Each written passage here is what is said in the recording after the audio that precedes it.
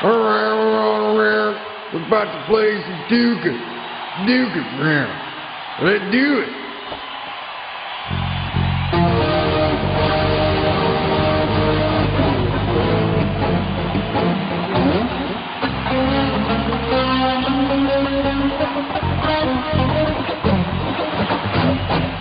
You got the breeze, drink the breeze.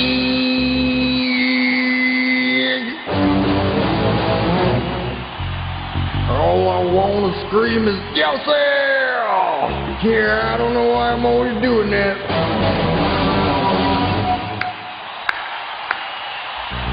We're gay, oh yeah, that's right, we're gay, asshole me, oh yeah. Now, stroke it, oh, you do the 5 days like, yeah, that's right. You shit, hey.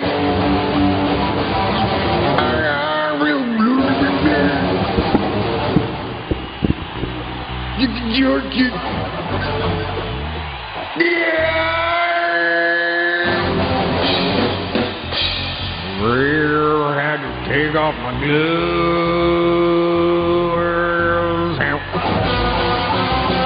Yeah.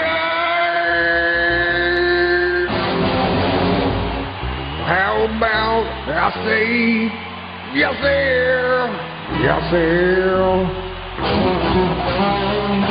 Yeah.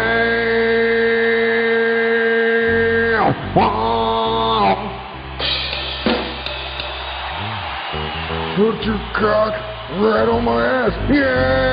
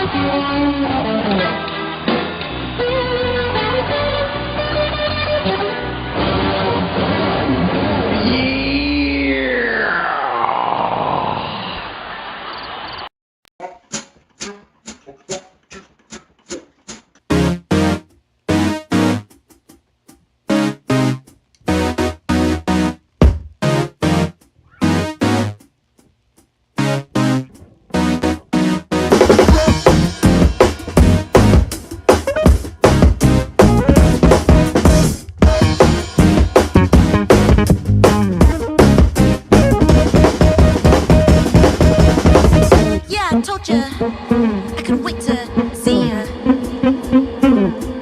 But the truth, I got some kind of amnesia. You crept up on me, said you thought of me fondly. And finally, since we let go, you're ready to say hello. What did you hope to see coming to this place? Said you'd never call up, now you're all up. My face, my face, my face, my face.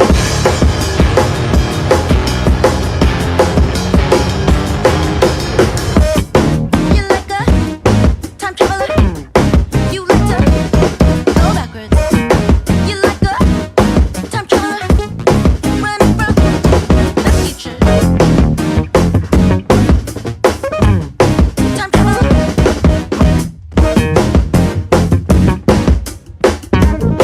Time traveler.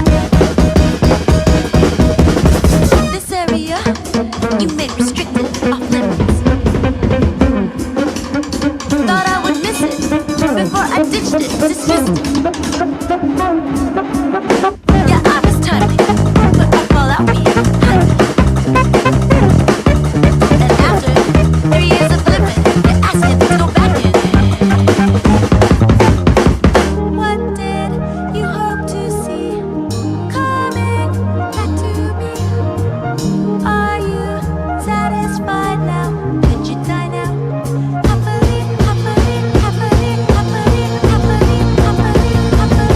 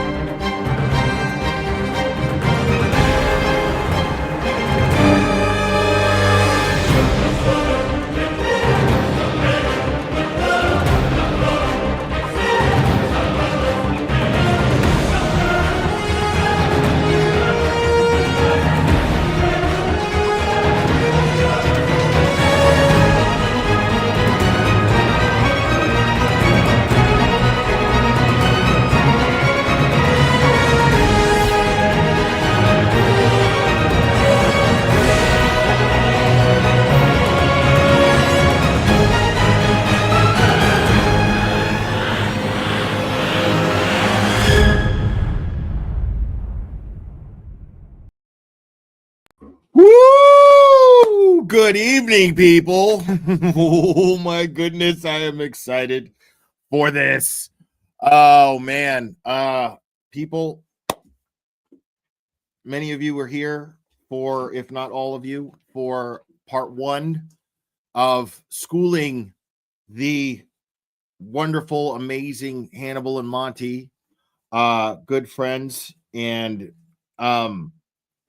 they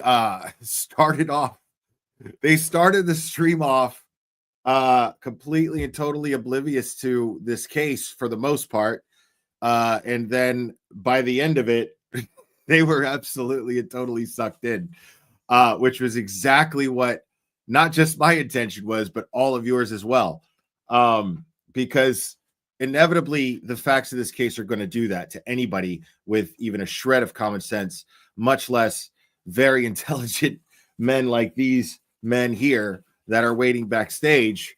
And I am going to go ahead and bring them up because I feel like I have wasted enough of their time as it is, and I do not want to waste it any further. So without any further ado, the fantastic, the amazing Hannibal and Monty, y'all. Hey, what's going on? That intro is I'm gonna have to clip that out so we can use that on our channel. And just so you know, Monty and I have been doing no research whatsoever into this case, and we will talk regularly, like we'll like every day, every other day. We'll be talking about our show stuff, and then we'll start going down the Karen Reed rabbit hole. And we'll be like, nope, you gotta stop. You're gonna wait until the next time. I tell them all the time, we can't talk about that shit right now. Shut up. I love it. We can't. I have so I just and just so you know, like the last time we were on, the last thing you were showing us was her lawyer, Karen Reed's lawyer's opening statements. David Yannetti, the cerebral ninja, as I like to call him. The cerebral ninja. All right. Yes, dude. If you watch this dude in trial, like in action as a trial lawyer, dude, just like he just surgically breaks you down. What he does is he sets you up to be a liar, and then like starts asking you the real questions. Like he'll make sure that the jury. With my son when I catch him in a lie. Yeah, exactly. That's what you do. Yeah, that's what Monty does to me every time he catches me in a lie, for sure. This is exactly what he does. He's like, so you said you left your house at 10 o'clock. At 10 p.m. is when you said you left your house. So what you're saying is the time that you departed was 10 p.m. Yeah. And you were 10 minutes away. So why did it take you 45 minutes to get to my house? Yeah. Now, before we continue, and why does your Netflix show you watching Netflix at 10:15? I was watching Netflix while I was driving to your house, you know, and then a tree fell in the road in the path to your house. So then and then there was a woman that was going into labor. So I had to help deliver the baby. Look, just so y'all know, on the way sounds to me, about like Colin Albert's testimony. On the way to me, Hannibal has delivered so many fucking babies. Man, this dude's oh my god, hero. He's like, wow. Why are you so late? He stopped to deliver a baby. You know who's not a hero? Oh, here we go. I think we got a super cat. Super cat. I think we got a super cat. Super cat. Super cat. Super cat.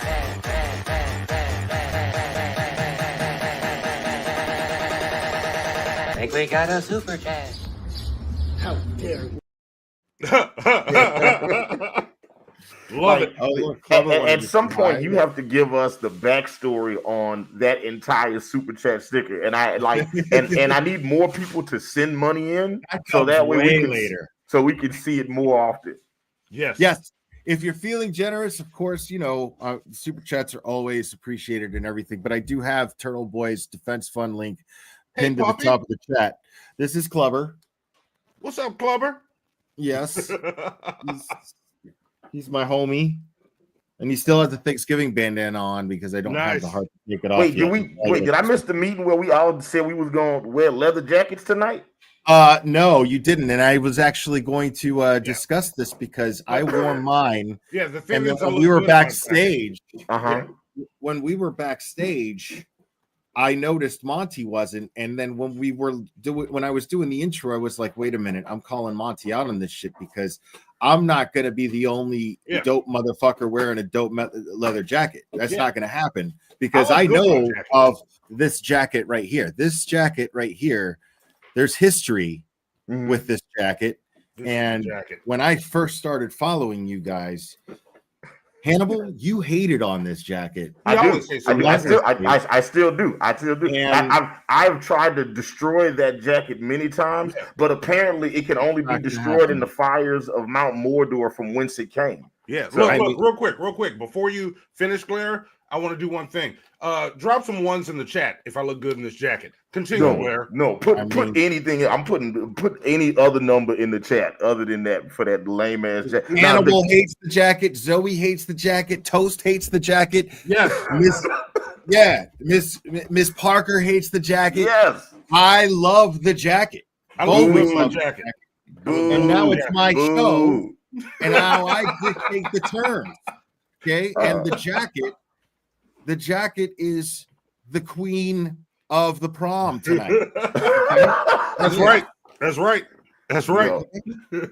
No, I have tried. I wear mine out of sheer respect because it is. That's right. It is at best parallel. Getting Guns N' Roses vibes. Is it because of bandana and the jacket? At best parallel. Well, look. Whoever said that, take me down to a Paradise City.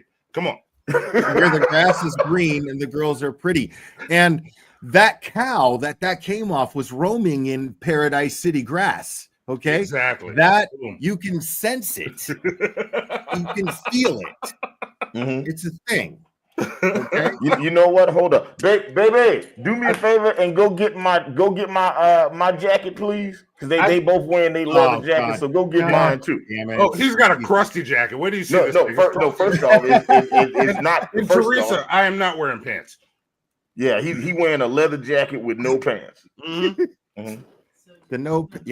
I mean, that's the only way you wear a leather jacket. Makes me look even better. Pants, pants to go with that. I mean, what are you gonna do? Go kill a dragon for the pants?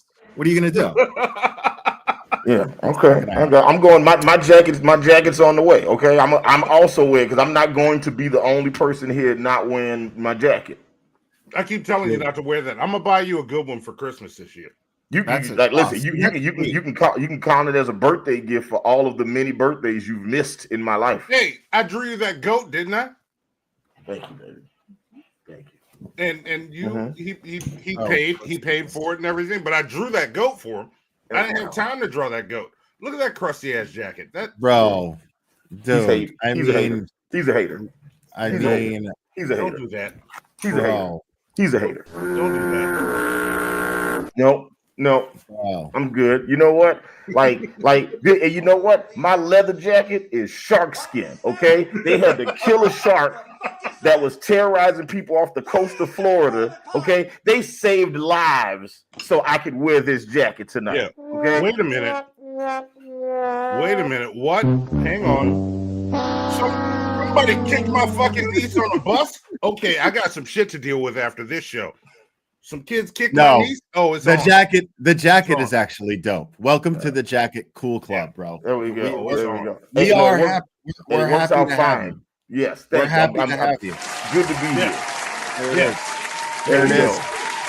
Even though it's terrible, I'm gonna get you a better one. Cow skin, shark skin, cow skin. Okay, I'm just trying to tell y'all. Like get you some. Like if some water hits this motherfucker, it just rolls right off. Okay, this jacket never stops moving. Okay, it has to stay moving at all times. This jacket. Okay, so I recently tagged PETA in a tweet, and they responded because of something that I made them aware of that was taking place, is some of the harassment with the Kara Reed supporters in Canton, Massachusetts, and they responded. And I want to go ahead and congratulate Hannibal for fucking that up single-handedly with a shark skin jacket. So there goes the support from PETA. Let's give Hannibal a round of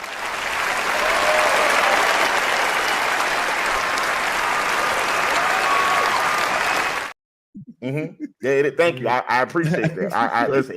Anything I can do, and just to make Peter feel even better, these was baby sharks. Okay, they killed over 24 baby sharks to make this jacket. You know what I'm saying? He did that because he hates the song so much. Jacket is what's the fuzzy shit on it? This shark is fantastic. Okay, we waited for Jaws to have buku babies, and then we used them all to make my coat. It's awesome. Yeah, what's the fuzzy shit on it? Like I don't understand that. It don't make sense. Yeah, I got some. Like it's all fuzzy. Yeah, because I need my neck meat to be warm, so I put some fur on this bitch. No, it's a terrible fucking jacket. It's a terrible neck fucking meat. jacket. It's amazing. Yeah, you just said the words neck meat. Neck meat. That's correct. That's correct. It's the meat of the neck. Neck meat. That's correct. There's all different types of meat. Okay, you got neck meat, elbow meat. You got, you know what I'm saying, back of the knee meat. You know what I'm saying? Okay. Like if somebody kick you in the back of the knee, how you tell them which meat hurt then? So that's what you say when you go to the doctor? Yeah. My thigh meat's been aching, doc. Mm-hmm. Yep. They know exactly what I'm talking about. Yeah, I'm not in the mood for this bitch ass tonight. Right. Hold on. Uh-oh. Not you. You guys are good. What's this bitch doing? Just be. Because I'm getting up tomorrow to go fight. Apparently, somebody kicked my niece, so it's on. What? Oh Yeah. shit. Yeah. Oh shit. Well, I need to know what the niece got kicked for first, because it might be a well-deserved kick. My guess is not being black enough. Oh, okay. No, you can kick somebody for that. Yeah. We're gonna fight. We're gonna fight. Yeah, we can fight for that. All right, that's cool. Yeah, I'm against physical violence, but y'all kick my niece. I'm beating up some little kids tomorrow. Right. Soon I'll be pinning a Monty Defense Fund link. I don't fight, but you touch me in mine. Look, like Tobe Mwigwe said, try Jesus, don't try me. Because I fight. If you fuck with my people. Yeah, yes, I love it. Look, Monty quoting Tobe and Wigwe in regular conversations. I love it. Only if it's physical violence. They kicked, so I'm a punch. There you go. All right, I'm all about fight. Listen, if you guys like, you can join Team Monty and then he'll give y'all like some free artwork, right? But if you join Team Hannibal, I will punch one person in the face, no questions asked. Doesn't matter who the person is. They could be like a man, a lady, black people, white people, regularly able, disabled. It doesn't matter. No questions asked. So ask yourself what's more valuable to you, to be a member of Team Monty and get some free artwork and right? advice. I will help you through your problems. Advice and artwork before you was doing sponge baths and dinner. Yeah, I'll do that too. Join Team Monty. Come get a sponge bath and a pot of gumbo. Or Hannibal the Beat Animal can come to your job, punch your boss in the face, right? And he will never know what happened. I'm just saying, I'm not telling y'all who to choose. I just know which one has more value. That's all I'm saying. Okay, let's get on with this show, man, because we will be here all fucking night doing this. Yeah, we can bullshit forever. This is how we do. Yeah, absolutely. And I'm here for it. But we gotta, let's now people were saying in the chat, refresh my memory. What microdots video did you guys want me to go over? Because the last thing that they saw was David Yannetti going over and we're going to continue watching that, but I want to start off with the microdots. I want to set the tone for these guys with a microdots. Yeah, y'all kept saying microdots. Which one was it? Because I have his page pulled up in the background here. I just don't know which video you guys wanted me to show. Well, I'm here for it. Oh my God. Okay, so I've got 3 different titles already. Let's see. Let us know. Yeah, because everybody last time was 4 different titles. 5 different titles. Yeah, I saw Framed like 3 different times. 4. Okay. Or 5. All right. Let's take a look. Let's find Framed. And for us, the uninitiated, could you give me like a quick breakdown of what microdots is exactly? Microdots is a creator. Okay. And microdots is brilliant. Okay. I don't see Framed here though. I don't see it. Okay. Somebody send us a link to microdots Framed so we can watch it. Like, really? honestly, I was going to suggest to you, the glare, that we should post it in the chat when we do the third of these, or in the private chat. When we do the third of these, the Return of the King of these, then we should do one where you let the audience pick what they show us. Ooh, yeah. Like let them because everybody's got different ideas, and all we know about the case is what we learned about the case while we were here last week. Yeah. Oh, framed is Turtle Boy, not gotcha. Microdots. Okay. We'll put that on the list. Now, Turtle Boy and Microdots are known to work closely together. A lot of what Microdots does is based on Turtle Boy's journalism. So, the last time we were on the show, you guys also educated us about Turtle Boy making certain breaks in the case and then immediately getting arrested afterwards. Yeah, I think that's what we're going to focus on most tonight. Okay, is how Turtle Boy has entered the situation. Because now I shared with you kind of last time I shared with you guys pretty much key things that make it suspicious that they didn't even look at 34 Fairview. Nobody even knocked on the door. Nobody even interviewed anybody for days, some weeks, some even months. The first initial interviews they conducted at Jennifer and Matt McCabe's house. Wow. Interviewed a bunch of people there. Like the Alberts were interviewed at the McCabe's house that day.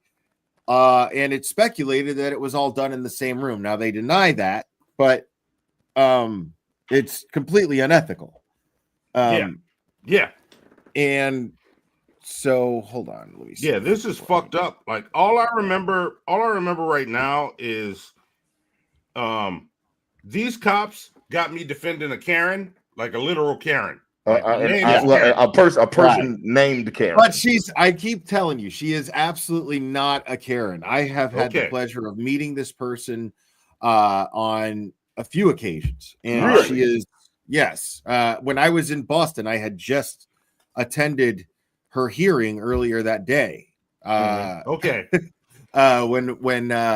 we had done our last stream. Yeah, look, I'm gonna say this, Karen Reed. I don't know you, but I'm going with what I know right now, and I can, in the presence of new information, I will change my mind. That's fair. Yeah, that's where I am right now. This is all we can ask of you guys is to keep an open mind. I'm not. So I don't want you to take my word for anything. Yeah, we're gonna go over this stuff. And look. Let me also say this to Karen. Look, you don't deserve to be charged for this shit. You didn't do it. Yeah, like the math ain't mathing on this. Like just based on the little bit we were exposed to, and the thing to say that we were here for like 3 hours, and that only scratched the surface of this case. I am very excited to jump deep into the deep end of the pool on this one, and I'm wearing the appropriate jacket for it. Hashtag sharkskin. Don't bring up that jacket. That jacket's terrible. This jacket's amazing. Okay, the glare as you were, sir. All right, no, I found this. I have it pulled up.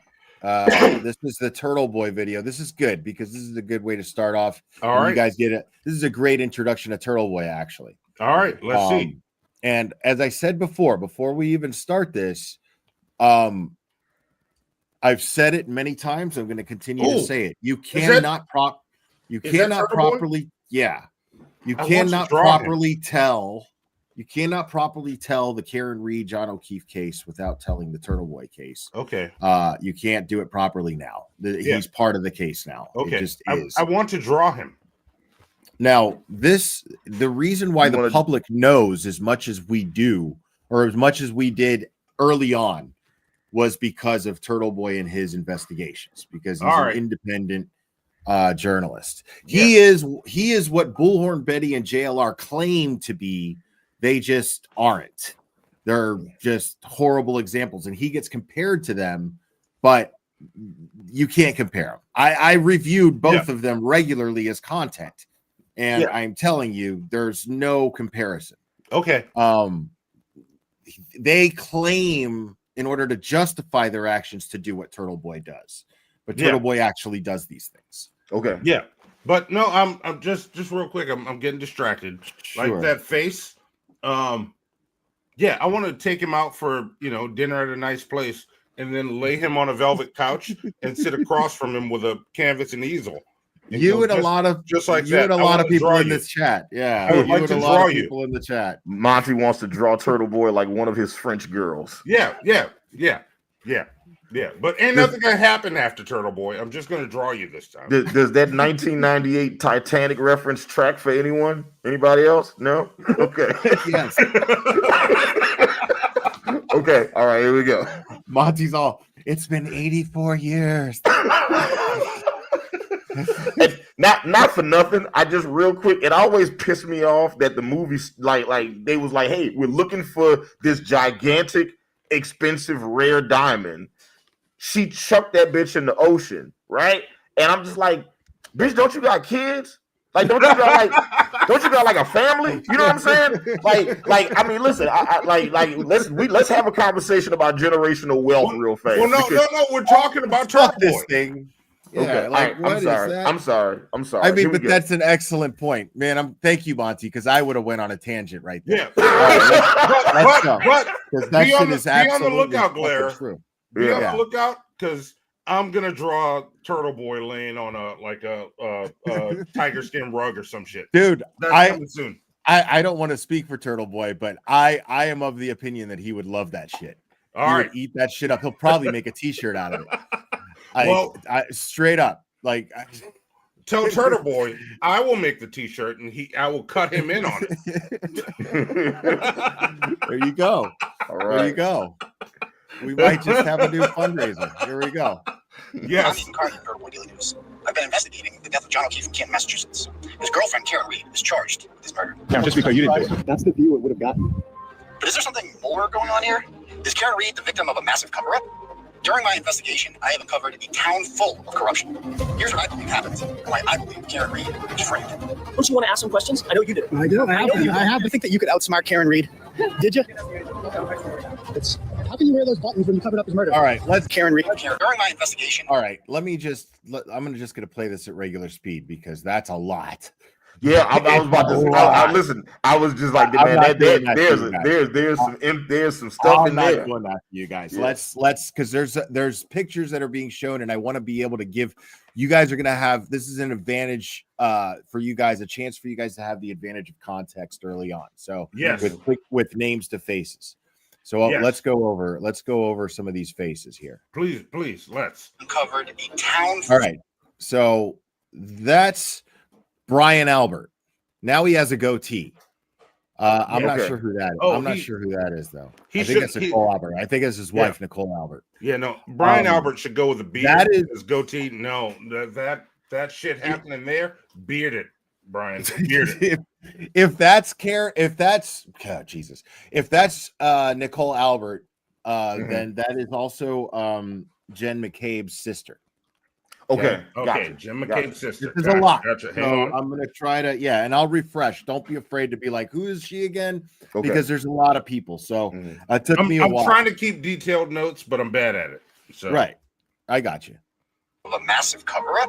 So that's Colin Albert. Eminem. I didn't know Eminem was in this. Yeah. It gets. Yeah, he's fun. During my investigation, I have uncovered a town. That's the Proctors. Full of corruption. Here's what I believe. Now you see the red cups, and then here's the cops. Somebody called the cops on Turtle Boy there. Why I believe Karen Reed was framed. Don't you want to ask? I think all this stuff will get explained. Now that's Turtle Boy, and he's filming. This is Alan Jackson, one of Karen Reed's attorneys. This is David Yannetti over here. Okay, you guys heard him talking at the opening of the trial. That's Karen Reed right there. Okay. Ask some questions. I know you do. I do. I have. Yeah, that's Alan Jackson pointing to Turtle Boy. Anybody have questions? I know you do. Yeah. So he's.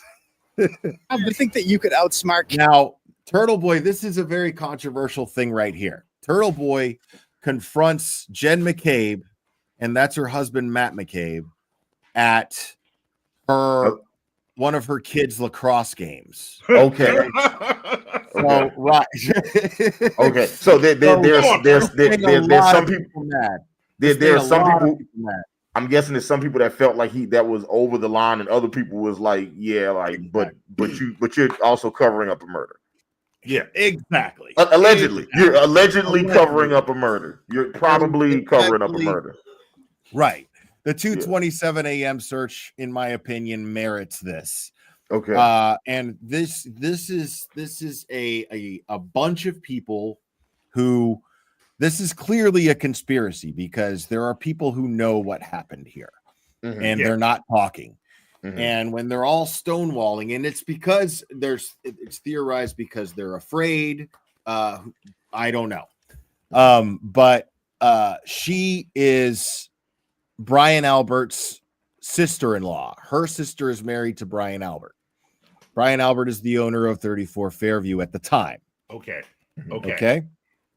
Now, never came out of the house, all that commotion. He's Boston's finest. He's a trained first responder. He doesn't come out of the house. He claims to have slept through the entire commotion. His wife too.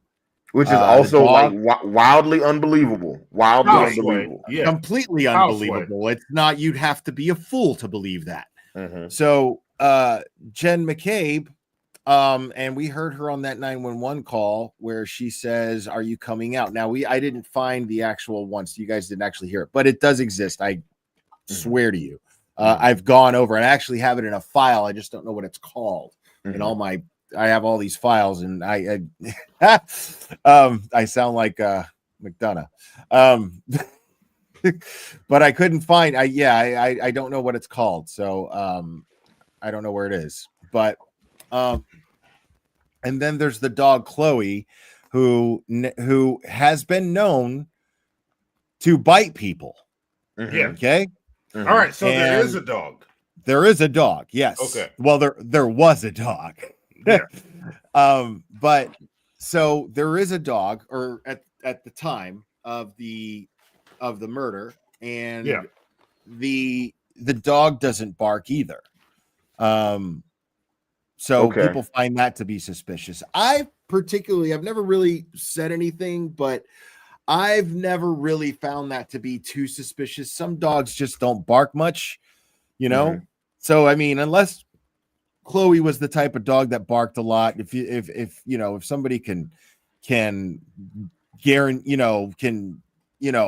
attest to Chloe being a barker when there's things going on in the front lawn, then okay. But I mean, I don't know that dog, Also, is this is this a dog that is familiar, like that was previously familiar with John O'Keefe? Yeah. Because there's a country song, "Why Don't My Dog Bark When You Come Over?" So that was the point I was trying to get to. It's like, was the dog familiar with him at that point where that could have been a reason? Yeah, the dog was not good with strangers.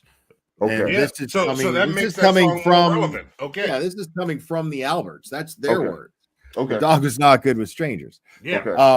So based on that, it's pretty safe to assume that Chloe would have barked. Okay. Okay. I mean, that's fair. And this is I'm reading the chat. The chat says it was a German Shepherd. Yes. Oh, that motherfucker's barking. Like that did. Yeah. Okay. Right, okay. Right. Okay. Yeah. That doesn't seem likely that a German Shepherd that is skittish around new people, that has never met John O'Keefe, would hear him getting fucking murdered at 2:00 in the morning and not bark at all. Well, what we're talking about is barking when the first responders arrive. Yeah. Like, what I mean? Ambulance, ambulances and fire truck. There's a fucking fire truck in the goddamn yard, dude. Yeah, that does not sound believable that this dog is not barking at all. Like not barking during the murder is one thing. Not barking with all that commotion at 6 o'clock in the morning. That dog is going crazy. That dog is going crazy and is going to wake up everybody in that house. And Jen McCabe's phone records indicate that Nicole Albert answered the phone before the first responders showed up. So, that's on. It's in the documents. It's in her phone records. And it was a police dog dropout. Those were going to be my next words. Thank you, Fuzzy, for truth. I appreciate it. Wait, Chloe the German Shepherd was right. Now. What does a dog do? What does a dog do when it attacks a police dog? It goes for your elbow right here, dude. It goes in your arm. You know, you go to cover yourself, and it goes right here. Yeah, those wounds are very consistent with that. And oh, look, it's Sleuthy Goosey. Sleuthy Goosey is the one who made that spreadsheet. So thank you, Sleuthy. Shout out, Sleuthy Goosey is instrumental in me understanding this case. So.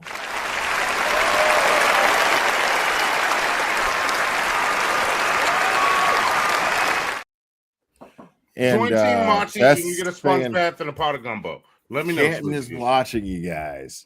Who is? Canton, meaning these people. Town. Yeah, meaning these people. Yeah. Wow.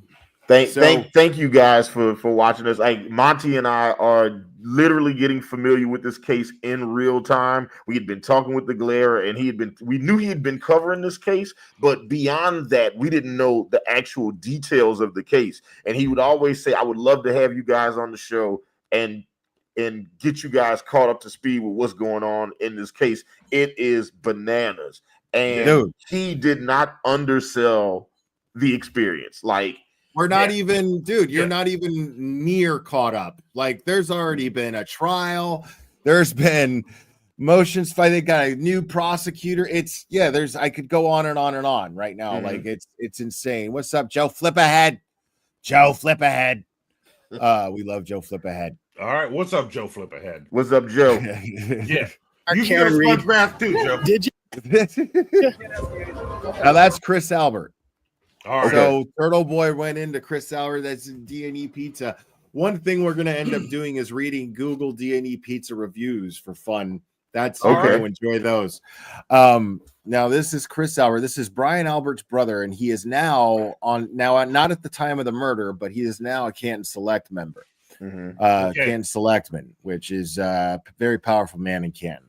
And he has this pizza place, and you guys, anybody who's ever, if either one of you have ever worked in a kitchen of any kind, you would know in any type of food service industry, if I showed you just a couple of videos, you would go, this place is a front. It's not making money. Okay. You straight up guaranteed. Okay. Yeah. How can you wear those buttons? There's Jen McCabe. Listen, look at how Turtle Boy is so fucking aggressive. When you covered up his murder. Any comment on that? Why you Googled that 227? Like, dude doesn't give any fucks.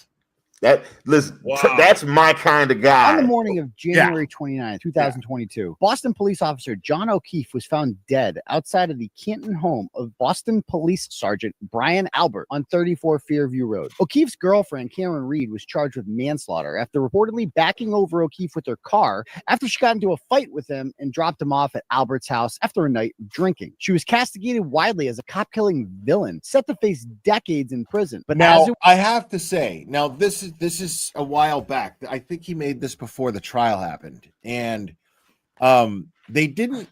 To say that they got into a fight prior is a little harsh, in my opinion, because it comes out later that there was problems, through these text messages. Which didn't we go over some of those?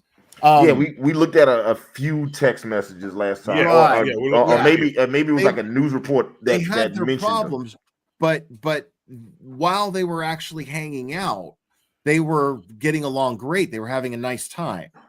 So it's, so you have to understand, Turtle Boy made this before the trial where those text messages were not made public yet and It was just said that they had, these issues sometime that day.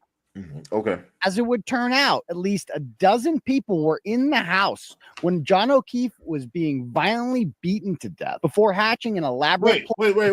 Karen Back, Reed. pause, The cover-up was violently beaten to death. I thought we were talking about who ran him over. Okay. Where's the beating come in? Because Turtle Boy is not, at this point when he's making this video, he's not even entertaining the idea that Karen Reed hit John O'Keefe with her vehicle. Gotcha. Okay. And I don't blame him, Yeah, now no, that's fair. That's fair. Now, the first time I watched this, I wasn't there yet. I'll be honest. Yeah. I believed her to be innocent, but you didn't necessarily believe that. And I presumed her to be innocent, but I was waiting for trial fully. You're about where I am right now. Like, there was no beating, but I don't think she hit him either. Right. Well, but then I hear beating, and I'm like, whoa! How are we getting the beating? Well, you're going to hear the word ARCA coming later. Okay. Which is going to be very important. Okay. But okay. This is aided and abetted by members of the state police, the Canton Police Department, and the Norfolk County District Attorney's Office. This is the story of one woman alone, facing down some of the most powerful, well-protected people in the state who sought to destroy her life and exonerate herself. This is Karen Reed and John O'Keefe. Karen is an intelligent, successful accountant and college professor with not even a hint of a criminal record. She'd been dating John O'Keefe for several years and loved his niece and nephew, who he adopted after both of their parents, including his sister, passed away. She owned a house in Mansfield that was rented out, but lived with O'Keefe and his niece and nephew at his home on One Meadows Ave in Canton. O'Keefe was a well-liked veteran, 16 years on the force of the Boston Police Department. On February 2nd, Reed was charged with killing John O'Keefe, only with manslaughter, though, and she may have actually believed she was responsible. 4 months later, in June, the charges were upgraded to murder, despite no real evidence coming out that added to the story. State Trooper Michael Proctor wrote the criminal complaint for her. That's a fact. Think about that. They upgraded the charges out of nowhere. Yeah. Out of nowhere. They didn't present any new evidence. They were just like, okay, not manslaughter, second-degree murder.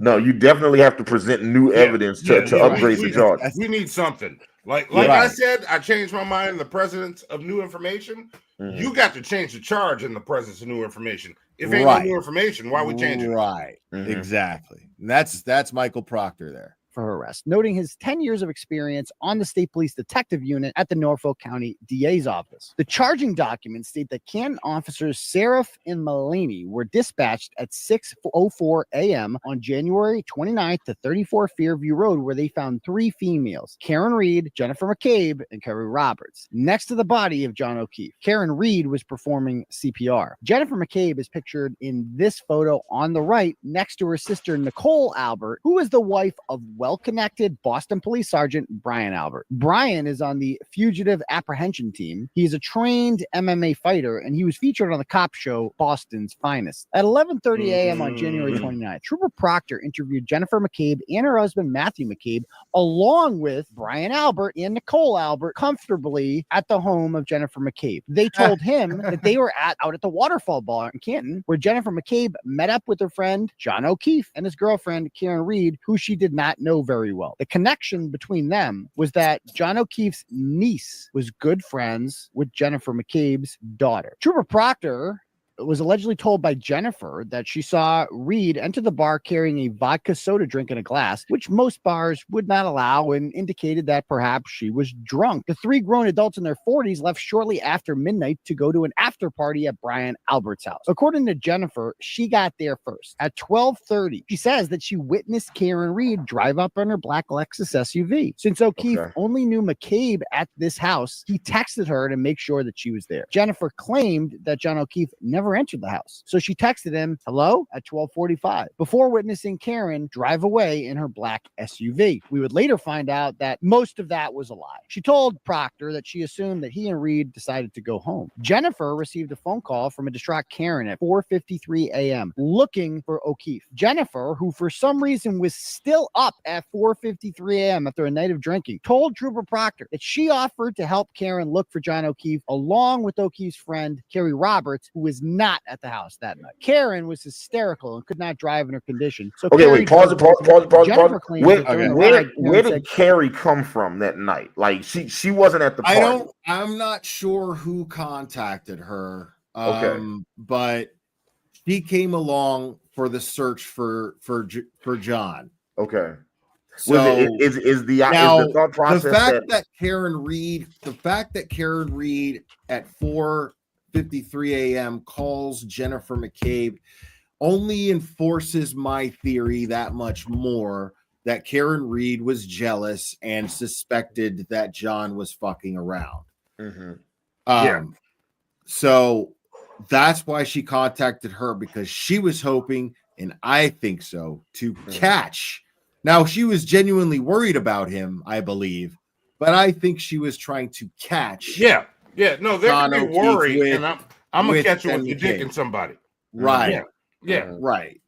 So, but it just, the conversation turns into, okay, we're gonna go look for him, because of course she's setting up a situation where she's going to meet up with her. Yeah, you know what I mean. This is where she's playing process of elimination for herself. She's searching for John. She knows that's the last person that she was speaking to him, So she's like, I'm going to call her. I'm going to meet up with her. If he's not with her, then I know that she's not with him. Then, we'll just look for him. You know what I mean? Does that make sense? Yeah. So that's what I think was going through Karen Reed's mind. One last thing is Carrie. Was Carrie previously friends with Karen Reed? John? No, with John. Okay. Karen doesn't know any of these. Karen doesn't even know any of these fucking people, dude. Okay. Like, that's the craziest thing. Wait, so she that's why they don't. That's why they don't give a fuck about her. You know what I mean? That's why they don't mind throwing her under the bus. This is why all of, I doubt y'all are watching, all of the cops that have sat and hung out with me and talked to me and like, oh, let's hang out, and I'm like, nah, I'm busy that night.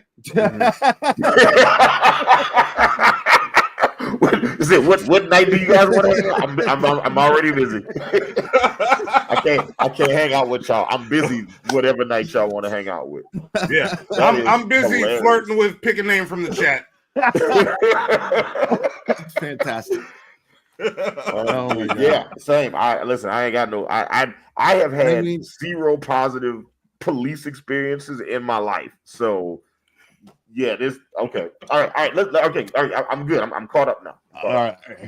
Did I hit him? She also told the state police that Karen's SUV had a cracked taillight. The two of them then jumped in Carrie Roberts' car and they drove back to 34 Fairview Road. When they got there, Karen immediately noticed O'Keefe's body outside, but the other two did not. This was part of the reason that Karen was charged. Trooper Proctor believed that Karen knew exactly where the body would be because she knew that she ran him over and left him to die during the middle of the snowstorm. We later recreated this scene at 34 Fairview Road. John O'Keefe was 6'2", 217 pounds. His body was found exactly 12 feet from the curb. There are no obstructions blocking anyone from seeing him. Look, that's a small yard. Yeah.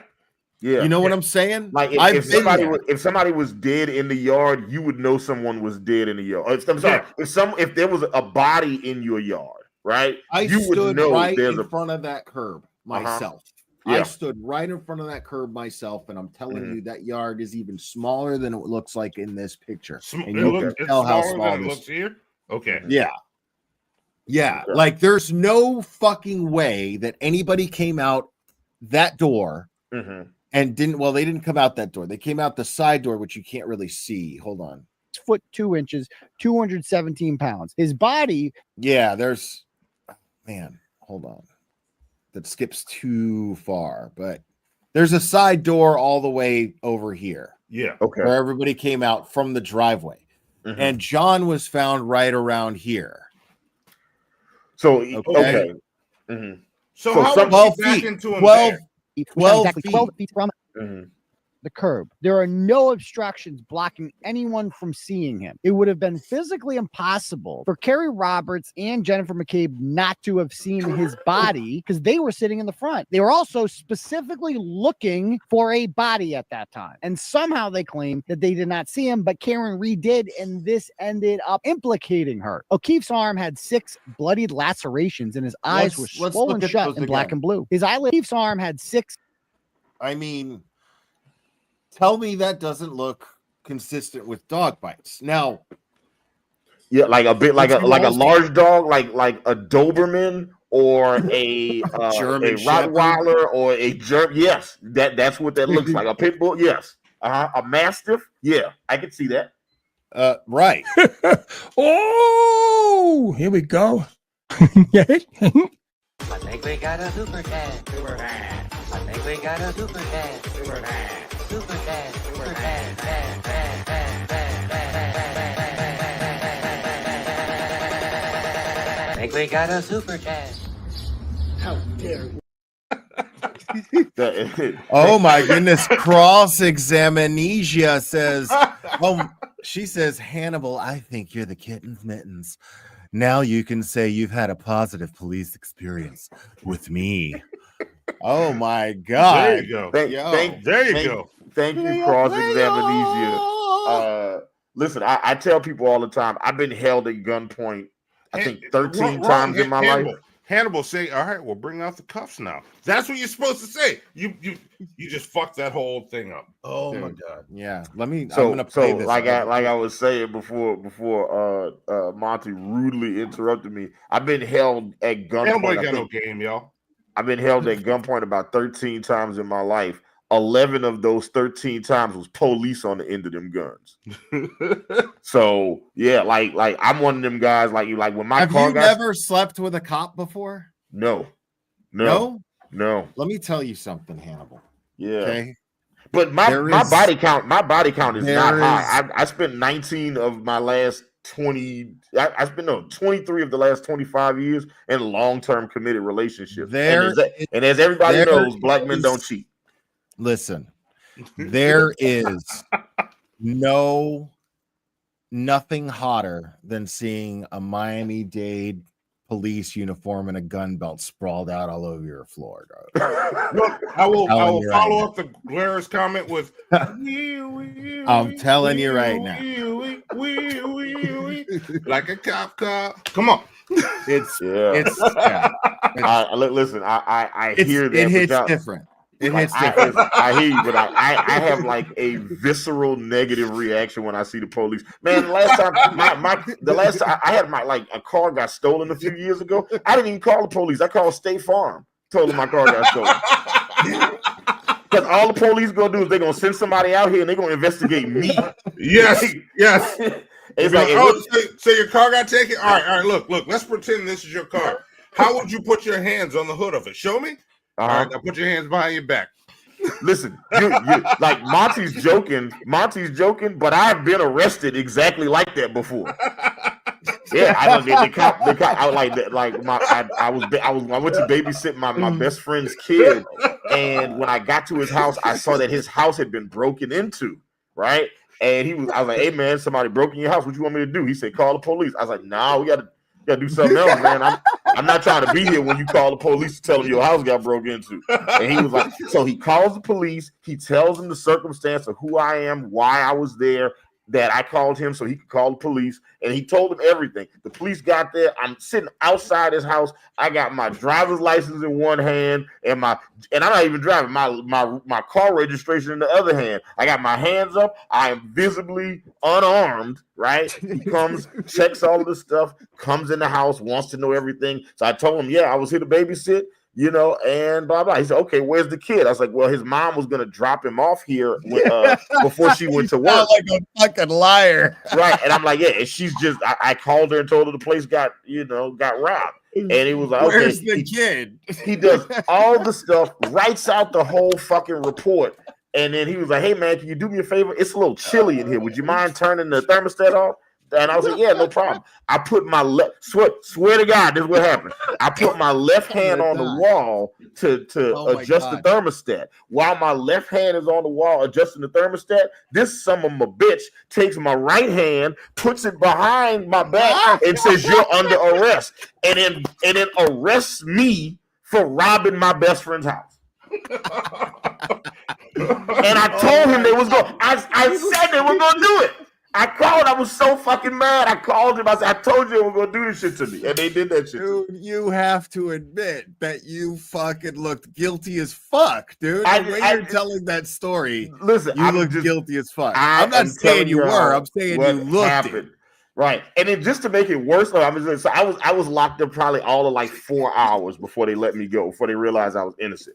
But like, what happened was I'm locked up and they got me in intake so intake is the holding room they put you in before they transfer you to an actual cell, right? For those of you guys who've never been in jail before, let me tell you how this works, right? So I'm sitting in intake, right? And this is, by the way, and like most of the people in intake are like drunk drivers or people driving on expired licenses and shit like that. A couple guys in there for like drug charges, warrants and stupid shit. Yeah, just dumb shit, right? And then there's like this kid that ends up these two kids that end up getting brought in, right? And these two kids were I said, yeah, so what are you guys in for? And it was like, so what they would do is if they instead of going to school, they would go to different apartment complexes near their school, and then they would just go break into people's houses and steal shit. Right? And what they would do is the shit that they would steal from people's apartments, they would sell at their high school. Now, this is a really, really nice, affluent part of Georgia. Okay, this is not the hood. Okay, this is like all the kids, like this is where like the mayor's kids go to school. You know what I'm saying? Or like the governors and senators' kids and shit. This is the school district that they all go to, right? So these are very affluent kids, and you know that I hope that code means registers with us. Some white people, okay? Some white kids just like, oh yeah, we just break into people's apartments and then we steal shit and stuff. And in that particular day, I guess they said they were selling the products that they had stolen in the school gymnasium, and the school gymnasium had just added security cameras, so they saw them on the security camera selling the shit that they stole from Ace One's house. Wow. I'm literally sitting there locked up for robbing my best friend's house with the two kids that robbed my best friend's house. Wow, I'm like, they're here. They're here. These niggas is here now. These white kids right here. They did it. Let me out. But that when Hannibal told me that story the first time, that's why anytime I see something going down, I call State Farm. Like, hey, this is a suspicious guy outside of Dollar General right now. You might want to send somebody. And they're like, sir, we're not clicked. Yeah. Look, listen, I reported it. And I'm trying to tell y'all, I've had nothing but negative experiences with the police. So when you be like, oh, the police is trying to cover this up, you goddamn right, they do this shit all the time. All the time. Yep. Look, man. All right. Those are fucking, I mean, in my opinion, dude, it's like this. Let me explain it like this. So the prosecution's theory, the Commonwealth's theory is that the tail light smashed on his arm and put him in a spin, and he went flying 12 feet into the yard, right? There's no way that one impact with the tail light is going to cause all that all the way up the arm, dude. There's just no way. That's not a tail light. No, that's not a tail light. Spanky's Hanky, thank you so much. No, it's not a tail light. No, thank you so much. Yeah. Hey, look, I have been hit and dragged by a car by an ex-girlfriend. There's no road nothing rash. Like that happened to me. There's no road rash. There's no bruising. Nothing under his neck. No, Karen Reed didn't do this. Like I'm saying, she doesn't deserve to get put away from this because I dealt with a woman angry because you did something you didn't do. I don't know if you did it or not. She didn't do that. Because Yeah, I've like- been do that dragged by Yeah, that for same every- person, Right. It's For- common fucking sense, dude. Yeah, Like if for- you for- have and I'm eyes, still breathing. I'm still right? breathing. If you have eyes Uh-huh. and fucking a brain in between your Yeah. ears, dude, you're Yeah. good, bro. Like there's Yeah. no. She I ain't mean- gonna kill you. She gonna try and ruin your reputation. Mm. I mean, these, and I'm telling you, man, I spoken to the Reeds, and they came to play, bro. Like, and I mean, they came to. They're not fucking around. I am curious, the Glarer, and I'm sure this is going to be revealed later, so I might be skipping ahead now. But when they were when the prosecution was presenting this in court, what did the prosecutors say this was on John O'Keefe's body? What was their rationale? They said that the tail light shattered and caused all that. Nope. Bullshit. Right. That's bullshit. Now, if we just continue doing this, we could do this once a week if you want, dude. Seriously, because it'll be fucking great. Yeah, I mean, we may have to. We'll talk after this, the Glare. I would like to. Yeah, we gonna keep some shit going. I'm sure. There's a lot. Can you rewind the video just like a second? Because I want to see the other part of his arm.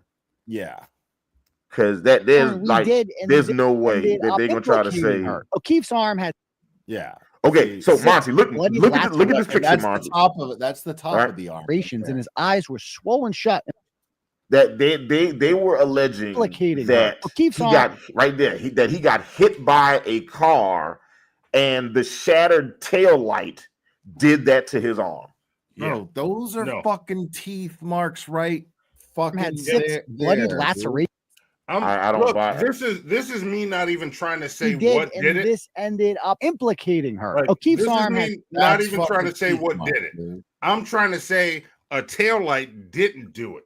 Yeah. Right. No, and that's bloodied and that's a great way to that's the right way to look at it, because the burden of proof is on the prosecution. Yeah. Okay. Right. And if the prosecution's theory makes no fucking sense, if the prosecution's theory simply doesn't make fucking sense, then Karen Reed is innocent. Yeah. Period. Because here's the thing: for a tail light to do that much damage, she would have to hit him in the elbow, and then that tail light would have to immediately shatter. It's made of fucking plastic. It would have to immediately shatter, and then sentient parts of that tail light would have to then float into the air and attack. Right. Exactly. I actually painted this exact picture like 3 or 4 live streams ago. I shit you not. Where I said that there's no fucking. Are you trying to tell me that this tail light shattered on John O'Keefe's elbow and then attacked him like a swarm of cracked tail light pieces while he got to when he hit the ground? Yeah, it's very simple to look at that. If you makes no sense. If you see that in there, you don't know what Occam's razor is, because that is not the most likely situation. It is not. Tail light didn't do that. Something else. No, a tail light did not do that. Okay. and this is why I mentioned doing this often, because there's testimony you're gonna want to see. The guy who comes up with this fucking theory, this guy is a piece of work. So watching this guy's testimony, you guys are gonna be like, is this guy fucking for real? This guy gets paid. Somebody gives this guy money. It'll blow your mind. He is the dumbest twat I have ever heard sit on the stand as an expert in accident reconstruction. I mean, no, you did. You gave it a little bit of a punch to it when you said it, DeGlaire. You was like this. You really punched that twat hard. Yeah, you really gave that twat the business, man. The guy's really stupid. It's amazing. Lacerations, and his eyes were swollen shut and black and blue. His eyelid had a cut on it, and his clothes were covered in blood and vomit. A medical examiner said that he had 2 swollen black eyes, a cut on the left side of his nose, a 2-inch laceration in the back of his head, and multiple skull fractures. There is no just from being backed way into that he could have these kinds of injuries from being backed into by his girlfriend's car, especially since the snow and grass would have comforted his fall. Kerry Roberts told pause it. Okay. Wait. Hold the fuck up. Wait a minute. Wait, hold up. That's what Trooper Paul says. Yeah, go ahead, because I had a question. Says because the grass and snow were cold and frozen, that I told you guys this last time, that that's what caused the laceration on the back of his head. Did you see the laceration on the back of his head? Let me tell you. Let's look at that real quick. That's not a gash you get from hitting grass in the cold, bro. No. Like only if look, I'm gonna go with this. That happens if you fall into the Thank you, Layla. Lala. If you fall into the snow. But as you're falling into the snow, it's so cold outside that the snow comes together to form a sharp point because it's so cold. The snow says, "Oh, I'm so angry, I'm gonna be sharp." That's what happens. The snow got sharp and he fell and rammed his head on the angry snow sharpness. And you saw that yard, it's very well kept. Yeah, you know, that's not the snow got angry, Glare. The snow got angry. So they're alleging that, and there was no injuries below the neck. That doesn't happen when you go flying 12 feet and hit the ground hard enough to where your head cracks open. So yeah.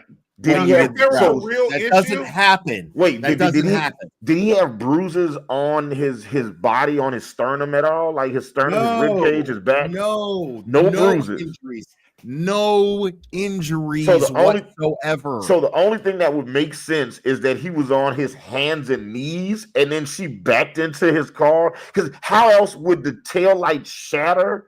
And like, this doesn't make any sense. There's no part of this, that makes like. There's no way they brought this to a DA. This is a drop in the bucket, dude. This is a drop in the bucket. Like, there's no way about this case. This is what's mind blowing about this case. Clubber, go lie down. Stop it. You're being a dickhead. Clubber, I'll come over and pet you in a little bit. We don't say like when something's being when something's being a dickhead on our show, we just say it's being a Monty. So just from now on. What? So yeah, he's just trying to get into shit because he's like feeling deprived of attention. He hears my voice and like he's a pit or a pit mix. They love me. No, yeah. He's half pit, half Sharpay. Yeah, no, I saw it in his face. Yeah. So good boy, Clubber. The thing is this dude is this case should have never even gone to trial in the first place. No, because all of this stuff was available at pretrial. All of this stuff where they filed motions. They filed motions to Clubber, stop, please. No. Being a real, pulling a Monty right now. Right. So yeah, like Clubber, no. Do I need to take my jacket off? Is Clubber just getting worked up? No. Like no, if anybody in the chat's getting too worked up because I'm in the jacket because I look so good in it, I will take it off. Whenever the glare, whenever Monty's pulling a Monty on Hannibal and Monty, we usually have to ease him by dangling a treat in front of him. It's usually white ladies. Yeah, I already gave him treats too. He already had them. So he's just being a dickhead. You just gotta listen. Did you try white women? Okay, because I'm just saying he's usually really great. He's just being ornery right now for no reason. Listen, Monty was telling me before the show how ornery he is right now too. Saying the same thing. Good stuff. All right. Yeah. So this is like the thing about this case is it should have never went to trial in the first place. Right. No. And so that's when you enter Judge Beverly Cannoni. And there's a lot of shit about her that makes her very questionable. I'm sorry, real quick. Prince Lover in the chat said he had no broken bones either. What? No. Oh my God. Yeah, no broken bones. Just the laceration on the back of his head. Okay, and the lacerations on his arms, and then, the two black guys from the head trauma. What did they say the cause of death was for this? Hypothermia and head trauma. Yeah. From the angry ice. The angry Right. ice gave him head trauma. But that's not ice, though. It's Then just, hypothermia. it's snow. Right, like it's not. You It's know not what I getting, mean? it's not getting cold enough for it to for the snow. To Oh, be and a able broken rib from CPR. huh? Okay. Oh my god. Oh, so Okay. they're gonna pin it on her with the CPR if they can't get her with. No. Nothing like that. It's just Okay. yeah. Okay. But All right. Okay. All right. in I'm the back ready. of his head and multiple skull fractures. There is no possible way that he could have these kinds of injuries from being backed into by his girlfriend's car, especially since the snow and grass would have comforted his fall. Carrie Roberts told Trooper Proctor that Karen Reed was drunk and hysterical when she saw her at 5 a.m. and stated that she was so drunk she didn't even remember going there. Carrie repeated the same story as Jennifer, that Karen made statements.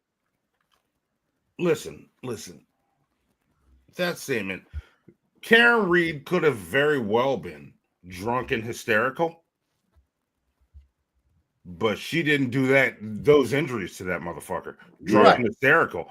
Because as much as we forget when we're drunk, you don't forget what it takes to do that to a motherfucker.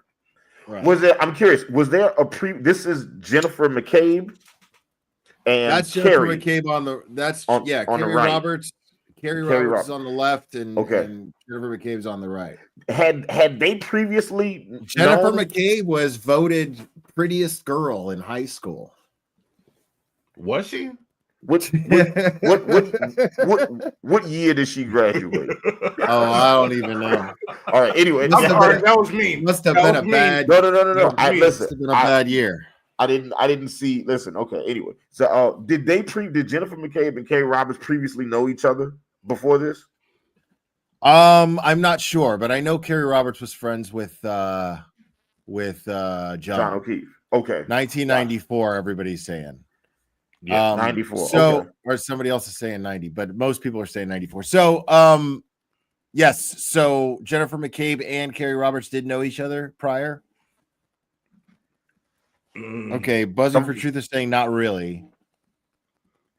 He said they yes. Some people are saying yes. Some people are saying yes. Some people are saying no. Jen didn't have her contact number.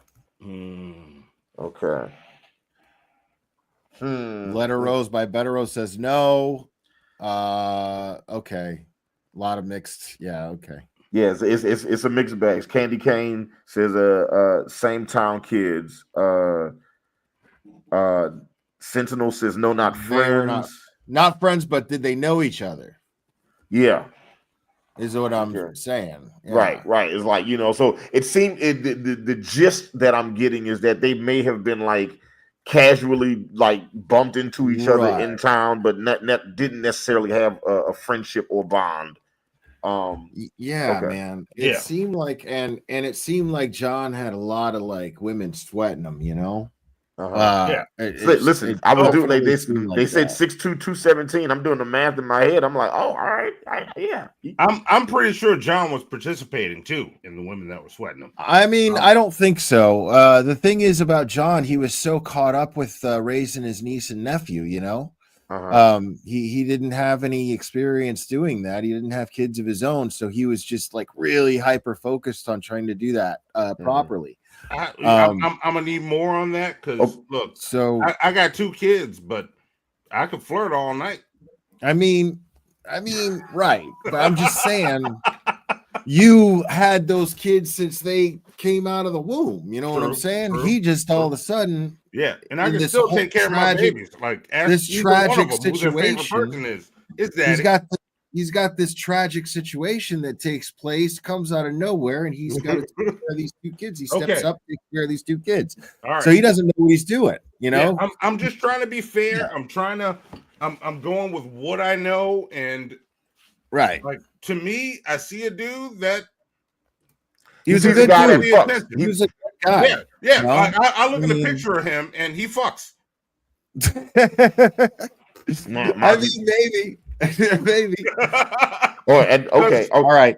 I'm breaking this. I'm breaking this tension right now. Yeah, you could have kids. That she may have and you could still accidentally get hit into him, it. or that he had gotten hit by a plow. At 4:30 p.m., Trooper Proctor claimed that he went to the home of Karen Reed's parents in Dighton and claimed to have observed her SUV parked in the driveway with a shattered taillight. We would later find out that this was untrue. Call logs from the Dighton Police Department show that Trooper Proctor actually called for a tow truck at 3:02 p.m. before he had ever allegedly even seen the broken taillight and thus would have no reason to tow the car. We also have footage on Karen Reed's parents' house showing the car being towed at 4:12 p.m. ADA Adam Lally would later pause. Okay, All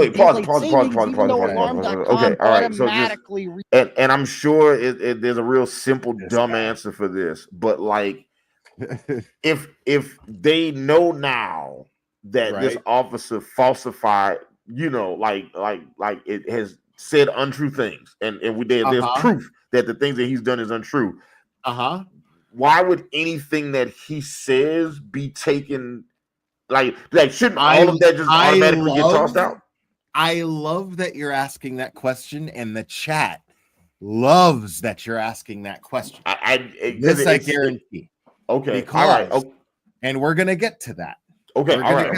We're gonna all of this stuff. Yeah, it seems we haven't even dipped our toes into Trooper Proctor just yet, my friend. God damn. Just wait and see. The chat loves that you asked that question because you are on the right track, my friend. Okay. Resets for daylight savings. This proves that Trooper Proctor was lying about what time he took the car, leaving him alone with the vehicle unaccounted for at least 1 hour and 18 minutes. Proctor interviewed her, and Karen denied bringing a drink into the Waterfall bar. She said that she dropped O'Keefe off at the party at 12:15, but since she didn't know anyone there very well, she was feeling sick, and she was a grown-ass woman in her 40s who doesn't go to after parties and play beer pong, so she elected not to stay. She lived with O'Keefe less than 3 miles away, so getting home wouldn't be a problem for him. Proctor claimed that Karen told him that she never saw O'Keefe go inside. If I recall, there's more to it than she didn't just want to go in. She was taking care of his kids too, because that's what she said in that voicemail. Well, yeah. Am I right? She ends up going home because she thinks he blew her off. He went inside and then just left her out there. Yeah. So he ends up trying to make sure I got going back to his house. Yeah, because the plan was for the both of them to go home together. Yeah.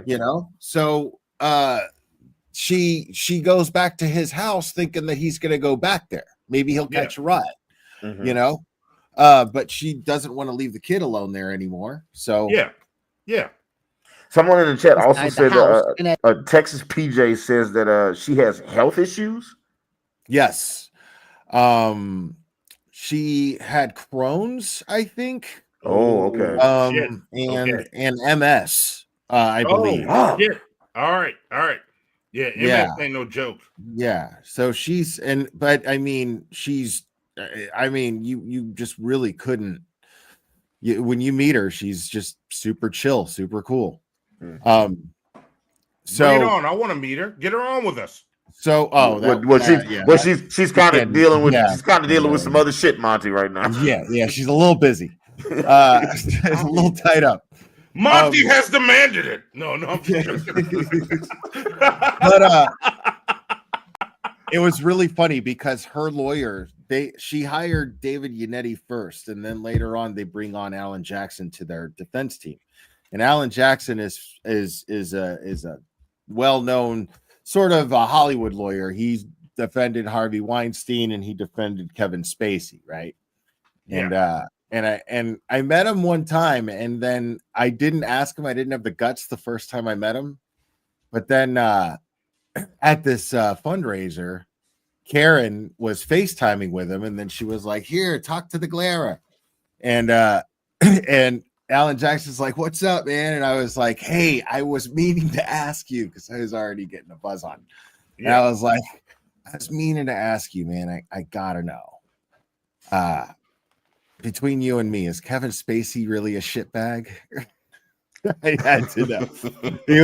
He was like, "No, nicest guy in the world." I was like, "Yeah, I expect you to say that." Yeah.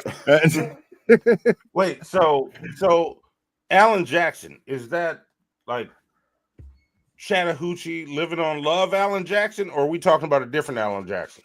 I don't know who Chattahoochee living on Love Alan Jackson is. It's a country singer way down yonder on a No. Oh, yeah. No. Totally different Alan Jackson. Okay. Yeah. Okay. Completely different. Yes. Okay. I would say more talented. And had no idea how she had a broken taillight. Both of these statements made her look guilty. So he before he even knew she had a broken taillight, this dude already had a tow truck coming for her vehicle. John O'Keefe's body later, his eyes were swollen and he was still bleeding from the nose and mouth. Karen attempted to call and text John O'Keefe multiple times after dropping him off. He would never knock him home, knowing his niece and nephew needed him in the morning. Trooper Proctor asked her leading question designed to incriminate her about whether or not she had ever been in an argument with O'Keefe. And there isn't a couple on earth that hasn't been in a fight before. So Karen felt it was normal to tell Proctor that they had an argument over breakfast. This is why you should never talk to police without a lawyer if you're a suspect in a crime. They are not there to be your friend. They are there to get you to say something that will lead you to being charged criminally. A Canton firefighter who we later found out was good friends with Caitlin Albert, the grown daughter of Brian Albert, who was inside 34 Fairview Road the night that John O'Keefe was killed, was one of the first responders to the scene. She told very important. All right, I'm listening. Trooper Proctor that Karen said to her friend, I hit him, quote unquote, several times, further incriminating herself. Proctor's report also states that 2 red pieces of taillight were next to O'Keefe's body, which was the final piece of evidence needed to charge her with manslaughter. Except in the original report from the Canton Police Department, it never mentions anything about any taillight, and only 2 inches of snow had fallen at that time. As a matter of fact, the only thing that they found were droplets of blood, which they kept in red Solo cups, and some shattered cocktail glass, which apparently Karen Reed hit him with before backing into him with her car and killing him. Sure. But Trooper Proctor never once mentioned that he was a close personal friend with the McCabe and Albert families, who were prominent names in Canton. Here's a picture from Proctor's sister's Facebook page showing Trooper Proctor with Jennifer McCabe's children. ADA Adam Lally would later contend Jennifer McCabe's The kids. child that's depicted in that particular photograph is not one of the McCabe's children. Oh, really? McCabe's have 4 daughters. That's not one of them. It's a relative. Indeed, he does have his arm around his niece. However, there are 2 girls in towels and bathing suits directly behind him who are, in fact, Jennifer McCabe's children. Here's another picture from Proctor's sister's Facebook page showing her at a family party with Chris Albert, the brother of Brian Albert, directly behind her. Chris Albert was at the bar with O'Keefe the night he was killed, and he owns a local pizza shop in town called D&E Pizza. It's unknown if he was inside his brother's house that night because Trooper Proctor has deliberately prevented Google from sharing geofence data that could provide that information. Chris Albert lived at 7 Meadows Ave in Canton, 3 doors away from John O'Keefe, who lived at 1 Meadows Ave. Chris's son, Colin Albert, was an 18-year-old senior at Canton High School at the time of the incident and is confirmed to have been inside the house at 34 Fairview Road that night. Colin was a star football player at Canton High School and a notorious hothead. There are multiple videos that we have posted of Colin in which he's threatening rivals in town and even ends it with bang, bang. Apparently is supposed to scare you into believing that this man will kill you. 2 days after John O'Keefe died, the Canton High School Twitter account announced that Colin would be playing football at Bridgewater State next year. Colin is an out-of-control meathead who frequently was confrontational towards his much older adult neighbor, John O'Keefe. He constantly trespassed on his property, threw beer cans on his lawn. He is the prototypical jock who thinks that Shakespeare was a huge loser and infamously poses for pictures sticking either his middle finger up or his fist in the air while pounding down. Now, this Turtle Boy and a lot of people believe him to be the one with the most motive. I don't completely disagree. I just believe that this motive rivals Brian Higgins' motive. And we'll get to that, but not quite yet. Okay. But just take note that this is who, a lot of people, you'll see a lot of people in chat say Colin did it. Just because he looks like I'm not 100% on that. I don't know who did anything. I don't know who did it. Yeah. That's my stance on that. It always has been. I don't know who killed John O'Keefe. All I know is it happened inside that house. That's all I know. Yeah. So all I'm saying is I'm waiting for more information. Just because he looks like Marshall Mathers don't mean he wants to kill you. Wait, right? Shit, Glare. Wait, hold up. Shit, fuck. Okay, so you're thinking that John O'Keefe died inside the house? Well, no, he had gotten assaulted inside the house, and it was transported outside the house and then left to die. Yes. Okay. 100%. Okay, I see it 100%. Now. And then okay, yeah. Okay, I'm connecting the dots now. I'm starting to see the full picture, because then that would justify, Googling at 2:27 in the morning. How long does it take for somebody to die from hypothermia? Yeah. Because like he'd already somebody's wait. Where the fuck was Colin when the murder happened? Yeah. What's going on, in my opinion, is Brian Albert. As far as the cover-up goes, Brian Albert is coaching it, and Jen McCabe is quarterbacking it. Okay. Okay. That's my belief. Okay. Where was now the thing is another thing to support the people in chat and Turtle Boy's theory that Colin is the one. There's a lot of protecting going on of Colin Albert. Everyone seems extremely protective of him. Okay. The testimony, and I'm talking about the Commonwealth. I'm talking about the district attorney, Michael Morrissey himself, made a video saying Colin was not in the house. Yeah, but you're not supposed to do that. That is unethical. You cannot do that. Yeah, that's pointing more towards Colin for me. Okay, so if they're dealing with a bunch of cops, so they're telling us where he wasn't. Where was he then? He was in the house, because it turns out, fuck. Now I'm having a brain fart. But there's a time. Chris Albert claimed that Colin had gotten home at a certain time that was not the same time that Colin claimed to have gotten home. And somebody inside 34 Fairview, I can't remember who it was, claimed to have seen somebody. Okay, so Joe Flipper had said 12:10 a.m. Yeah. So, So wait, he was never interviewed either. Well, because no, they were saying that he was never interviewed, to my knowledge. Because they were alleging that he wasn't in the house, but has it since been proven that he was in the house? Am I skipping ahead in the story? The trial does. The trial pretty well. It proves that people were lying about him not being in the house. Put it that way. That comes out in trial. Okay. So yeah, which again, we're gonna have to get to that. Months later. Exactly. Wow. Months later. Okay. All right. After this video was made, for sure. Shit. But yeah, he was in the house. Dylan Mulvaney. I'm convinced he was in the house. Colin has anger issues and gets off on knowing that he comes from a well-connected family in town. His uncle Brian, of course, is a Boston police sergeant. His uncle Kevin is a Canton police officer. His father, Chris, was recently elected to the Board of Selectmen. Here he is on the left, pictured with his father and his uncle Brian on the far right. The man in the middle. I just got one thing to say. Oh shit, my bad. I just got one thing to say about this kid. Just a good old boy. Yeah, good old boy bullshit is what that is. Nope. The man in the middle is his other uncle. Yeah, let's go over that one more time.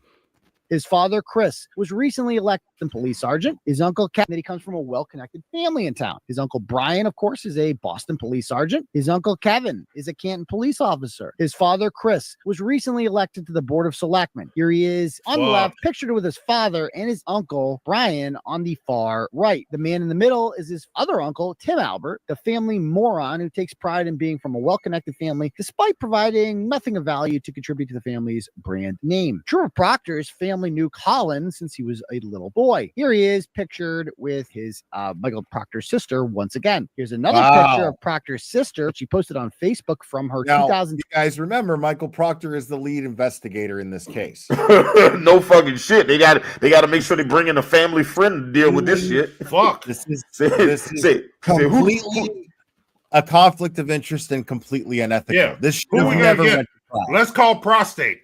This should have never went to trial. Judge Bev approving this makes it extremely suspicious.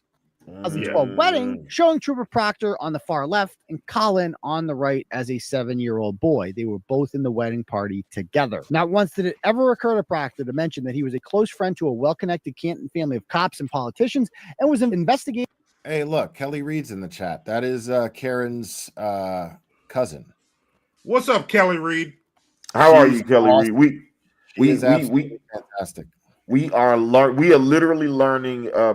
Monty and I are literally learning about this case in real time. Like, we've been friends with the Glare for quite some time as fellow YouTube content creators, and he'd been telling us that the thing that he'd been talking about on his show was this Karen Reed case, and he was like, "I got to bring you guys on to get you guys up to date on this case because it is bananas." And last week he brought us on, and he did not undersell. Jesus Christ, this case is this case is insane. I barely scratched the surface, Kelly. Yeah, we barely they're still learning who's who. Yeah. And look, Kelly, I can say this fairly confidently. You know, I don't know who killed John O'Keefe, but I know Karen Reed didn't. That's what I do know. Right. Oh, I know that for sure. Right. Yeah. And we haven't even gotten there's just going to be so much shit that makes you it's just going to solidify it more and more. Investigating the death of a Boston police officer at one of their homes. He was in possession of all evidence to this crime and decided who would, and more importantly, who would not be investigated. There is no conflict. Proctor is not conflicted in this case. Now, you have to understand, Turtle Boy was the only person looking into these things, like investigating these things as a journalist. No mainstream media was doing the digging that he was doing into the McCabe's, into the Alberts, into the relationship with the Proctor and Proctor's, McCabe's, and Alberts. Nobody else was doing this. The reason why Karen Reed has as much support that she does now publicly is initially because of Turtle Boy. Okay. And his reporting. There's no question about that. Indicated that Colin Albert likes to get in fights and boast about it. A picture he posted on Visco shortly after the death of John O'Keefe shows his right knuckles covered in abrasions, indicating that he had punched someone or something recently. None of this has been made public, and the Norfolk County District Attorney's Office hasn't sent a mountain of exculpatory evidence to Karen Reed's defense attorneys until recently. This evidence that they've withheld includes DNA evidence from John's body that could prove whether or not a dog had bitten him, for instance, as well as a 2-minute video clip from the Canton Library, which would have shown whether or not Karen Reed's taillight was broken after dropping John O'Keefe off at 34 Fairview Road. Because if it wasn't broken, that means that she didn't hit him with her car. Yes, it does. This evidence proves beyond a shadow of a doubt that she had nothing to do with John O'Keefe's death, but suggests that Colin Albert, Brian Albert's German Shepherd Chloe, Jennifer McCabe, Matt McCabe, and every other person in that house either witnessed or knew about the murder of John O'Keefe and conspired to frame Karen Reed after the fact. Unfortunately for them, Karen Reed is an extremely intelligent and well-resourced woman who can afford world-class representations. She initially had an attorney by the name of David Yannetti, a well-respected Boston lawyer with more than 30 years of experience, who used to be a prosecutor. However, Yannetti can only do so much, and Karen Reed quickly realized after time that she was up against some powerful forces and she would need more representation, particularly when it came to cell phone expertise, which a lot of this case hinges on. So she did some searching and she found a guy by the name of Alan Jackson from Los Angeles who had previously represented a man by the name of Kevin Spacey in Nantucket. Kevin Spacey was accused of sexually assaulting an 18-year-old bartender, but later we found out through the use of forensic technology that the quote-unquote victim and his mother had deleted a number of incriminating messages that showed that the boy was not actually a victim at all. Her attorneys filed a motion demanding a forensic audit of Jennifer McCabe and Brian Albert's cell phones and for all communications before and after O'Keefe's death. However, to this day, they have not gotten Albert's cell phone. Jennifer McCabe, on the other hand, voluntarily handed over. Pause. No one would find it. And indeed, how did they not get his cell phone after all this time? That seems key. Yeah. I mean, the thing is like he's not a suspect. You know? But yeah, but he's the victim. That's key. I mean, now later on, I think in pretrial motions, they tried to file a motion to get his phone, but I don't exactly know what happened with that. Okay. All right. Okay. But here's the thing, though. When we bring in Brian Higgins, there's going to be some information that's going to be interesting about his phone. Okay. Very, very interesting stuff about his phone. All right. Okay. That initially worked. State Police Detective Nicholas Guarino claimed to do a full extraction of her phone, and nothing really incriminating came back. But it didn't smell right to Alan Jackson. So they did another search of her phone, and they hired a man by the name of Richard Green, an expert in his field. Guarino. Yeah. That he's the guy that does phone extractions and looks for data and, and so in the tech, right? Yeah. So he does Alan Jackson know Guarino? No. Guarino he's a Massachusetts state trooper. All right, because I thought I was just assuming Alan Jackson. This is the thing about Guarino. If you go far enough down this rabbit hole that is Norfolk County, Massachusetts, if you go far enough down this rabbit hole, you'll find that there are other cases where a lot of these same names keep coming up, like Sandra Birchmore. Okay. Right? Okay. And Guarino's name comes up a lot. And dude I am totally convinced that Nick Guarino is the designated fixer of getting rid of forensic tech evidence. Okay. Yeah. He's the designated guy to do that. Can we talk about Guarino and Sandra Birchmore? Yes, we will eventually. But I don't want to distract them from what there's still a lot here. Yeah. No, let's hit it. Let's go. Yeah. This is the craziest shit that I've ever seen. And Richard Green did a much more thorough and expensive search into Jennifer McCabe's phone. What they discovered in April was shocking. They found that the Norfolk County DA's office intentionally hid evidence showing that Jennifer McCabe had searched, quote, how long to die in cold, except she spelled it H-O-S, Hoss long to die in cold, at 2:27 a.m. on the night that John O'Keefe died. Well, how could she do that if she thought, why would she do that? More importantly, if she believed, as she told Trooper Proctor, that John O'Keefe had gone home and gone to bed. Why would he possibly be dying in the cold? Unless, of course, the plan was to put his body in the cold so that he died from hypothermia. How can you wear those buttons when you covered up his murder? Any comment on that? Why you Googled that at 227? Bro, Turtle Boy gives no fucks, dude. Nice. He puts the phone right in their face, and you straight up covered up his murder. You fucking lying pieces of shit. Yeah. Brian Albert was never questioned at his house, only at the McCabe's house, which was interesting because a dead body was found in his yard. Canton Deputy Police Chief Tom Keller happens to live across the street from Brian Albert on Fairview Road. He has a Ring camera that would have picked up video of O'Keefe's body being hit that night. That's the view it would have gotten. Yeah, look at that. That's nothing. He would have gotten the... You would have seen that, dude. Police you would have seen his body laying there. Anything of value on his Ring camera. It was never subpoenaed. He's wearing dark clothes. He's 6'2", 217 pounds. He's wearing dark clothes, and he's in the snow, surrounded by white. Yeah. So you're not gonna get the fuck out of my face. Jennifer McCabe not only searched for how long to die in cold, she also deleted all communications on her phone between herself, Brian Albert, and her sister, Nicole Albert. She If Jennifer deleted. McCabe didn't think it was unusual for John O'Keefe to leave, then why did she stay up and... She dirty deleted all the phone calls between her and Brian Albert. Dude, and till 5 a.m. And this okay, no mind. Just hit play. I got questions, but I'm gonna keep having questions. Keep going. All right.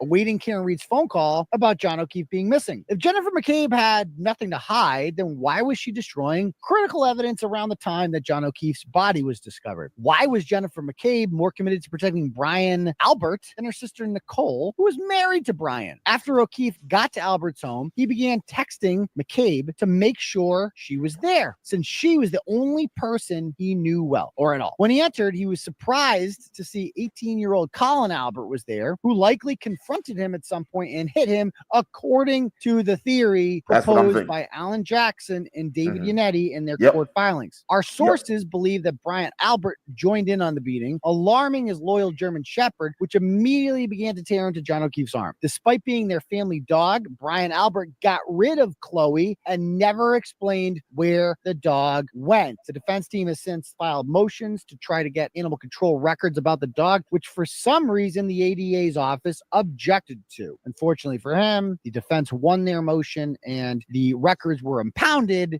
And as I speak right now, they are still trying to get those unimpounded. The motion has been filed on June 7th for that. Definitely in that house that like they're literally cheating in real time. Brian Albert Jr., Colin Albert, Caitlin right in Albert, front of your Jennifer face. and Matthew McCabe, friends of Albert Jr. named Julie Nagel, Emily. Oh, this is ridiculous. Yeah, you have to understand that Turtle Boy brings receipts for all this stuff too. So, like, I mean, I would recommend drop one of Clue's bombs for Turtle Boy. Okay, drop one of Clue's bombs for Turtle Boy. Here we go. That is fire. I had to send you our sound bites so you have that. Because what you have to understand is what he does is he writes articles. He has Turtle Boy Daily News, right? So he writes articles and he has like hundreds and hundreds of articles on this case. So, and in those articles, he always puts the receipts. He'll put the documents. He'll put, like if, anything, like he'll screenshots of whatever he says. I looked for this and I tried to get this. I was able to retrieve this. So, he always brings receipts. That was the thing that I had to like, because when you listen to him, it's obviously very biased. He's extremely, you could tell his opinion is Karen Reed is absolutely innocent. You know what I mean? He's not even pulling those punches at all. Yeah. But the reason why he feels confident in doing that is because he brings proof of the things that make him believe that this is the case. You see what I'm saying? Yeah. Wait, can you give me like 1 quick second. I don't want you to start the video yet because I have all the questions. And just give me 1 second. Give me like 60 seconds. I'll be right back. Yeah. No problem. No, this is insane. This feels like playing basketball with a 5-year-old, like the way they're handling this. It's and like, I'm glad we're going over this video now instead of doing it first on the other one. Yeah. Because going over what we did helps you understand, because this is very fast paced. It's a lot of information, but I gave you kind of a cushion, more of a some cliff notes, more or less, a preview of names and what's going on and what's happening here, so that when this information comes faster, you already have an understanding of some of the names and some of the faces at least. Yeah, no, this is so insane because it's a lot. I mean, Turtle Boy is just spitting the information in this video like it's a roller coaster. It's insane. This is fucking nuts. And this is pre-trial, dude. The trial hadn't even started yet. Yeah, so I'm sure more comes out with that. This is ridiculous. Right. Like, how wild? How do we even get to trial with this information being here? Well, right. That's enter Judge Beverly Cannoni. Because none of this makes sense. She didn't do the shit. No, it's clear. It's obvious that she didn't do it. Like, and Turtle Boy, when this is happening, when he's investigating this stuff, he's becoming a thorn in the side of the Massachusetts State Police and the Norfolk County District Attorney's Office. They hate his guts, especially the Alberts, especially Chris Albert. Chris Albert hates his guts. Yeah, yeah. If I was trying to cover some shit up, I would hate Turtle Boy too. Right. Now, and Turtle like, Boy, fuck a Turtle Boy. Dude, Turtle Boy, we haven't even gone over some of the fucking shit that he's done, like as far as confronting these people. It's fucking amazing. Like, because I remember, they totally framed Turtle Boy, dude. Like that, we haven't even gotten into that yet. I'm telling you, if people enjoy this, then look, Rich Schiffer's in the chat. That's a whole nother story right there. Rich Schiffer is in the chat. What's up, Rich Schiffer? What's up, Rich? Rich Schiffer gets clues bombs for Rich Schiffer. Yes. And he gets applause too because he's fucking amazing. Well, what's up, Rich? Hello. How you doing? There we go. What's going on, Rich?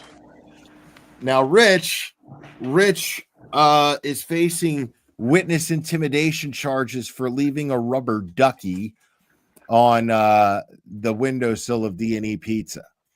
Wow. Witness intimidation.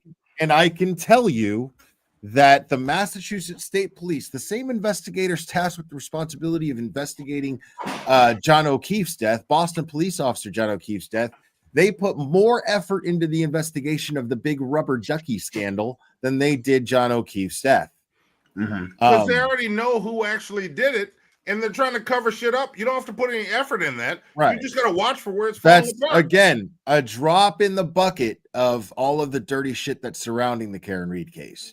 And the scene on the front lawn wasn't even secured. Thank you so much for that. Knowing your bits from your bites. great handle. You win handle of the day for that one. Good for you. Yes. Handle it.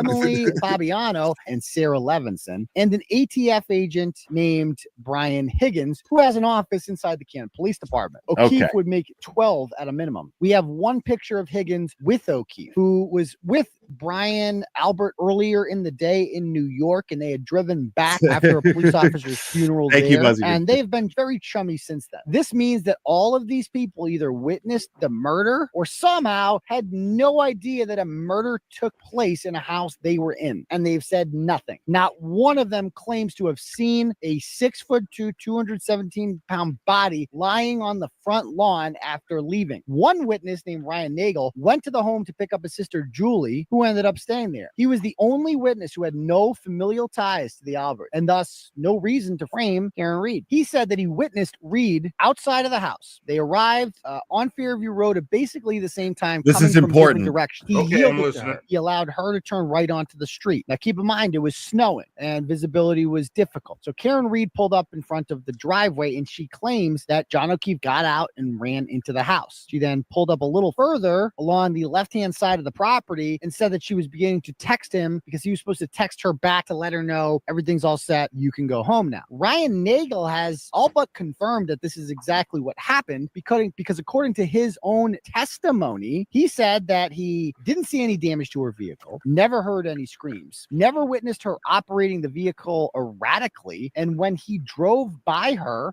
most importantly, she was alone in the vehicle and her interior lights were on. Her hands were at 10 and 2, yet John O'Keefe's body was not on the ground, so where could he be if not inside the house? Additionally, O'Keefe's right. So this guy, he drives by. He's not driving. He's a passenger. They pass. He's in a truck. He's in the back seat, I think, or maybe the front. I think he's in the front. And he sees Karen Reed's SUV. The dome light is on, sees a female inside, hands at 10 and 2 on the steering wheel, and doesn't see a male and doesn't see anybody laying in the lawn. So if he's not in the car, if he's not on the lawn, and there's no damage to the vehicle, and she supposedly broke her taillight hitting John O'Keefe, then where is John O'Keefe? Only one place he could possibly be. In the fucking house. Inside the fucking house. At the party, flirting. Exactly. But unfortunately, that's not what he was doing. He was inside the house. And I'm getting fucking murdered, right? Right. Phone tracked him walking up and down the stairs, ascending and descending inside the Albert home from 12:21 rather to 12:24. Obviously, it would not show this sort of up and down motion if he was inside Karen Reed's car or lying on the ground outside the home. And remember, the cell phone says he's in there between 12:21 and 12:24. Jennifer McCabe said he did not arrive there until 12:30. State police and the DA's office deliberately kept all of this information from the defense, including Jennifer McCabe's incriminating Google search. Jennifer McCabe's cell phone analysis shows that she left the Albert house at 1:47 a.m. with Matthew McCabe, Julie Nagel, and Sarah Levinson. Alan Jackson asserted in his filings that she gave the other two a ride home because they lived near Meadows Ave and she wanted to drive by John O'Keefe's house to see if Karen Reed was up to understand whether or not they had time to get rid of his body or whether or not she was up wondering where he was. What? So she dropped them both off at 2:27. Her Apple Watch. Wait. No, yeah, bring that shit back. Play that again before I say anything. I want to hear. All right, yeah. Play that again to see if Karen Reed was up to understand that she gave the other two a ride home because they lived near Meadows Ave and she wanted to drive by John O'Keefe's house to see if Karen Reed was up to understand whether or not they had time to get rid of his body or whether or not she was up wondering where he was. So she dropped them both off at 2:27. Her Apple Watch recorded her going to her. Yeah, so it says that she drove by. Now that's Turtle Boy adding that, but it says she drove by John O'Keefe's house. No, you know what I mean? Like, why? Why did she drive by John O'Keefe's house when she left? Yeah. She was like, "All right, I just wanted to go by just to make sure he hadn't gotten murdered tonight." Yeah. Like I'm just curious. Can we drive by my friend Stanley's house? I want to make sure he didn't get murdered. Okay, this one. I'm sorry. This one just took handle of the day. It just took it. Did I bite him? Did I bite him?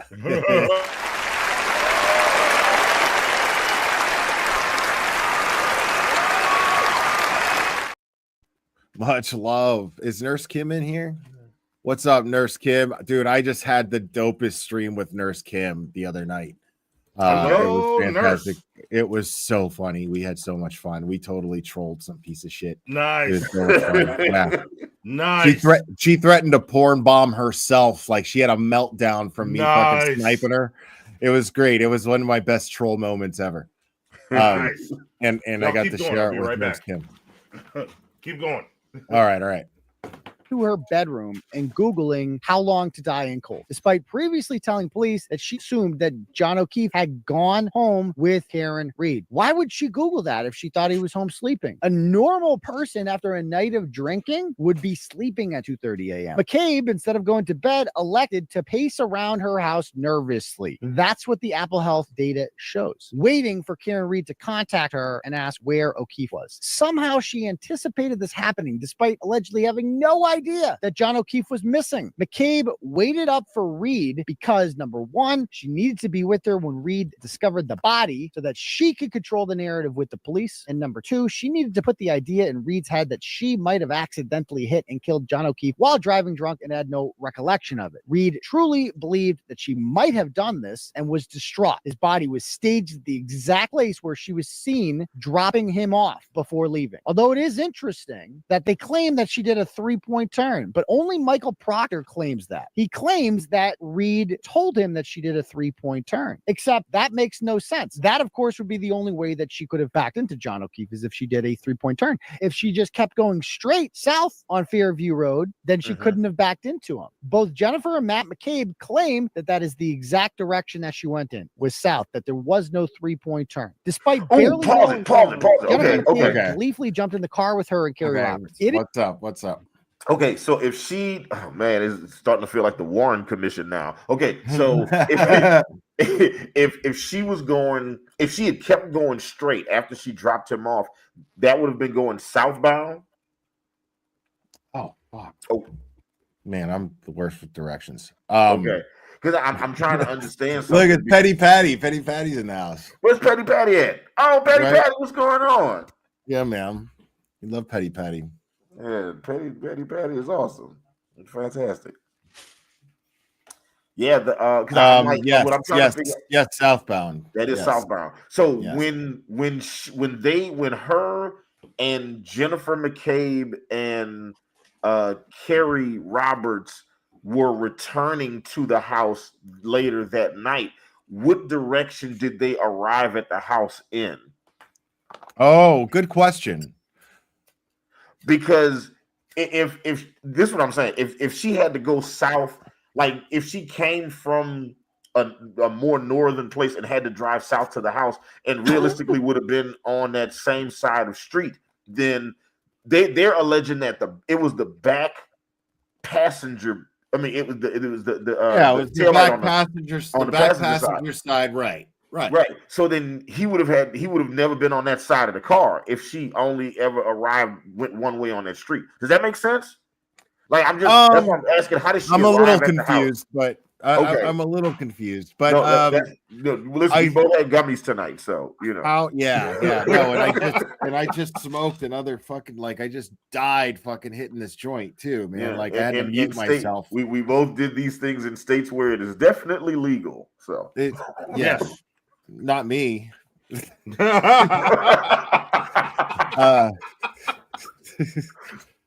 Listen, man, I got to try to protect everybody next on this, okay? Listen, man, I'm gonna be all right. Don't worry about it. See, didn't you learn anything from that Dave Chappelle stand-up special from back in the day, the really early one where he's just like Chip was just like, I'm a little high. Yeah, that shit's real. White people can do that. That's just not. That's why that's funny. It's funny because it's true. Like white people can just be high and just listen. Not at all. Yeah, the sad thing is we can't just go and do that with them because we're gonna get arrested. No, maybe not. It depends on how much sway he got. I mean, right now he's pissing these police off in Canton. It's like as long as we don't hang out with him in Canton, we should be good. Yeah. All right, so there it is. Don't hang out with the glare in Canton. Dude, man, I'm not trying to hang out in Canton, dude. Yeah, look. If we get a text that we're in Canton, and I went there, I saw what I saw. I saw the waterfall. We sat down at the waterfall. We went in front of 34 Fairview. I checked that out. I saw what I needed to see. Yeah. So if we go out there and we get a text and we're like, hey, we're doing a show in Canton, and the glare's like, I'm here too. It's like, well, I'll see you when we see you. Don't meet up with us here. Yeah, that's how we can do 3 series of live. All right, I will. One with you. We'll do one with you. We'll do one in New Orleans with Monty, and we'll do one in Atlanta with me. There you go. There you go. Let's make that a goal for 2025, fellas. We're doing this at some point. We're gonna lay down a track, is what we're gonna do. Don't threaten me with a good time. That's what I'm saying. We're gonna lay down a track. I got verses written already. What you talking about? It's gonna happen. Gonna fucking lay down a baseline and see what fucking happens. It'll be beautiful. There we go. All right, let's do it. And we'll have Nurse Kim to protect us. Yes. Or asserted by the defense that this intentional delay guaranteed that O'Keefe would be dead by the time anyone found him. Remember, how long to die in cold, and that he would be unable to tell the real story about what happened. It is important to point out that when John O'Keefe was put outside to die, he was still alive. They did this so that the medical examiner could say that one of the causes of his death was hypothermia. Remember also that Jennifer McCabe initially told investigators that Karen Reed brought in a drink from another bar to the Waterfall bar, which only a drunken, low-class individual would do. But Karen Reed had a good job and made good money. Why would she do such a thing? Nevertheless, McCabe successfully planted the seed in Reed's brain that she may have accidentally killed O'Keefe. Jennifer McCabe also deleted phone calls to her sister Nicole Albert at 6:07 and 6:08. Those are now gone. They were 7 and 9 seconds long, and someone answered that phone. Now, ADA Lally has since claimed that that's evidence that the calls went to to voicemail, That's not except true. only No, it's not true. unanswered Nope. calls go to voicemail, and that makes no sense. This Right. proved that McCabe had made them Exactly. aware that there was a dead body outside of their house. There was not enough time for her to explain, oh my God, there's a dead body out here. I don't know what's going on, but there was plenty of time in 7 to 9 seconds to say, Karen Reed is here. Don't come outside. This proved that McCabe made them aware that there was a dead body outside the house. Yet Brian Albert, a veteran Boston police officer and trained first responder, did not even come outside, despite the fact that there were a plethora of emergency vehicles, a lot of people making noises, blue and red lights flashing everywhere, Karen radios yelling and going off, screaming. oh yeah, a screaming hysterical woman Yeah. on his front lawn named Karen Reed. A Nope. broken cocktail This glass ain't was found lining next up. to O'Keefe's body, No. which Canton police initially said was the murder weapon. O'Keefe's body was clearly visible as not much snow had accumulated. Yet McCabe and Roberts didn't see it. Only Karen Reed did. After notifying the Alberts about the dead cop on their property, Jennifer McCabe Googled, quote, how long does it take to digest food? 10 minutes after finding a body. The presence of food particles in a dead person's stomach helped pathologists determine time of death. At this point, Jen McCabe was panicking because she knew how suspicious the how long to die in cold Google search was at 2:27 a.m. She decided to search for that same thing again after discovering O'Keefe's body, hoping that it would make it look less suspicious. And as this might be something a person might... Here we go.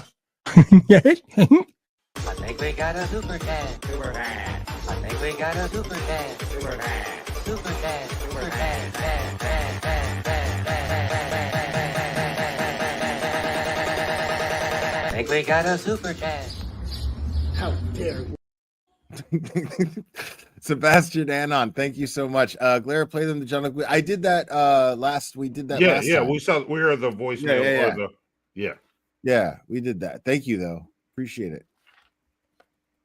Wow, this is fucking nuts. Might Google It after is. finding a body outside. In doing so, she hoped that it would make the first search disappear. Unfortunately, she spelled the words wrong the first time she searched it, not even close to her original Hoss Long to Die in Cold. The second time, she spelt it the exact same way. Hoss Long to Die in Cold. Not how. This was intentional. She later told law enforcement that it was Karen Reed who told her to Google that. Luckily, Wow. Brian Albert's brother was a Canton. When? His other When? brother was a Hold up. Scotsman. His neighbor was the When? deputy. The trooper Wow. in charge of the investigation. When? Pause it. When did she tell you that?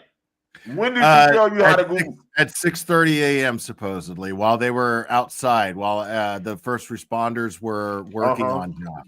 Lying ass bitch. This is okay. So she gonna sit up here and be like, at 2:27 in the morning. It gets better because then now the Commonwealth hired experts to try to say that Celebrite is wrong.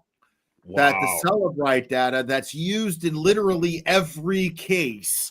Like, I can't tell you how many trials that I've followed, covered, where the forensic data expert will say Celebrite. Our Celebrite data indicates this, and this. And the fun thing is they're relying on Celebrite data to prove Brian Walsh's case, who is being prosecuted by the Norfolk County DA's office, who this man allegedly murdered his wife. And he's absolutely fucking guilty, in my opinion. But I mean, anybody with a brain would say he's guilty. He's absolutely guilty. And because of this asshole right here that you're looking at on the screen right now, no, not Hannibal, no, not me. This guy, and not This you, asshole. Monty, either.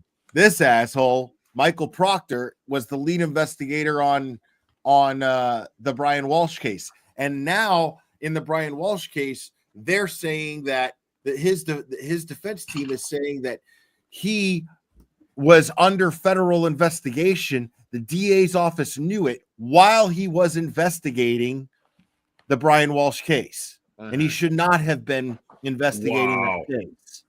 No, he so shouldn't have been. This guy, because this dirty motherfucker worked both the Karen Reed case and the Brian Walsh case, this guy who actually did most likely murder his wife will probably walk on technicalities because this guy's a dirty piece of shit.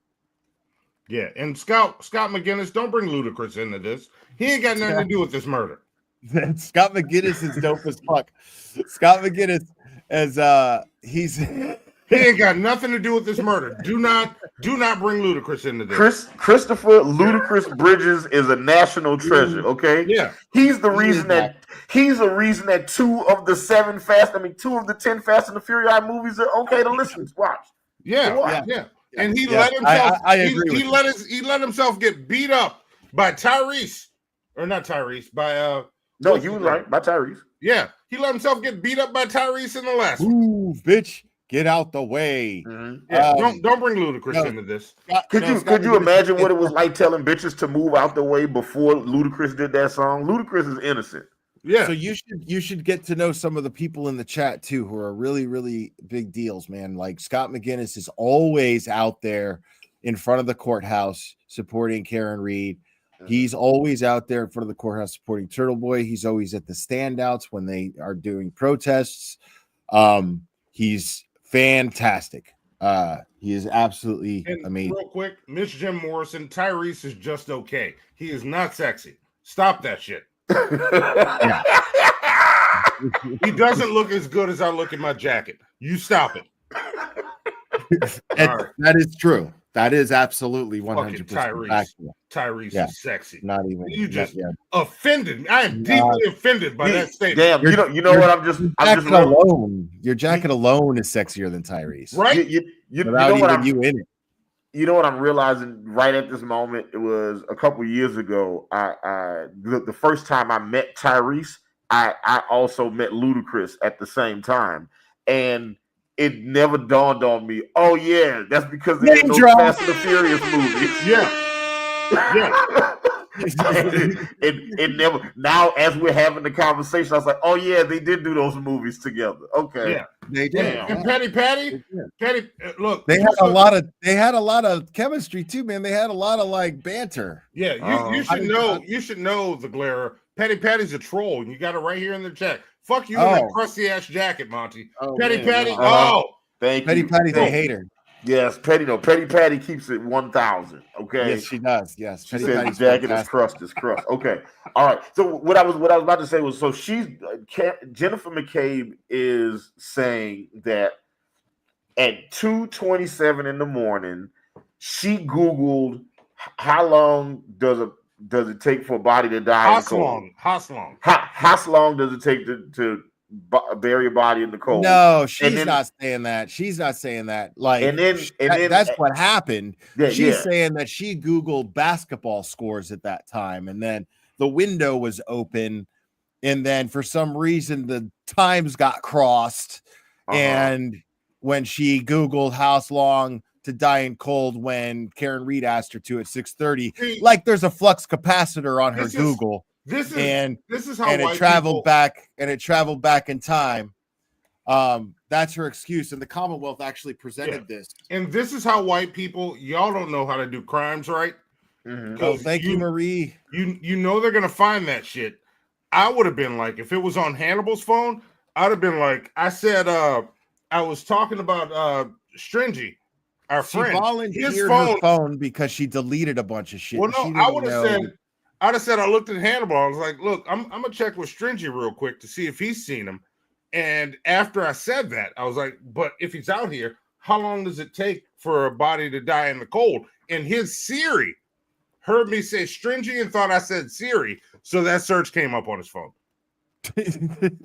Yeah, the point Monty is very eloquently saying is, why are you gonna do crimes, white people, if you're not good at doing crimes? Yeah, like I would have covered for him quick. The reason why is because they're so arrogant, because they're so powerful in the town. They feel untouchable. So what would be why they're so arrogant about it? This is what I'm seeing right now. Like you have Remember I told you that it's corrupt, but it's in your face. They're not even trying to hide it. Remember I told you this when we got into it. Jennifer McCabe deleted any evidence of correspondence between herself and the homeowner, right? Right. And her phone at some point Googled how long does it take for a nigga to die in the cold, right? So then you know people, please. People. I'm sorry. How long does it take to bury you people in the yard? And then And then when asked why she did it, she was like, "I did it because she asked me to do." Like, okay, all right, okay. I just want to make sure because it sounds like bullshit. It looks like that's a lot to happen for. That's a lot. That seems like the type of thing you would say if you know you could get away with it. Yes, that's exactly like what somebody that told feels you. Somebody said to you, "All you have to say is this, and don't worry about it, and then we'll take care of the rest." Because she heard Karen Reed say, "Did I hit him?" You know, now not yet when she made the Google search. Not yet when she made the Google search. But I still feel like that "did I hit him" is a My Cousin Vinny moment. Right, that's exactly what it was. Where they're And like, it's funny where that they're like, we had you saying, "I shot the clerk." It's like, many people have been using the same My Cousin Vinny example to compare it to for the last year and a half. Yeah, I shot the clerk. I shot the clerk. Right. Investigation was a close family friend who helped cover up the murder. It was going to be covered up regardless. When you thought that Jennifer McCabe couldn't get any lower, she also has been sharing fundraisers for John O'Keefe despite helping to cover up for his murder. Wow. Jennifer McCabe goes to every single court date. She comforts the family of John O'Keefe. She has John O'Keefe's badge number decaled on the back of her car. She has blue lights in front of her house and constantly wears thin blue line stuff everywhere. She is utterly shameless. Obviously, Jennifer McCabe did not tell John O'Keefe, and she's not physically capable of that. But Brian Albert, I'm just not going to let that slide. No, you don't get to do that in this case. Don't get to do what? You don't the thin blue line, all that bullshit. Well, right. Yeah, I mean, we heard the 911 call. No. You know what I mean? She didn't give a fuck. Well, yeah. She clearly didn't give a fuck. So, and here now she's putting on this act, putting a fucking decal of his goddamn badge number on her car and showing up and wearing buttons and having fundraisers. Get the fuck out of my face with that shit. Yeah, did she do that shit before? No, then sit your ass the fuck down. Right. Albert and the dog were more than capable of that, and Colin Albert had the motive. McCabe was just the quarterback of the cover-up and seemed to want to protect Brian Albert more than even his own wife did. Take from that what you will. Jennifer McCabe would never have been able to cover up this murder without the assistance of law enforcement, despite the fact that it was one of their own, who was killed. According to Reed's defense attorneys, the original Canton Police Department report had been altered. In the altered report, it never stated the CERT team found the taillight at 6 p.m. after Trooper Proctor had taken possession of Reed's vehicle. The altered report also had a different cell phone number that McCabe called after finding the body. There's an altered report. That right there creates doubt in and of itself to a jury. Oh yeah. So why in the fuck? I mean, why in the fuck did this go to trial? Yeah, I had a case in 2013. I had a case in 2013 on my birthday. I got sued for $10,000 on my birthday, or $50,000 on my birthday. And happy birthday.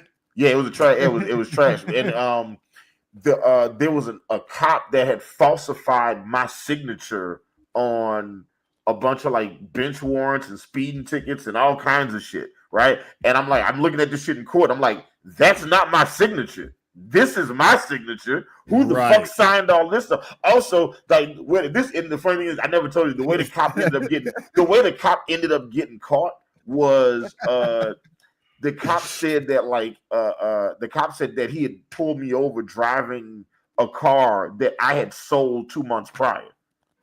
Wow. And like the car hadn't been in my possession in 2 months. The thing is, they didn't have a record that I had sold the car. That like the last car they saw on record that I had was a white Chevy Cruze. I had gotten rid of that car and they didn't know it. So he said he gave me a ticket in a car that I definitely didn't fucking have. Wow. Yeah. And the funny thing is, and then they presented this shit in court and they threw out all this evidence against me, but nothing happened to the cop. Yeah. Of course not. Yeah. They let that motherfucker just do whatever they want. They just let that dude continue copping after that. Yeah. Yeah. Oh, wait till you hear more of this shit. It gets Insane. the body, indicating that police were taking steps to make sure that Brian Albert is not in any way a suspect. New evidence has also shown that Albert rehomed the dog that attacked O'Keefe. He claims to know where that dog is, yet they won't tell the court where it is. In September of 2022, Reed's lawyers publicly accused the Albert family in open court of being implicated in John O'Keefe's murder, and they ordered them, through the judge, not to delete anything from their phones. 2 weeks later, Tim Albert, the Fredo of the family, posted a meme on Facebook stating, quote, "You don't fuck with my family," and that he won't hesitate to make you miserable if you do. Just a couple days after these filings were made in court, Tim Albert decided that it would be a good time in October to fill in his pool. Nothing shady about that. Tim is the loser of the family who seeks approval by virtue signaling about how loyal he is so that he can enjoy the fruits of the success while contributing nothing himself. This post was clearly a direct attempt to intimidate Karen Reed, her attorneys, and reporters like me who expose people like him for being dirtbags. After being accused in September by Reed's attorneys, Brian Albert immediately decided that it would be a good time to sell his childhood home, which had been in the family for almost 50 years. It sold rather quickly for $50,000 less than they were asking for it, and as a result was never searched by police, despite the fact that a Boston cop was probably murdered inside of it and was found dead on that property. The person most responsible how is this legal? How is this fucking legal? How are you allowed to do this shit? Because it's the cops doing it, man.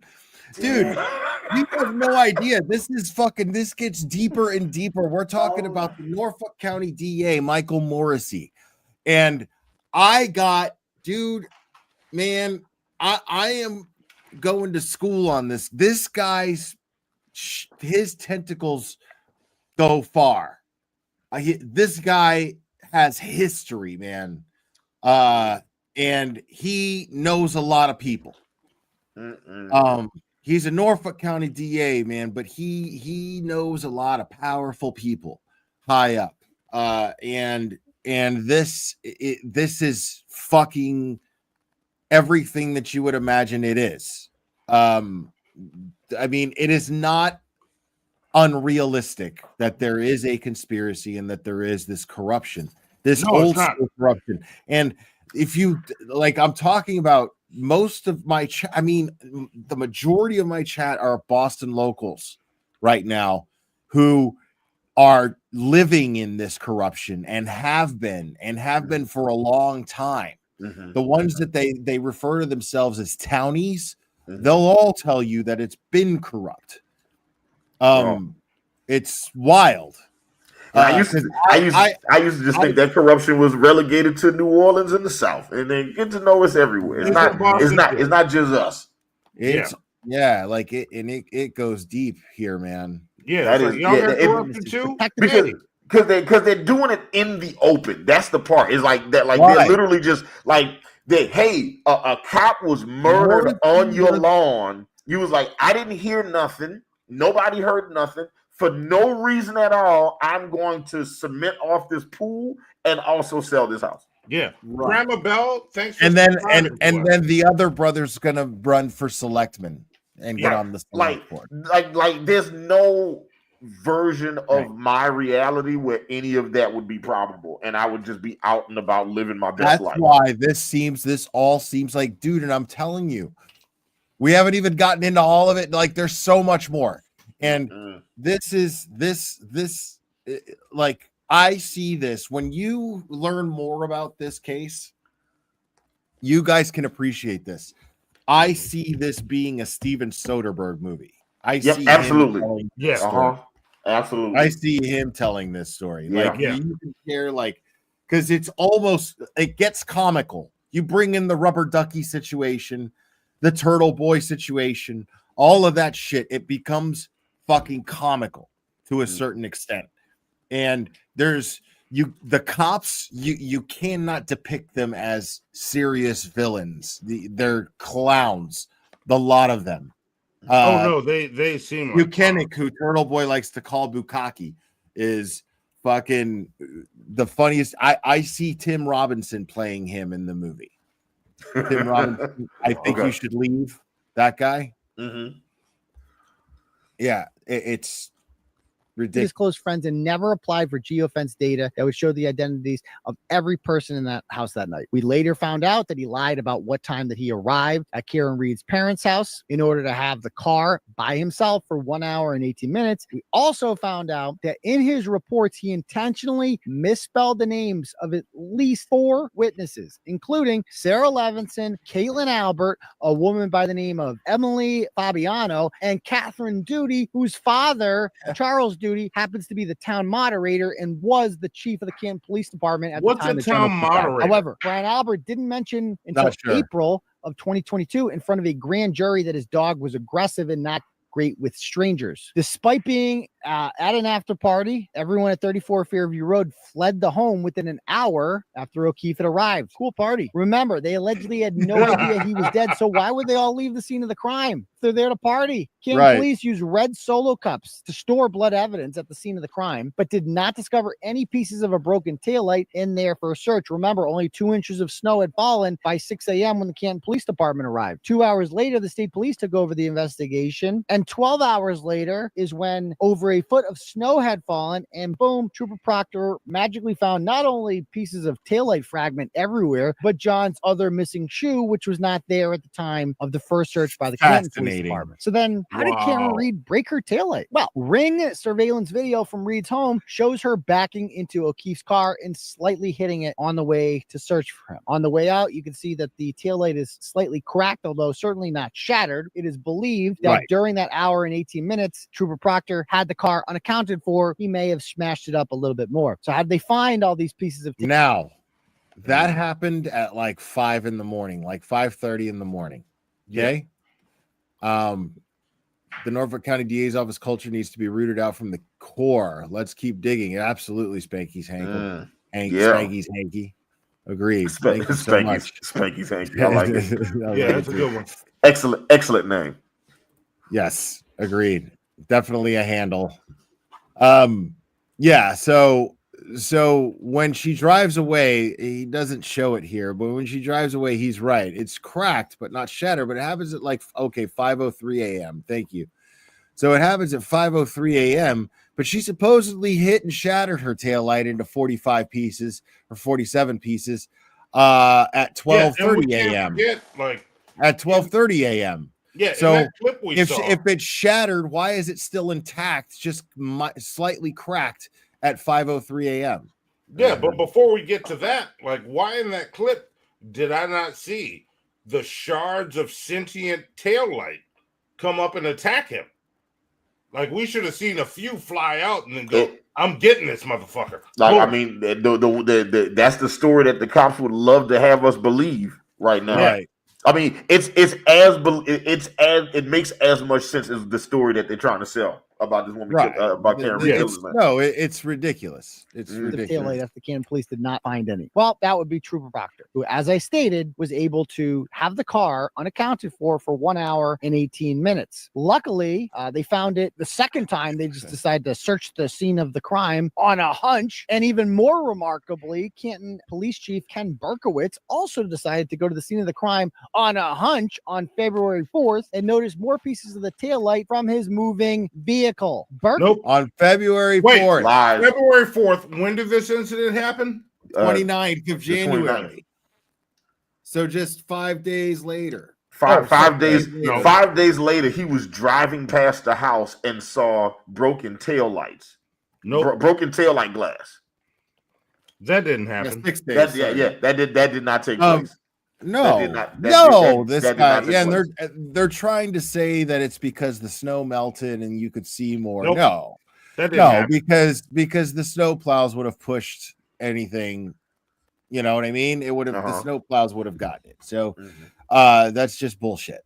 That's bullshit. That's somebody that's going. The chief of police, the chief of police of that town is just happened. He just happened by the crime scene for whatever reason, even though Canton police is not on the case, by the way. They're recused from the case because of the conflict of interest, because Brian Albert's brother Kevin works for the Canton Police Department. Yeah. So they can't work the case. So let me just pull up in here and see what I see. Berkey decides he's gonna just drive up there, see what he sees. And, oh, look, another piece of tail light. Amazing.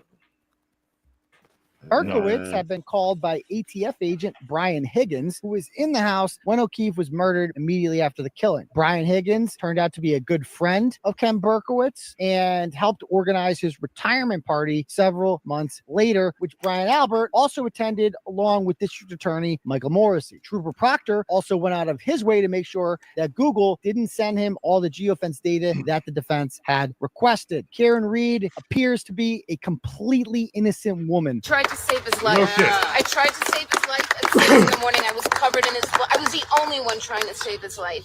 Wrongly charged by corrupt cops who would see her rot in prison in order to cover up a murder of a fellow police officer. If she didn't have the resources, then none of this would have come out. Trooper Proctor and the district attorney's office went out of their way to make sure that evidence that they knew would exonerate her would never be given to the defense team. As a result of O'Keefe's niece and nephew, whom she loved as her own, now believe that she killed their adopted father. Trooper Proctor, Brian Albert, Colin Albert, Jennifer McCabe, and Brian Higgins all deserve to spend time in jail, and two of them at least should be charged with murder. The Canton police chief and deputy chief should both be fired, but as I said, Ken Berkowitz decided it would be a good time to resign after this. We hope that Karen Reed sues all of these people after she's exonerated and that the bad guys go to jail. Every single person in that house should be charged with obstruction of justice as they witnessed a crime and never reported it. They all lied. There is no possible way that they could not have seen a body on the way out. There's no possible way. So either the body was not there, in which case Karen Reed did not strike him, or they are all lying to the police. You pick which one they're doing.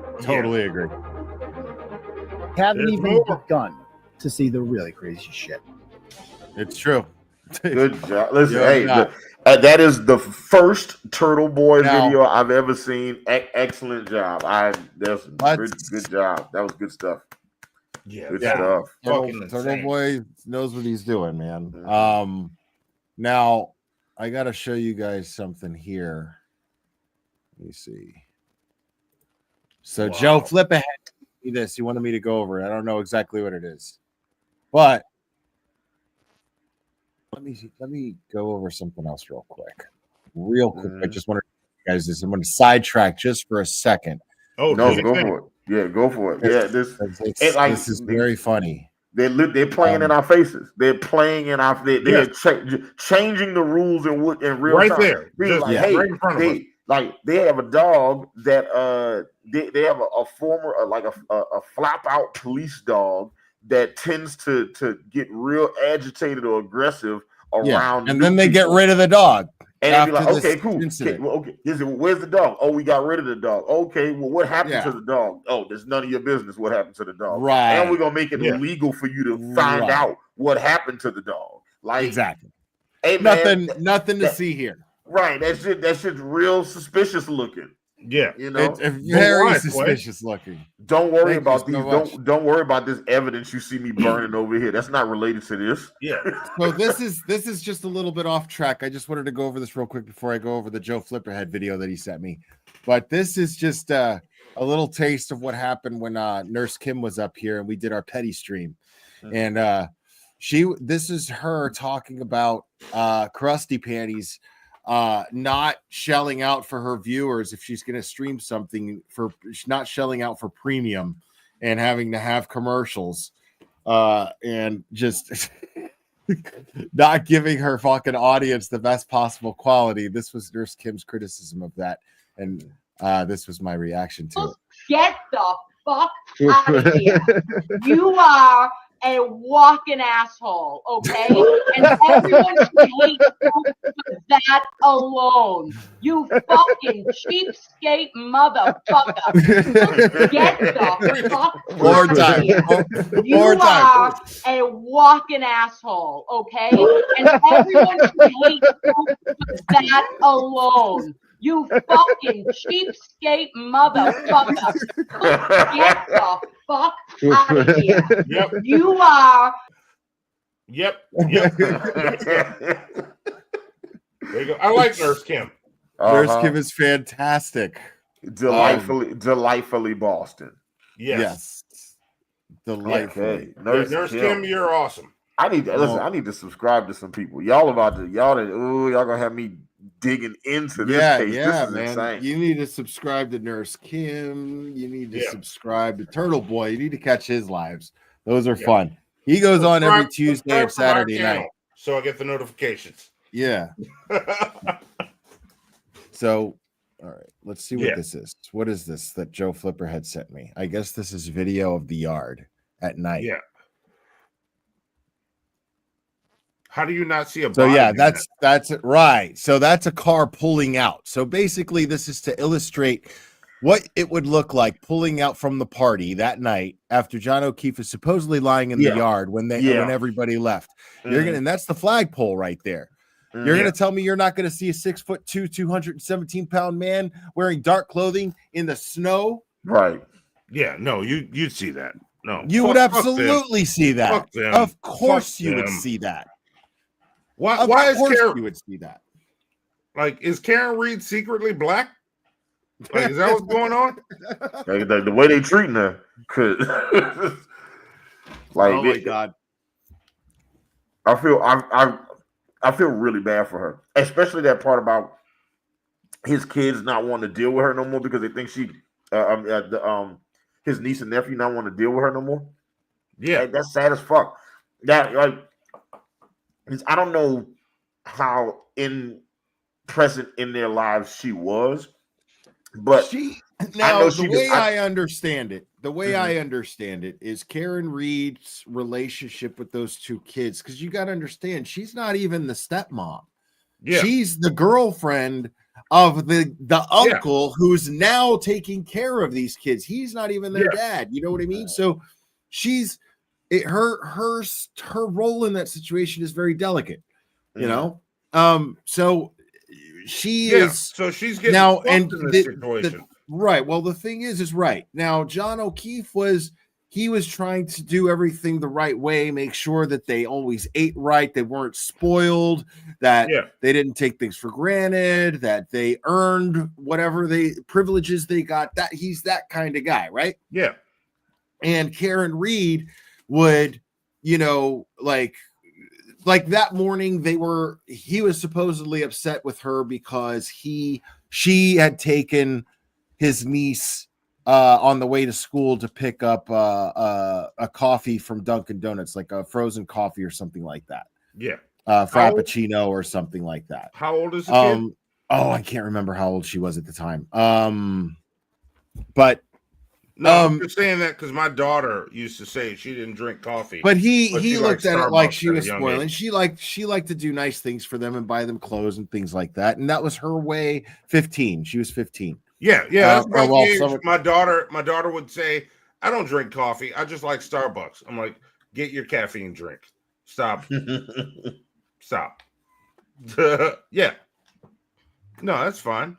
Yeah, I mean, so there were those kind of tips, you know, but nevertheless, they were a big deal because it was like these kids are in a very delicate situation. So even these things that are little tips in that situation, they're a little bit more amplified and a little bit more of a big deal than they normally would in any regular family. You know what I mean? Yeah. So that's the issue there. I'm looking at all that shit as what it is. Like, we still got a little time. Let me see if I can pull up. I do want you guys to see a Microdots video before we end this. Because yes, you guys will enjoy him a lot. He's just the nicest guy too. When you meet him in person, it's just really funny because he's like, they've been saying Microdots since the first time, and we're doing this again because now because there's so much story. Let's get this. Let's start getting this because I think what I'm going to do. My strategy here is to get you guys hooked to come back another time. So what I'm going to start doing is explaining the Brian Higgins thing. Okay. So Brian Higgins thing. Brian Higgins is an ATF officer and he's good friends with Brian Albert, right? Okay. So he's an ATF agent. He's a federal agent. Good friends with Brian Albert. Now they supposedly went up to New York the night of the murder. Earlier that night, they went up to New York for another cop's funeral. Yeah. And they came back together, and then they all met up at the Waterfall, right? Yeah. Now, Karen has a bit of a history with Brian Higgins. Yeah. Okay. Karen was texting Brian Higgins, and this comes out later on in the trial. Okay. Actually, let me see if I can. Let's just do this. Where did I? Okay, let me just type it in.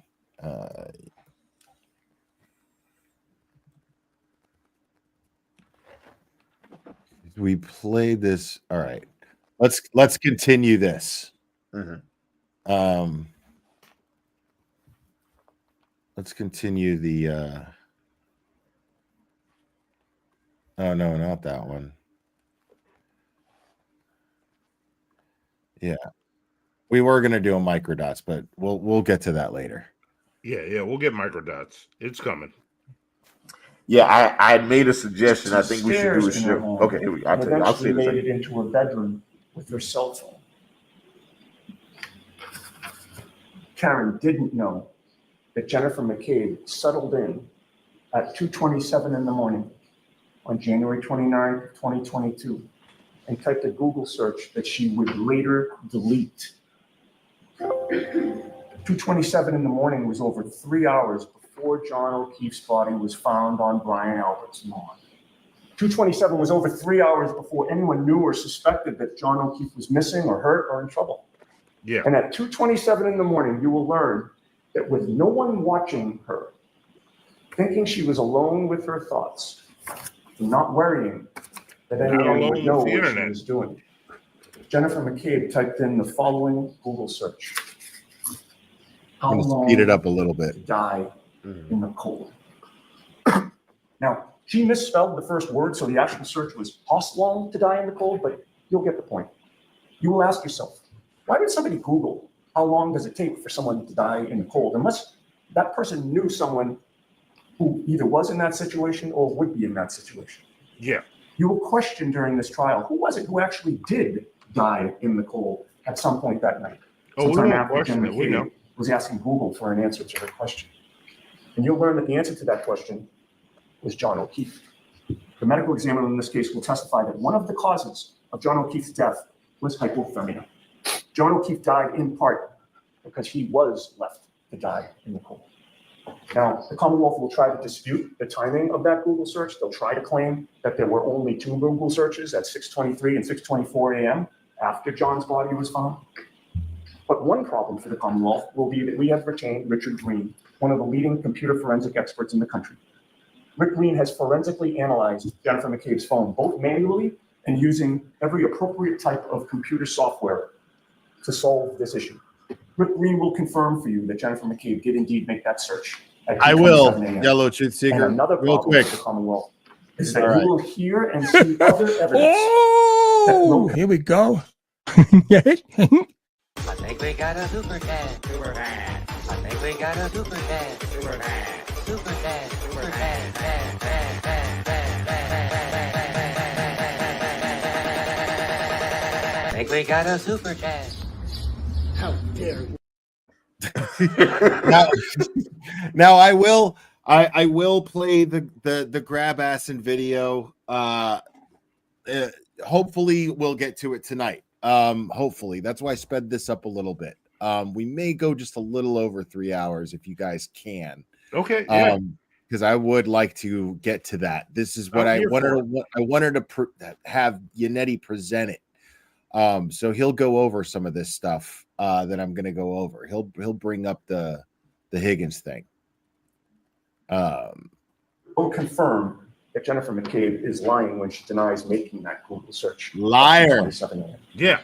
Lies. You will conclude that before she went to bed, if she went to bed that night, Jennifer McCabe wanted to know just how long it would take for someone to die in the cold. She was Janet And the Jackson. big question in this trial Get no will sleep. be, when was John O'Keefe left to die in the cold?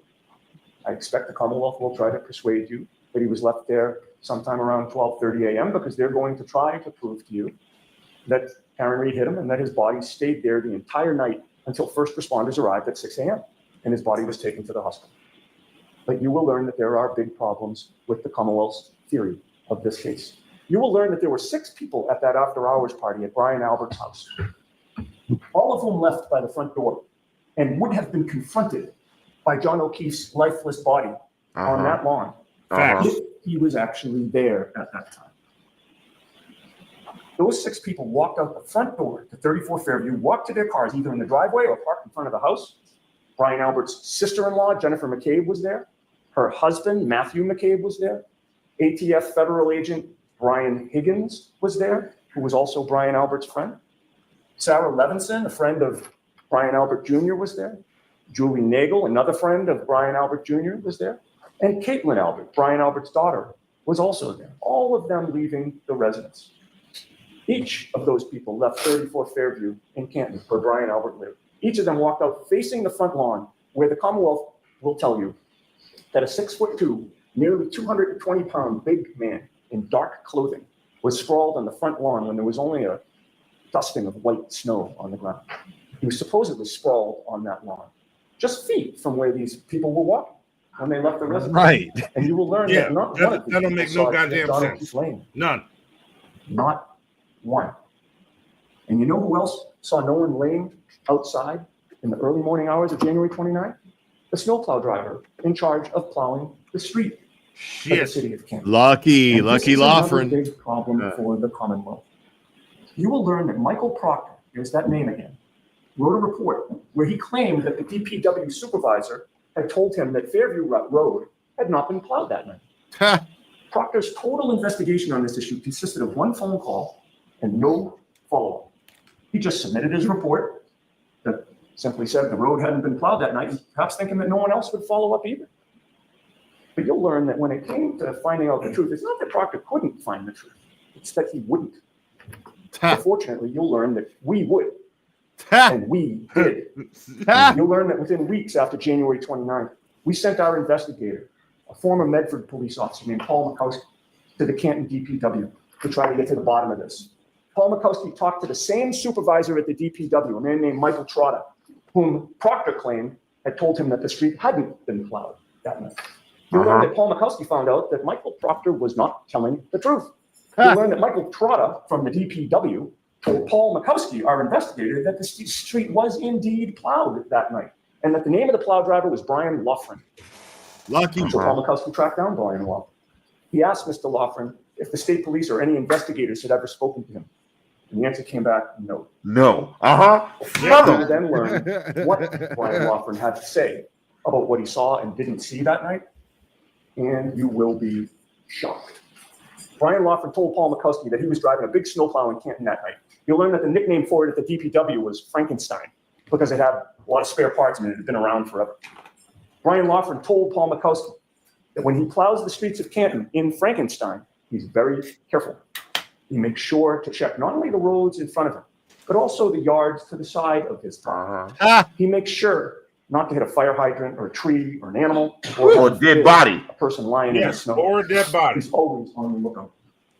You'll learn that Brian Laughlin passed by 34 Fairview in his plow, traveling right by Brian Albert's front lawn at 2:30 in the morning. You'll learn that Brian Laughlin confirms that at about 2:30, when he went by that house, John O'Keefe was not on that front lawn. So you'll learn that about 2 hours after the Commonwealth claims that Karen Reed somehow incapacitated John O'Keefe, an eyewitness confirms that not only could it not have happened, but it didn't happen. But you'll learn that Brian Laughlin also provides some other troubling testimony for the Commonwealth. You'll learn that after making that pass at 2:30 in the morning and seeing no body, he showed up again at the entrance to Fairview Road, intending to make another pass down it with his plow. This time, however, at about 3:30 in the morning, he looked down the street and he saw that parked right next to Brian Albert's front lawn, right in the very area where John O'Keefe's body was later found at 6 a.m., Brian Laughlin saw a Ford Edge parked on the side of the road. You will learn that the police have done zero investigation to discover whose Ford Edge that was. I'm sure that's going to come into play. The Albert family. Now, this is really important what he says. Yes.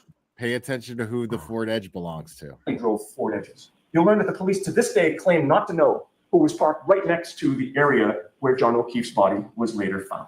You will learn that while investigators on this case, including Michael Prock, completely ignored the snowplow driver who went right by the Albert residence, the defense not only tracked him down and interviewed him, but the plow driver actually took our investigator on a ride back past the residence to explain the precise route that he had taken on January 29th. Yeah, that's a common theory as well. A lot of people think that the original plan was to blame Lucky Loughran for the for hitting John O'Keefe. But when Jen McCabe saw the opportunity to say, "Hey, no, like Karen Reed doesn't even know whether or not she hit him. We'll just say that she did." Right. She like I think we can make the case that she's so fucked up right now that she wouldn't remember it or not. Plus, they if she had any insight that they may have argued that night or that he might have he might have felt annoyed with her in that moment. That she saw an opportunity. Or at least that's what it's looking like right now. Right. That's what I see. That's what I see. That's what they did to her. And not knowing that any of the shit they got into that night, she ain't gonna kill him over that, because that tells me the path of that whole relationship. Right. She's not killing him. Right. Yeah, like just because they had an argument doesn't mean that she fucking murdered him. He's gonna tell us who the Ford Edge belongs to? I'm not sure now, but possibly. Are you gonna tell us, or do we have to wait till next time? No. The Ford Edge supposedly, as I understand it, was there was a Ford Edge supposedly registered in one of the Albert's names, and Colin Albert was supposedly driving it. Yeah. Yeah. So that's the, hold on, let me drop this real quick. That's what I was anticipating you were going to say. Yes, pretty much. So I just pinned Hannibal and Monty's link to the top of the chat. Stop what you're doing and subscribe to Hannibal and Monty right now. Yes, please subscribe. December's going to be a light month for us for live shows, but January we're coming in and hitting hard. Yes. Yeah.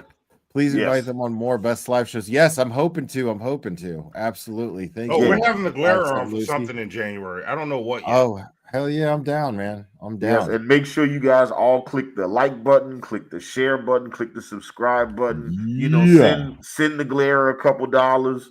We never do that. Like if whatever they can do, they the can glare doesn't do that. We'll do it on his behalf. Don't even do. No, and no, exactly, for real. But make sure you like. They've been incredibly generous already. Yeah, like and share, because the YouTube is doing this weird thing in the last year or so, where like sometimes your favorite content creators will go live, and you might not be getting notifications that they're going live. So and they unsubscribe for you. It's weird. They unsubscribe people. Yes, they do. So always double check and make sure you're subscribed. So making sure that when you guys click the like button and when you click the subscribe button and any type of engagement you make, leaving comments after the episodes are over, what it means is the algorithm is learning that this audience likes this content and we need to suggest it to more people. So it'll make sure that more of the Glera subscribers get the notifications when he goes live.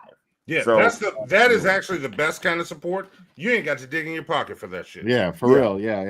That's more than I mean, what we're trying to do is make people more aware, get mainstream media to start covering this case responsibly. Yep. Turtle Boy should not be the only person out there reporting the truth on this. Yes. So you'll learn that some other curious things were going on in the early morning hours of January 29th.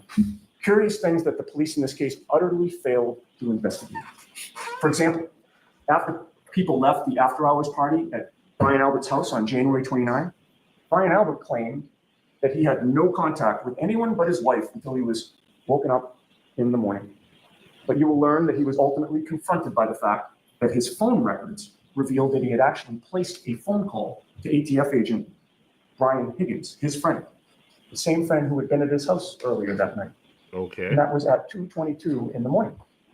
You'll learn that Brian Higgins called him back 17 seconds later, and they connected for 22 seconds on their cell phones. You'll be asked to consider just how long 22 seconds is and what could be said and discussed during that long of a phone call. You will consider that phone call in the context of the other curious things that were going on during the early morning hours of January 29th. You will learn about the following in chronological order. 2:12 a.m., Jennifer McCabe arrives at her home. 2:22 a.m., Brian Albert calls Brian Higgins. 2:22 a.m., 17 seconds later, Higgins calls him back. And Brian Albert and Brian Higgins are on the phone together for 22 seconds. 2:23 a.m., Jennifer McCabe climbs the stairs to her bedroom. 2:27 a.m., Jennifer McCabe searches on Google how long to die in the cold. Think about that. 2:30 a.m. Yeah, no, I'm processing. Think about that. Fuck. There was no body on Brian Albert's front lawn.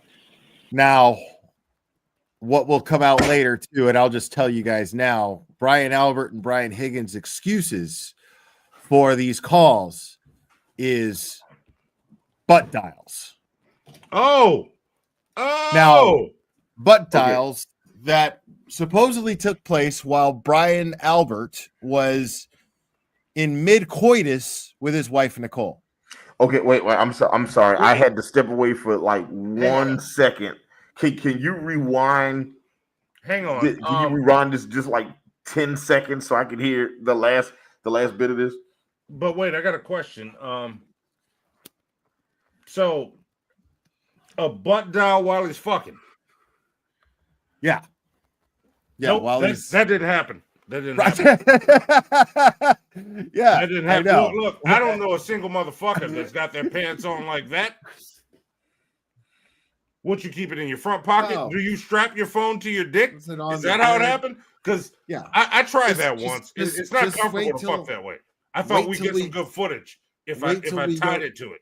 Wait till we go over Brian Albert's testimony.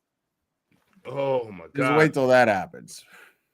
3:30 a.m., Brian Laughlin confirms that a Ford Edge was parked right where John O'Keefe's body was later found.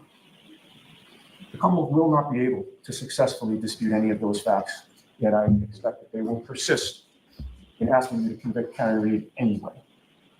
You will learn that there are other major problems with the Commonwealth's theory. You'll learn that when John O'Keefe was found, he did not look like he had been hit by a car. You'll learn that he looked to have been attacked and beaten up. You'll learn that John O'Keefe was a large 6'2" man who, if positioned behind a Lexus SUV, would have had his torso completely exposed to the rear of that vehicle, including to the taillight. Eventually, I will, no Laura. part of his Thank torso you. was injured. There was no bruising, no ridges, no scratches, no punctures. Nothing. You'll learn that his chest and hips and legs were pristine, despite the Commonwealth's contention that he was hit by a 6,000-pound vehicle. The evidence will show that what was not pristine was his right arm. You will take one look at that arm, and you will conclude that a car did not cause those injuries. Nope. The injuries to John O'Keefe's arm appear to be consistent with scratch marks and claw marks, marks that make it look as though an animal had attacked his arm. But you won't have to rely just on your common sense when you look at those photos. You'll hear from an expert forensic pathologist who is world-renowned, who has personally conducted thousands of autopsies. And he will testify that those marks are consistent with scratch and claw marks and bite marks from an animal. Come on. A German Shepherd. What are we Yeah. doing here? On January 29th. And not just him, another expert will too, who literally wrote a book on police dog bites. Yeah. And she has one of the most impressive resumes I've ever heard. When Alan Jackson introduces her, it's insane. It goes on and on and on and on. Like this woman just got degrees for the fuck of it. It was insane. Like, bro, 2022. No. Brian Albert's family dog, Chloe, was a German Shepherd. You'll learn that Brian Albert has admitted that this dog is not good around strangers. You'll learn that on January 29th of 2022, John O'Keefe would have been a stranger to that dog. And you'll learn that Chloe had been the beloved yes, Dr. Marie Russell is her name. family dog for the Alberts for 7 years. The Albert family loved Chloe. But strangely, as we discuss this dog today, the Albert family doesn't have its beloved Chloe anymore. You'll learn that Brian Albert was called to testify before the grand jury regarding this matter in April of 2022, and that he did testify about his German Shepherd, Chloe, during that grand jury testimony. And you'll learn that not long after that testimony, Brian Albert and his family rehomed their beloved family dog. Rehomed. They gave away their family dog. And Chloe, the German Shepherd, is therefore now gone. Now, the Commonwealth will try to take your attention away from all of these troubling facts and try to persuade you not to consider their shocking lack of investigation of anyone else, not to consider John O'Keefe's injuries, not to consider the fact that multiple people left the residence and saw no body, not to consider the fact that the snowplow driver was specifically looking at 2:30 a.m. and there was no body there, not to consider the fact that two people in the house were communicating at 2:22 a.m. but denied speaking to each other for 22 seconds. Yeah. And not to consider the fact that Well, one of one their of them was fucking witnesses, and who was strapped the phone. also present at the home, was unusually curious at 2:27 a.m. You about how can't long touch it the would take answer button. for someone to die in the cold. The Commonwealth will instead try to persuade you that Karen Reed supposedly had a motive to kill John O'Keefe because they were not getting along. You'll hear about their trip to Aruba over New Year's Eve and that Karen was upset that John had been flirting with another woman. And you will hear that Karen considered exploring her options after that trip, which led her to a get-together at one point with ATF federal agent Brian Higgins, although that never... Now, that's important. Okay. This is why we're going to go a little longer tonight. went anywhere. But you'll also hear that in January of 2022, after the Aruba trip, and not long before January 28th and 29th, John O'Keefe was making long-term plans with Karen, including a family trip with her and the kids, and also another trip with Karen and another couple for months into the future. And you'll see video of how John and Karen were interacting on the night in question. You'll see for yourself how they looked at each other from the video at the Waterfall that night. Nobody who saw them that night saw anything wrong. There was nothing wrong. I mean, like any couples, occasionally they would bicker or disagree, but you will hear zero evidence of any domestic violence in that home whatsoever. John never raised a hand in anger toward Karen, and Karen never raised a hand in anger toward John. That simply wasn't who they are. You will conclude the notion that Karen Reed chose the start of a snowstorm to suddenly become violent out of the blue for the first time and intentionally kill her boyfriend by hitting him with her car and leaving him there with a house full of people inside is patently ridiculous. Oh, that's You insane. will also learn that what's not ridiculous is that someone, not Karen Reed, ambushed John O'Keefe. Somebody probably didn't mean to kill him, but somebody went too far. You'll learn that Trooper Proctor failed to investigate motives that other people had to harm John O'Keefe. You'll learn that Proctor failed to investigate anything or anyone who was in the Albert residence that night. You'll learn that he failed to investigate the antagonistic relationship between members of the Albert family and John O'Keefe. You'll learn that apparently nobody investigates the Albert family of Canton. Remember, on day one, Trooper Proctor was asked whether the homeowner, Brian Albert, would catch a lot of grief. And Trooper Proctor himself said it. Nope. Homeowner's a Boston cop too. Wow. Yeah. So folks, the trial is now about to start and the witnesses are about to start testifying. On behalf of Karen Reed, I ask that you do two things during this trial. First, I ask that you pay attention to all of the evidence. The way trials work, the prosecution gets to present its case first. They conduct their direct examinations first. So we respectfully ask that you wait for us. We will get to cross-examine their witnesses. Wait for and us. we will find that cross-examination is the key that unlocks the truth. That was the line. Yeah. I'm glad that you did. No, I hear that. Second, I ask that you keep your eye on the ball. You have one job and one job only to do during this trial. And that job, quite frankly, is not to solve this case. Your only job during this trial is to determine whether the Commonwealth, the prosecution, has proven to you each and every element of the crimes they have charged, beyond a reasonable doubt, to a moral certainty. That's right. The prosecution will fail to prove this case to a moral certainty. They will fail to prove this case. And they beyond did reasonable fail. doubt. You will reasonably doubt their case because their theory of the case does not make sense. You Yeah, will none of it reasonably makes doubt sense. their case because Karen Reed was framed, and the evidence shows that, despite the fact that the police never ever investigated that angle of this case at all. Because the prosecution will not prove their case beyond a reasonable doubt through a moral certainty, we will stand before you again at the end of this trial and ask that you find Karen Reed not guilty. Yeah, good Nice. job. Preach. Good Now- job. He Preach. killed that shit. Yeah. Yeah. Shit, I might need him for my next case. Yeah. It's insane. Fuck. Like how any of this? How is any of this happening? Because when you're in a position of power where you can manipulate the system, right? Matter of fact, there's actually New Year's Eve. No, you know what? I'll save that one. I'll save. I'll save I just that. want to ask real quick. We're sure Karen Reed's not black like Logic, at least.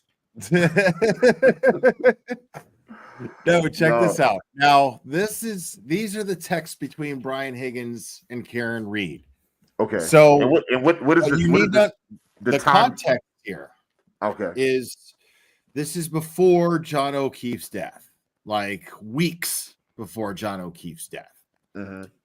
So, after this Aruba trip that takes place, supposedly during this Aruba trip, John O'Keefe was caught by Karen Reed flirting with another girl, and some say there was a kiss, or she thought there was a kiss. Yeah.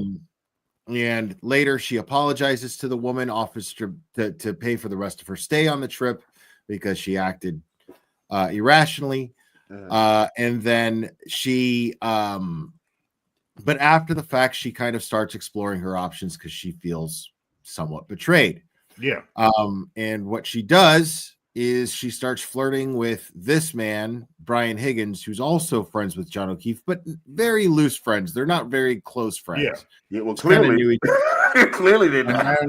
She got a hold of his number, and I'll let you guys determine what you think here. All right. Okay. Now, we're not going to go over this whole video because it's an hour long, but the text messages, this is him on the stand and them going over the text messages. Okay. Okay. I'm in the blue bubbles. Did you try those Smirnoff screwdrivers? I stopped at the Hilly for one last night. I said, haha, how did you get my digits? Defendant responded, the Melissa and Lito show. I said, haha, I thought you creeped John's phone. I said, haha, again. Defendant responded, no way. I was the last person in Greater Canton who didn't have your number. I think even Kerry has it. I responded, what, with a bunch of question marks? I said, I just don't give my personal number out to anyone. How would Kerry have my number with a bunch of question mark? And the defendant responded, Melissa had it. Now, as far as in those communications, the reference the defendant makes to the Melissa and Lito show, do you know what that means? The two individuals that I also know from the hillside.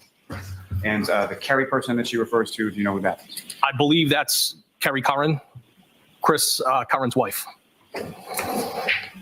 Okay. Yeah, those names are pretty irrelevant. What matters here is the context of the text messages here. Okay. Yeah. Because in my opinion, it shows motive, but not necessarily where you would immediately think. If I could direct your attention to page 9. And let's go and find that page 9. And again, sir, if you could read from page 9 as far as that conversation goes, it just indicates whom is speaking at different points. Okay, so the defendant said, I'd prefer a weed whacker. I responded, that's the thing about nicknames. Defendant said, we were tossing around the idea of a short vacay with the current show, wanted to see if you were game. I responded, you don't have a say. And I believe I was referring to nicknames. And I said, vacation where? Defendant responded, I know. They need to happen organically. I'm the queen of nicknames. Was just going to rent a beach house in, I believe it was supposed to say Fort Lauderdale. It's abbreviated. Something quick and easy. I said, Defendant responded, I'm the queen of vacays too. Always a good time. I responded, I'm going to Nashville next month, 19th to 21st for a benefit. One of our guys got shot in the head. You guys should come. And as far as either one of those trips that you were discussing, do you recall any further discussion? Yeah, you guys are picking up what's getting put down there. or any going on any of those trips? You guys Well, are no. I mean, I definitely went to Nashville for that You guys are no slouches. benefit for one of my coworkers. There may have been more conversation about the Florida trip, but I can't specifically recall it. Now, sir, if I could direct your attention to page 16, Ms. Tillman, if I could have that.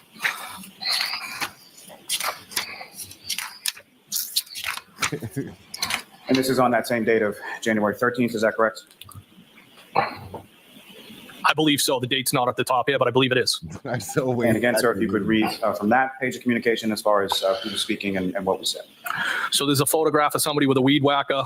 The defendant said, "No, you're not a creep." I said, "Nope." She said, "You're kind of a loner," which I used to be. I responded, "No, not really. I have a ton of buddies, but I only let a handful of friends in that I'm tight with. So you think you got me figured out?" And then I typed "circle of trust" in quotes. Wow. Wow. And sir, if I could direct your attention to the next page, number 17. Real smooth there. Wow. It gets better. It's like, so what do you like to do for fun? What do you mean what I like to do for friggin' fun? I'm always at friggin' work. What's wrong with you, dumb bitch? It's like, what I say, bro, you got the wrong energy, man. It gets better. My man is misreading the shit out of this room. Yes, he is. He is absolutely yes. Yeah. And again, sir, if you could read from page 17 as far as what is said and who is talking. So the defendant said, "Yeah." Now, I said, it should be noted that when this was happening in real time, I was streaming this live, and I had Turtle Boy up here with me. Yeah. And we were blown away at the lack of game this guy has. Oh, he's got zero. Zero. We were like, Jesus, dude. Like, and watching you guys react right now is fucking gold to me, bro. Because it's the same shit. She keeps nudging doors open, and he just won't walk in. You haven't even He just won't walk in. Said loner, not loser. I assume you know a lot of people. PPL, people abbreviated. You never really can figure anyone out completely. Your dad died when you were young, and I responded, he died in March of 2020. Wow. I'm so not a loser. You won't figure me out. LOL. Wow. Defendant responded, no one is a loser. I just didn't mean loner to imply friendless. I'm sorry that's recent. It wasn't COVID, was it? I responded, cancer. Defendant responded, I know you date girls who don't lock the house behind them, and you are private and observant. I'm sorry, what kind? I responded, long brain, kidney, and pelvis. How do you know all these things? LOL. If I could turn your attention to the next page. Yeah, it's a little painful. And again, sir, if you could read from that. In the blue bubbles is me. I said, you're funny. Defendant responded, yikes. Wow, that's rough. Jesus, I'm sorry. We chat a lot at the hillside. I responded, don't be sorry. Life is hard sometimes. I always figure it out. And then I said, who chats? ? Defendant responded, life is hard, but losing people is the hardest. So I'm sorry. We chat. I responded, that's all you got? We chat? Sure, you're from Brockton. Spit it out. Defendant responded, you and I chatted about the girl who kept forgetting to lock the door. I said, oh, she has been out of play like for 3 months now. And then I believe it starts to say out of rotation, ? And then, sir, if I could direct your attention to page 20. Wow, bro. And again, sir, if you could read from that. I'm in the blue bubbles again. I said, I just got a Saturday invite. The defendant said, did you say yes? ? I said, not yet, with a bunch of periods, but did respond. Defendant said, what did you say, Mr. Elusive? I responded, no, I just don't want to intrude on your couple's night. Haha, I'm shy. The defendant responded, we prefer to hang out with non-couples. Bob Gallery is probably coming too, solo. We'll probably do cards or something at some point. I'm inviting you. And I said, haha. Okay, and real quick, what is the timeline that this is happening in? I can't remember. I believe I went over these in detail too. I believe just a couple of weeks It was like I think 3 weeks before the murder. Oh, before. Okay. Gotcha. Yeah, Okay. yeah. You had gone over to the home at some point for the Patriot game? Yes. And if I could direct your attention to the next page, page 21. Okay. About 3 weeks. Thank you. Yes. Well, And they again, if you end could, read from 2 that. weeks The defendant said, before John died. John said Brian's being wishy-washy now, in quotes. I responded, haha, did you tell him you texted me? The defendant responded, no. And then I gave a thumbs up. Then I said, you cranky now, question mark. Defendant said, haha, no, just stop being so anti-couples. Most couples don't even like each other. I said, name a few. Defendant said, name a few. I don't know. All of them. Bro. Question mark. They all want to hang out with single people. And then I said, Wow. Okay. Thank you. Sir, if I could direct your attention to page 26. So he was trying to flirt with her, but he's just bad at it. Okay.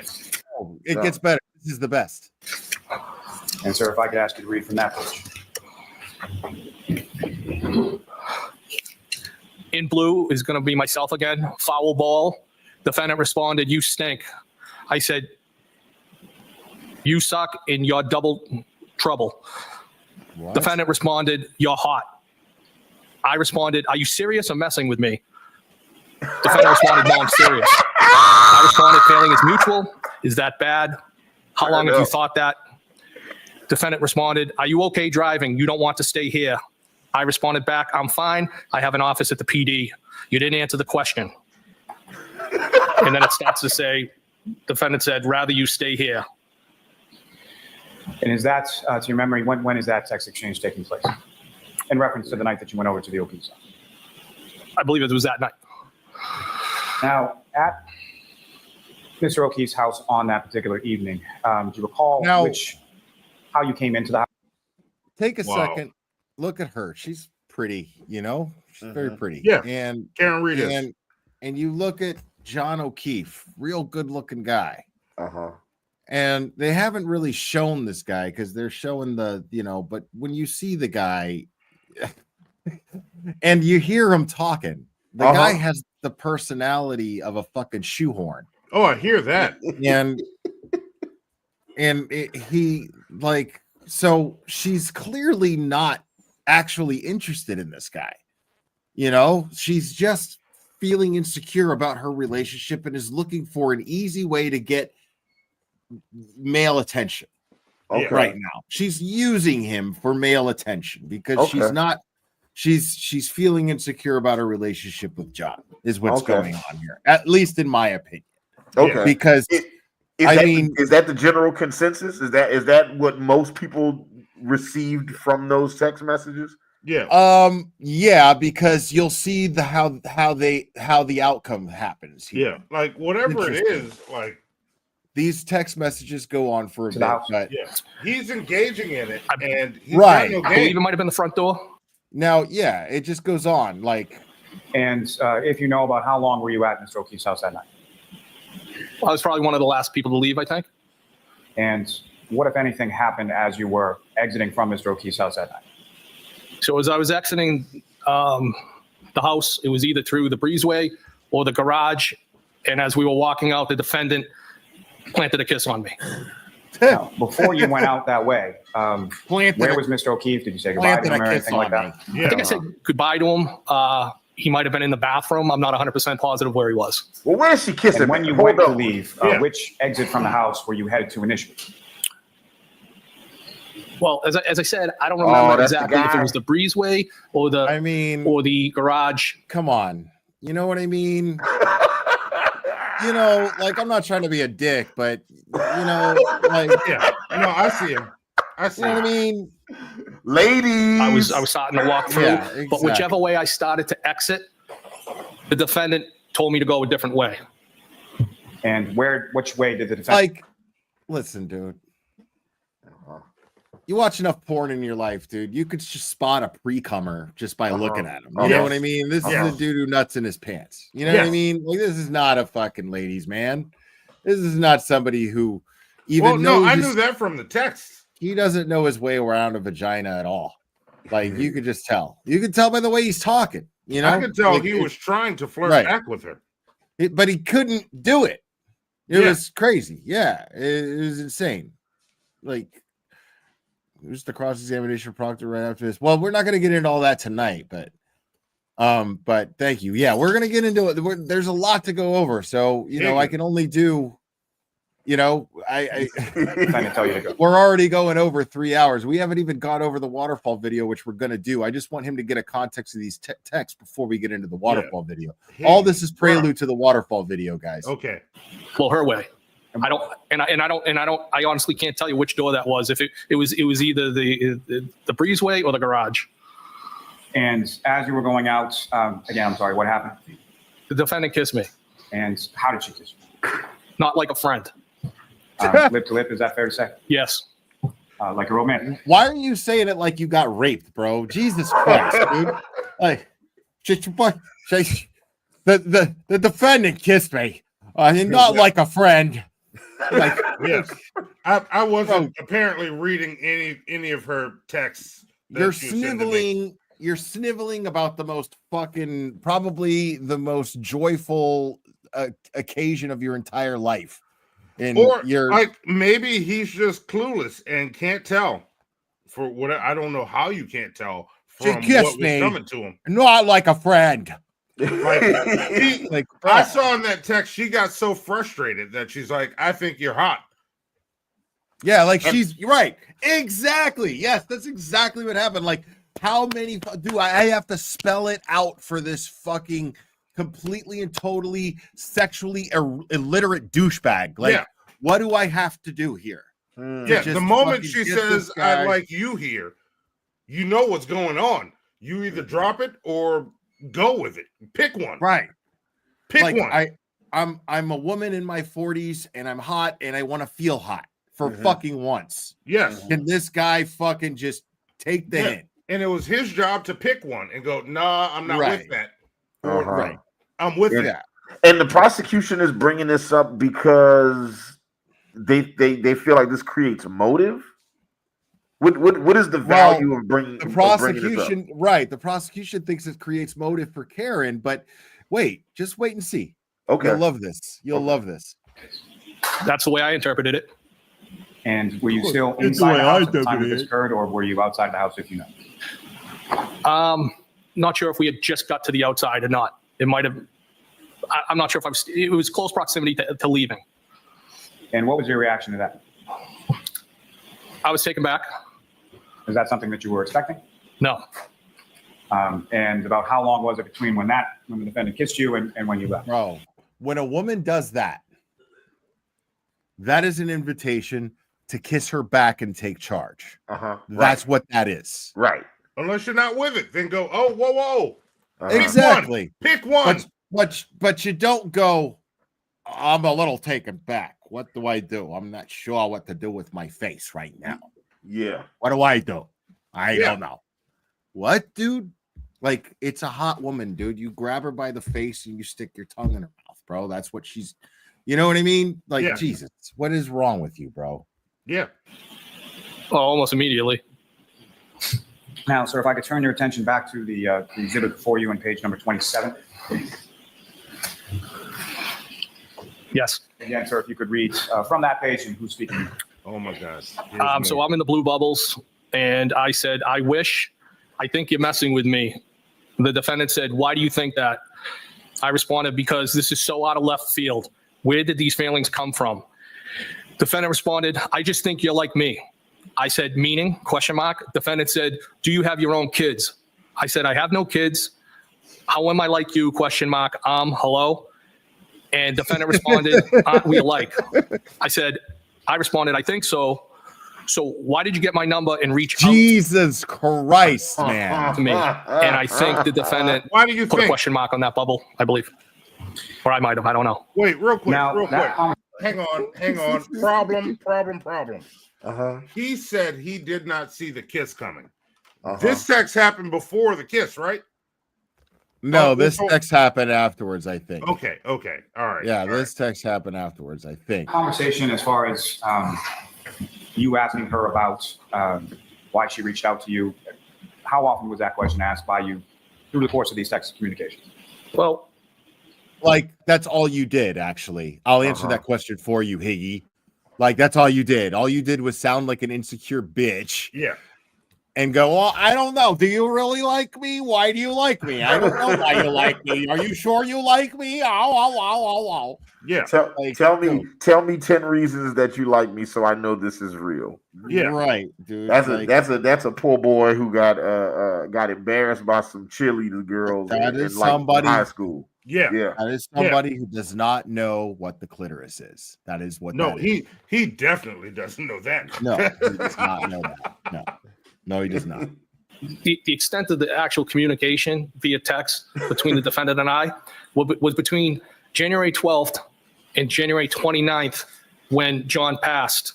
On the 28th and 29th, the 28th, I sent a text, as we spoke about before when we were at the Waterfall. That text didn't respond.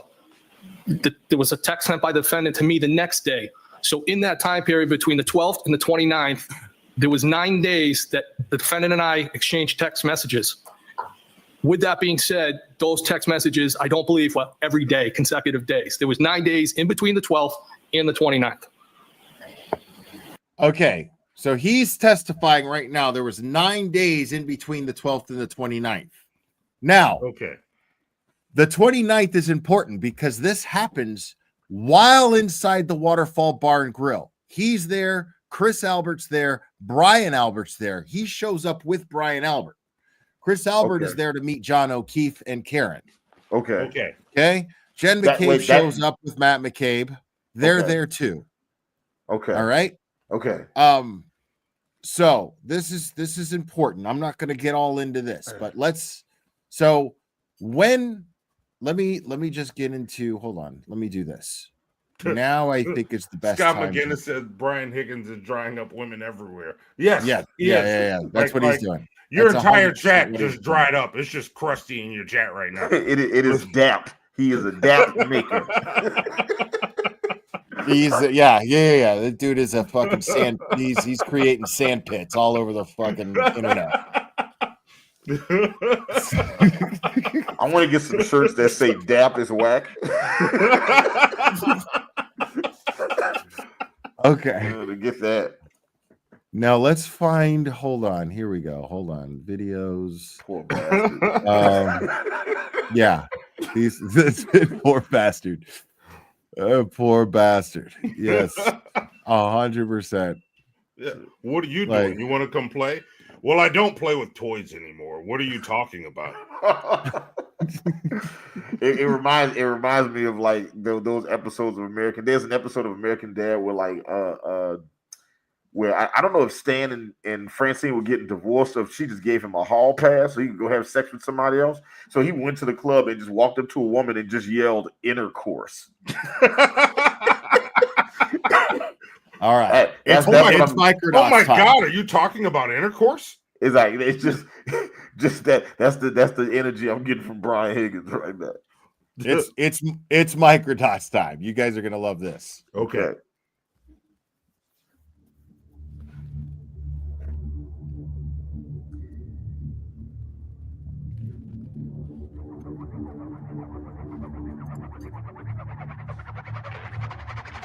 Just a little while, buddy. Just a little while. Let's talk for a second about what actually happened in the time leading up to everyone going to 34 Fairview. Brian Albert, Brian Higgins show up drunk at the Waterfall. They've been drinking in the afternoon.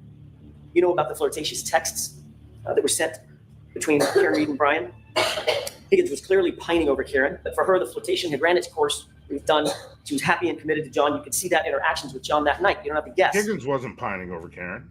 Brian Higgins sees Karen Reed enter the bar. I didn't know she or John. He was, though. All right. He just didn't have any game. Right. All right. Fair, he was. Fair. I think he realized after he fucked it up that he fucked it up. You know, like that was when he went back and read it. You know what happened? He showed his phone. He showed his friggin' phone to somebody. They read the messages and they was like, "You idiot." Right. Oh, yeah. I love that you just fucking said that. And that person is Brian Albert. Pay attention. John O'Keefe would even be there. I love that his attention is quickly turned to John O'Keefe approaching. There's John John greets him O'Keefe with a warm embrace. That's John hugging. Right. And this is the Waterfall Bar and Grill. This is just before, this is 10:54 p.m. This is only about an hour and a half before, well, 2 hours. God. Yeah, before it's just wild just thinking like at like 10:54, like John O'Keefe would be he's dead about to die in 3 or 4 hours from now. Yeah. Right. Now pay close attention. He gives Brian Higgins a hug here. First person he greets. Okay. Then does the same with Brian Albert. Brian Albert and John show affection by patting each other's backs. Brian Higgins leans in, asking John where they're coming from. John points, indicating they were across the street at C.F. McCarthy's. John sees Karina Kolokithis, prompting him to walk over and say hello with a hug. He also says hello to Nick Kolokithis, and then John walks further towards the bar to greet Matt McCabe. Brian Albert whispers something into Higgins' ear. Higgins smiles back, amused, then glances at John, indicating he is the subject of their conversation. Higgins comments back to Brian Albert, and Brian Albert responds with another whisper.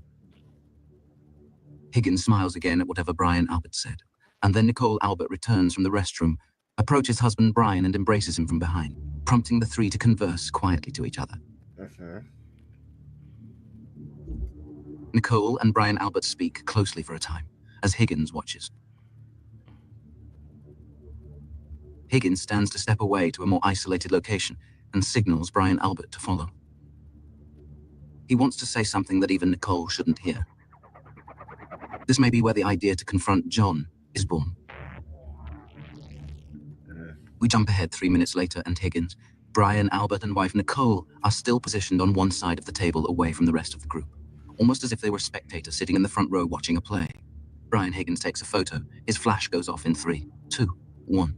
He appears to have pointed the camera through the gap between Brian and Nicole Albert's backs, across the table, and taken a photo in the direction Karen Reed was standing. We know this because we then see her return, walking from that area back to John's side. John puts his arm around her and she speaks to Karina and Nick Kolokithis. Now they're getting along. Yeah. They're having a nice time. John and Karen. Yeah. We continue to see a series of flashes happening on the far side of the table, indicating photos are being taken by the group. Higgins appears to be posing for one between Brian and Nicole. None entered into evidence. Caitlin Albert sits here. Why weren't those entered into evidence? Albert stands here at the left end of the high top. The clock strikes 11 p.m. And 32 minutes later, Higgins, feeling completely ignored, sends a text message to Karen. When you texted her, well, at Waterfall, she ignored that text too, correct? Well, that was the only text I sent that night to her, yes. Okay. She did sent at 11:32 p.m. He sent a text to her. She ghosted him. Okay. He sent her a text. I can't remember what it said. 9 days earlier, she never responded. Yeah. Dead silence. No texting. Then they're at the Waterfall Bar and Grill together by chance. Yeah. Okay. He sees her. He texts her with well. Wow. This guy's great game is amazing, right? The best game I've ever seen in my life. Yeah. Thank you, Kayla Jones. Thank you very much. Kayla Jones says we're a favorite guest on the show. Let's get a clues ball for Kayla Jones here. There we go. Oh yeah. Yeah, so he says, well, now pay attention. This is Jackson cross-examining Higgins on the stand. She didn't respond. That wasn't my question. My question is she ignored the text, right? Well, I don't know. I don't know what her mindset was. If she purposely ignored the text. Look at Jackson laughing. She didn't see it. I don't know. I didn't read into it. Did she ignore the text, Mr. Higgins? I don't know. Did she respond to the text? She did not respond. We jump ahead. So she ignored the text. Higgins checked his phone, growing frustrated that Karen has not responded to his desperate message. John glances at his phone as well to check the time. It's getting late and almost closing. Karen and Jen McCabe converse, appearing friendly and in good spirits. They laugh together. Karen initiates a group hug, putting her right arm around Matt McCabe and her left arm around Jen McCabe. John, however, seems to take a step back. The Bryans are heavily intoxicated and feeling aggressive. They have identified their adversary in John O'Keefe. Look at and are that. acting out their primal rage with a male see this display of shit? dominance, otherwise Wow. See this as shit? peacocking. Jen McCabe picks up on it, but unfortunately for Higgins, Karen has her back turned. He has absolutely no idea how to get the attention from her he so desperately desires. In fact, when he realizes that he's not in her field of view, he seems to end the display. For now. She actually positioned herself away from you at the other end of the table on the opposite side in the corner. Isn't that right?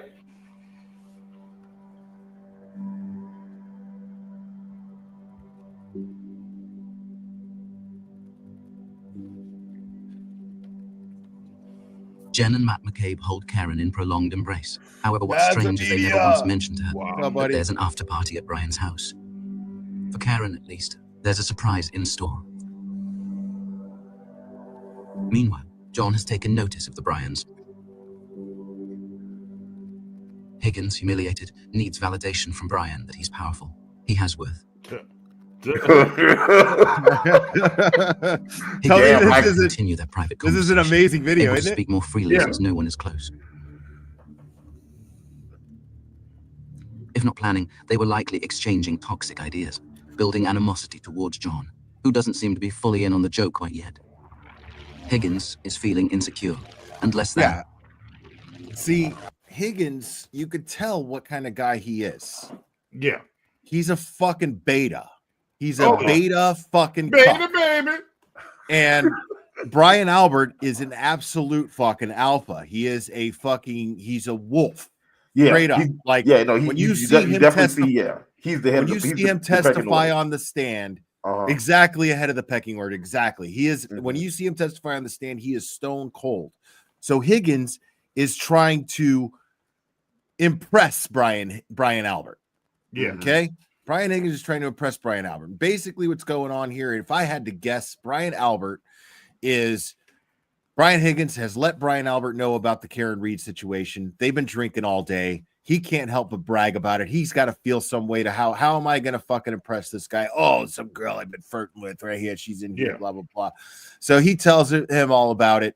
And then Brian Albert's basically like, if you're a fucking pussy, if you don't fucking walk out with that girl tonight, you're a fucking pussy. That's the kind of guy Brian Albert strikes me as. Okay. That I can see that. Definitely. Right. So this is what's happening right now. And that's why Brian Higgins ends up texting Karen, well. Yeah. Because big game now, right, and hence the peacocking, right? He's trying to look tough, and he's playing grab ass with Brian Albert, thinking that if she's watching him, like he's in fucking middle school. Yeah, he's even peacocking wrong because there's a way right. He's not even doing it right. Yeah. He's terrible. Speak to John and Karen, with Matt standing out of view to the far right.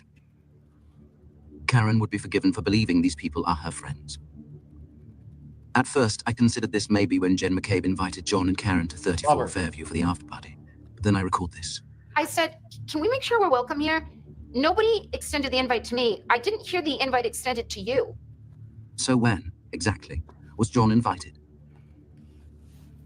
And for what purpose was he to be there? Here comes Chris Albert entering the vicinity of Brian and Higgins. Chris Albert. Now this gets interesting. All right. Karen chats with Brian and Chris Albert, but her eyes never find Higgins. Imagine the storm of emotions he must be weathering, standing just inches away from the woman who has consumed his thoughts for weeks. She's right there, so close, yet he is helplessly bound by his own fear, unable to utter a single word. There's nothing more excruciating than being invisible to the one you desire most. Karina has her jacket on. She says goodbye and hugs John for the last time.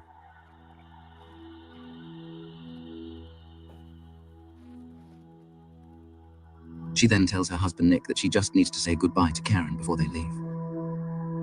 Higgins is frozen like a deer, hoping not to be noticed, his body oriented towards Brian Albert's back, staring blankly into the side of his head. Yeah. I've seen lame guys do that shit before.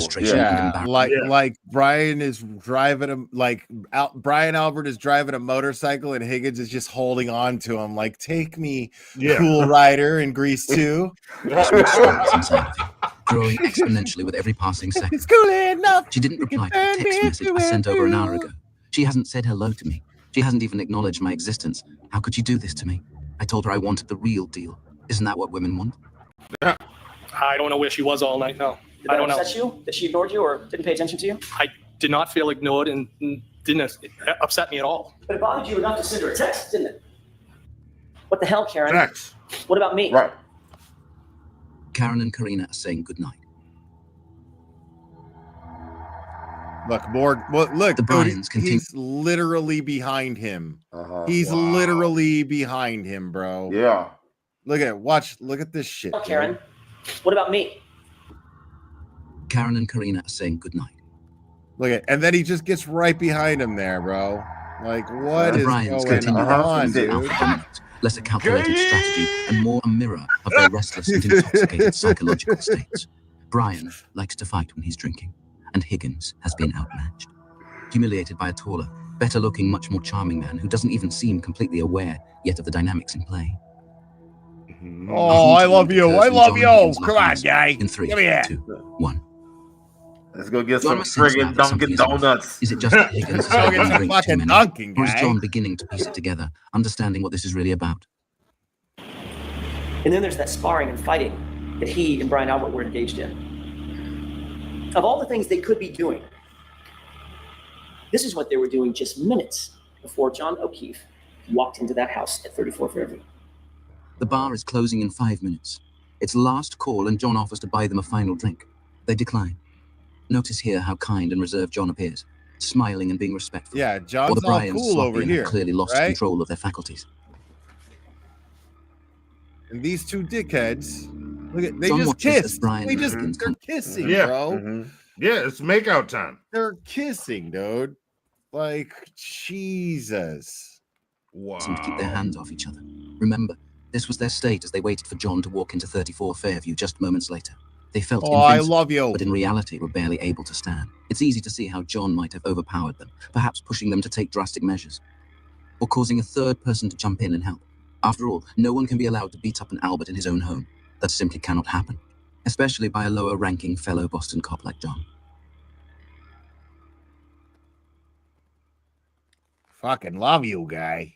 Come here. Chris Albert hugs Caitlin since he's not going to the after party with everyone else, and the rest of the Alberts Thank head you. towards the door, including Higgins. Now this gets pay close attention here. Pay close Chris attention. Albert forcibly grabbed You see that? Higgins by Chris Albert just grabbed Higgins by the hand. Look at this. Now, now John O'Keefe is still over here somewhere, right? Yeah. He's over here. Pay the close arm, attention right telling here. him to stop with the taunting. Higgins looks at Brian for the okay. Chris and Higgins look to Brian. It's fine. Brian allows Higgins to continue. Chris raises his arms and gestures that it's too out in the open, with people watching. Now, remember, Chris Albert, they're at the Waterfall Bar and Grill, right around the corner, just right, not even around the corner, right there is where D&E Pizza is. Yeah. Where he owns a pizza shop, right? So he's like, dude, not here. What are you doing? Yeah. This is crucial. Now, this is what, in my opinion, people need to be talking about the most. I'm glad that we got this. Is why we went overtime tonight, guys, because this to me is crucial evidence. And this part of the video was never presented in court, and nobody understands why. But pay close attention to what's going on here. Okay. But whatever Brian says goes, and Higgins continues. Now, Higgins makes 3 attempts to get John's attention. The first 2 times, John wasn't looking. The third time, Higgins waves his arms and yells. John gets the message and appears to acknowledge it. Yeah. I believe Higgins was yelling, "We need to have a talk. Go to Fairview." And you didn't say goodbye to John, right? I don't think I said goodbye to anybody. And you didn't talk to him. He's fucking lying Wow, because that's you a lie. see, right? You just saw this motherfucker motioning in an aggressive manner, like, "Yo, come outside," pointing at him, pointing out the door, saying, "Come outside, let's go." Yeah. Him about coming over to 34th Fairview. No. Brian Higgins, however, you can see in his actions, he wasn't quite so satisfied and he wasn't done. How would you describe sort of the general sort of tone or demeanor within the group at the Waterfall that night? It was fine. Everyone's just having a good time. No arguments, anything like that? No, not at all. Chris Albert knows exactly No, not at all. But he was physically, practically restraining Brian Higgins. Yeah. He was the one grabbing his arm and going, yo, knock that shit off. Yeah. What was said between Brian Albert, Higgins, and John. And interestingly enough, he decided to walk home instead of attending the after party with everyone else. Karen is still chatting with Karina and doesn't notice any of what had just transpired. Yeah. We jump ahead to 12:10, and it's time for everyone to leave the establishment. From what we can see, John has been standing alone, conversing with no one, since the outburst from Higgins 12 minutes ago. What was on his mind? What was he thinking about? That's when Jennifer McCabe went up to Karen and said, "You're coming with me." Like, and she like grabbed her, like she put her arm around her and she said in front of me, "Hey, you come with me. We're gonna, And Karen said, "Where are we going?" And Jen said, "It doesn't matter. It'll be a surprise." That's a neutral witness right there. Somebody who just happened to be there. She didn't go back to 34 Fairview. Yeah. She's testifying as to what she saw happen there at the Waterfall Bar and Grill. And she's testifying, and you're seeing the video camera footage of Jen McCabe putting her arm around Karen, and she's testifying that she heard her say, "Hey, come with me. Don't worry about it. It's a surprise." Yeah. That's not shady. Yeah. It's very sus. Right. Or a secret. Jen McCabe, Karina, and Karen Reed exit first. Chris knows Higgins and Brian stormed out. So what is he still doing here? Is he discussing it with John, coaxing him to go there and talk to them? Chris Albert heads to the men's room, using it before the walk home. John stands alone, with just Matt and Nick left chatting. See, what that looked like to me was Chris and John going, "What the fuck was that all about?" And Chris going, "I don't know, man. Blah, blah, blah." Yeah. Like, so friggin' Brian, he's a friggin' asshole when he gets a couple beers in him. I'm not 100% sure I agree with Microdots on that, because he's saying that Chris Albert's trying to coax him to go back to the house. Now that's possible and probably even likely. It could be, because maybe he's just trying to lure him the fuck away from as far away from D&E as possible. So, but it seems like I'm only basing my theory based on seeing him trying to calm things down. Yeah. And make it be like, yo, I don't want nothing to do with this shit. And the reason why I feel that way is because Chris Albert ends up walking home. He's like, I don't want nothing to do with nothing. He walks home in a blizzard, like when there's a blizzard coming. You know what I mean? He decides it's time to go and walks out of the Waterfall bar for the last time. Whatever John thought was up with the Bryans, he kept to himself. You texted John O'Keefe, "You coming here?" I did. And that had 3. Boom. Yep. So right after they walked out and they left, after he left in an aggressive manner, basically being pushed out the door. "Hey, come on. Let's go. Like, calm down. Let's go."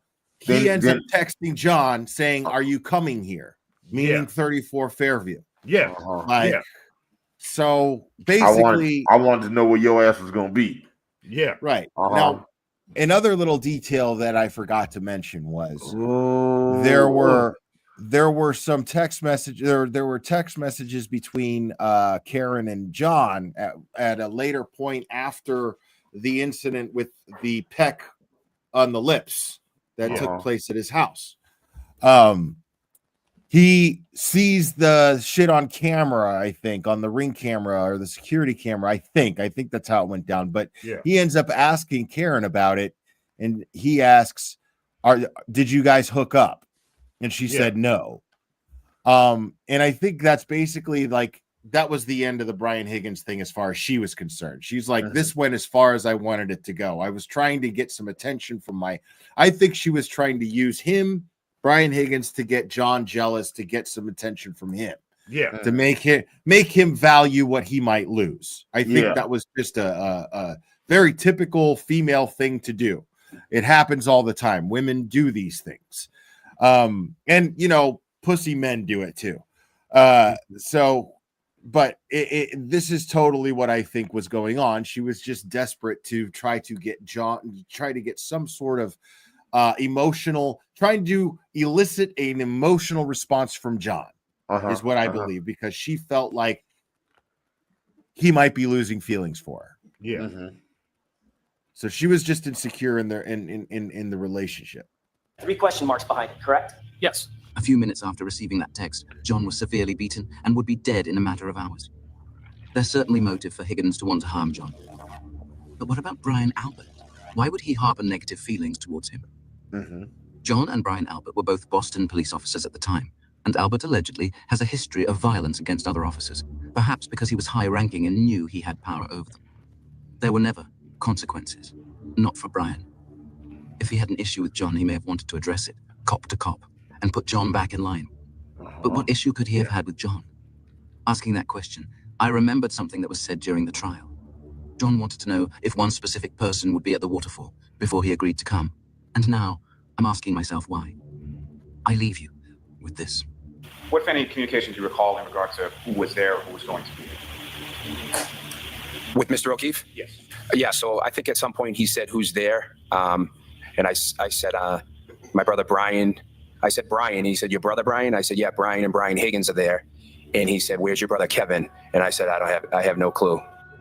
Was there tension in John's relationship with Kevin that could have upset the Alberts, requiring an intervention from Brian?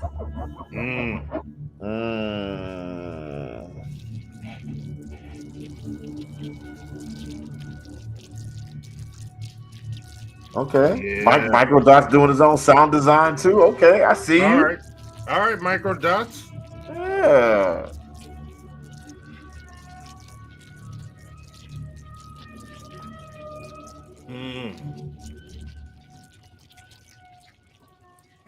No, that's a lot. Microdots is fucking brilliant. That's a lot. So now there's this whole nother perspective now. So you have Turtle Boy's theory, which is the Colin Albert theory, but now you're seeing the Brian Higgins theory. But already you have 2 people who were at the house, right? At 34 Fairview, that were at the house when John was there, who have more motive, arguably more motive than Karen Reed ever did. Oh, there's so much more motive. Right. So this is the first case, this trial, and I would urge you to watch the trial. This is the first case that I've ever seen where the prosecution is the ones deflecting and trying to get evidence suppressed from the jury being able to see it. That's not, it's the prosecution that's supposed to present the evidence. The defense was filing all these motions trying to present certain things, and the judge was blocking a lot of it. Like the fact that Michael Morrissey, the district attorney's office, is under federal investigation.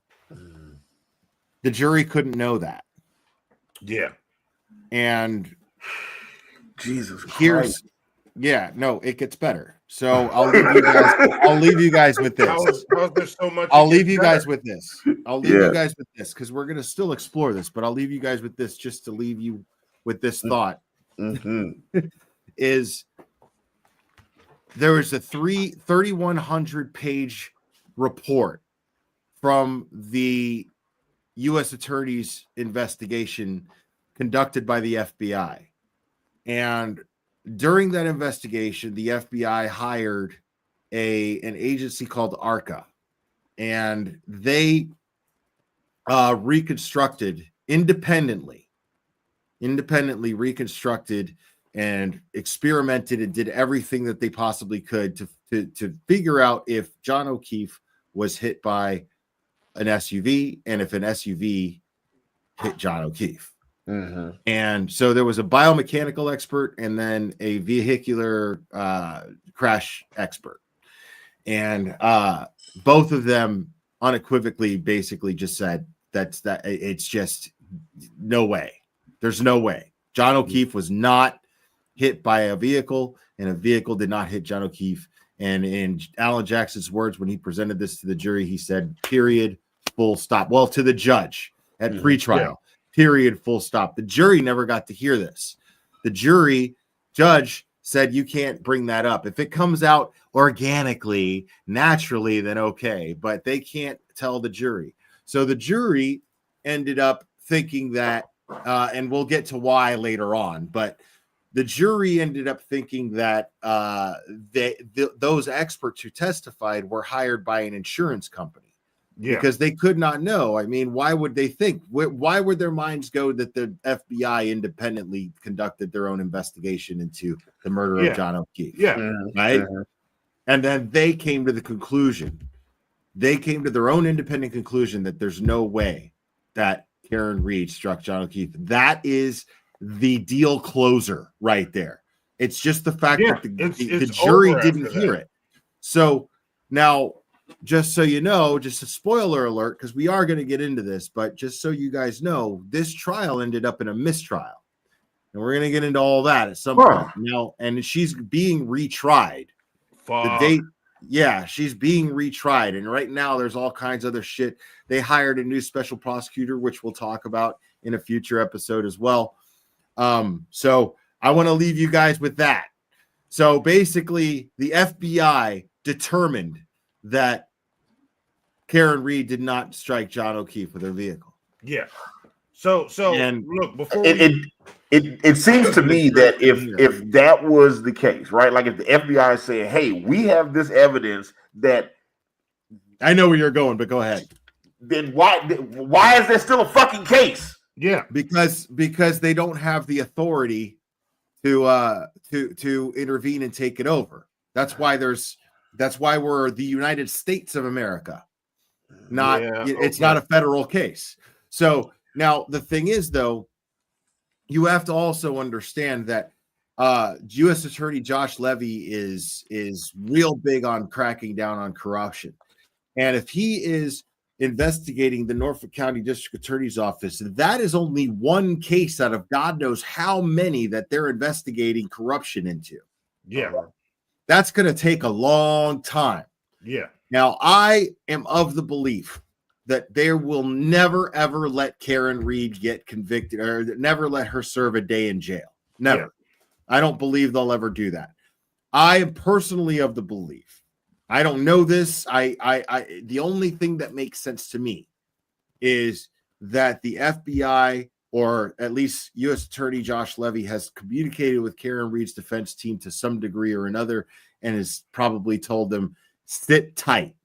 You know, we're collecting evidence, because the way that this trial was conducted, the things that have happened, totally unconstitutional. Her rights have been violated over and over again throughout this trial. Oh, for sure. So that is part of their case, I believe. So they're letting this trial happen so that they can continue to collect evidence and prosecute everyone who can be held accountable. That is my belief. That is my hope.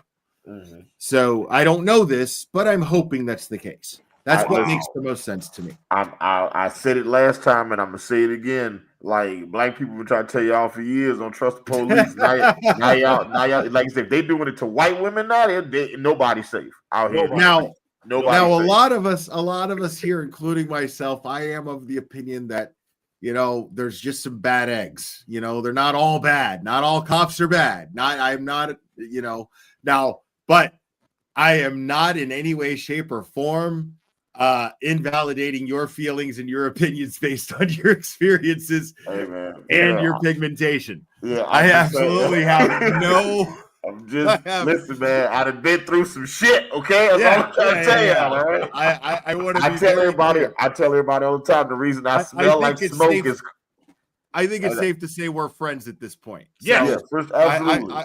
I am not in any way, shape, or form invalidating your feelings, but based on my experience with the police, there have been good ones and there have been bad ones. I done had bad ones and really bad ones. I ain't had no good ones. Boy, I got some stories for y'all. I have so many stories. Man, would you believe I had a situation in 2003 or 2004 where the police came to my house and stole all my recording equipment from me? Wow, the same thing happened to Turtle Boy. They did the same thing to him. And listen, I wasn't even content creating when they did that shit. Like, Yeah, shit was wild. And then we haven't even gotten into the Turtle Boy case. You just saw Turtle Boy's summary of what his reporting was at the time. Yeah, that was before the trial. So we haven't even gotten into the Turtle Boy shit yet. And I was thinking about doing that today, but we'll hold that off. I want to actually really make that one special. You guys will enjoy the Turtle Boy aspect. Let me ask this. So before we do this again, should Hannibal and I go ahead and watch the trial? You should, yeah, if you can. I mean, it's time consuming, but if you're just sitting there painting and shit.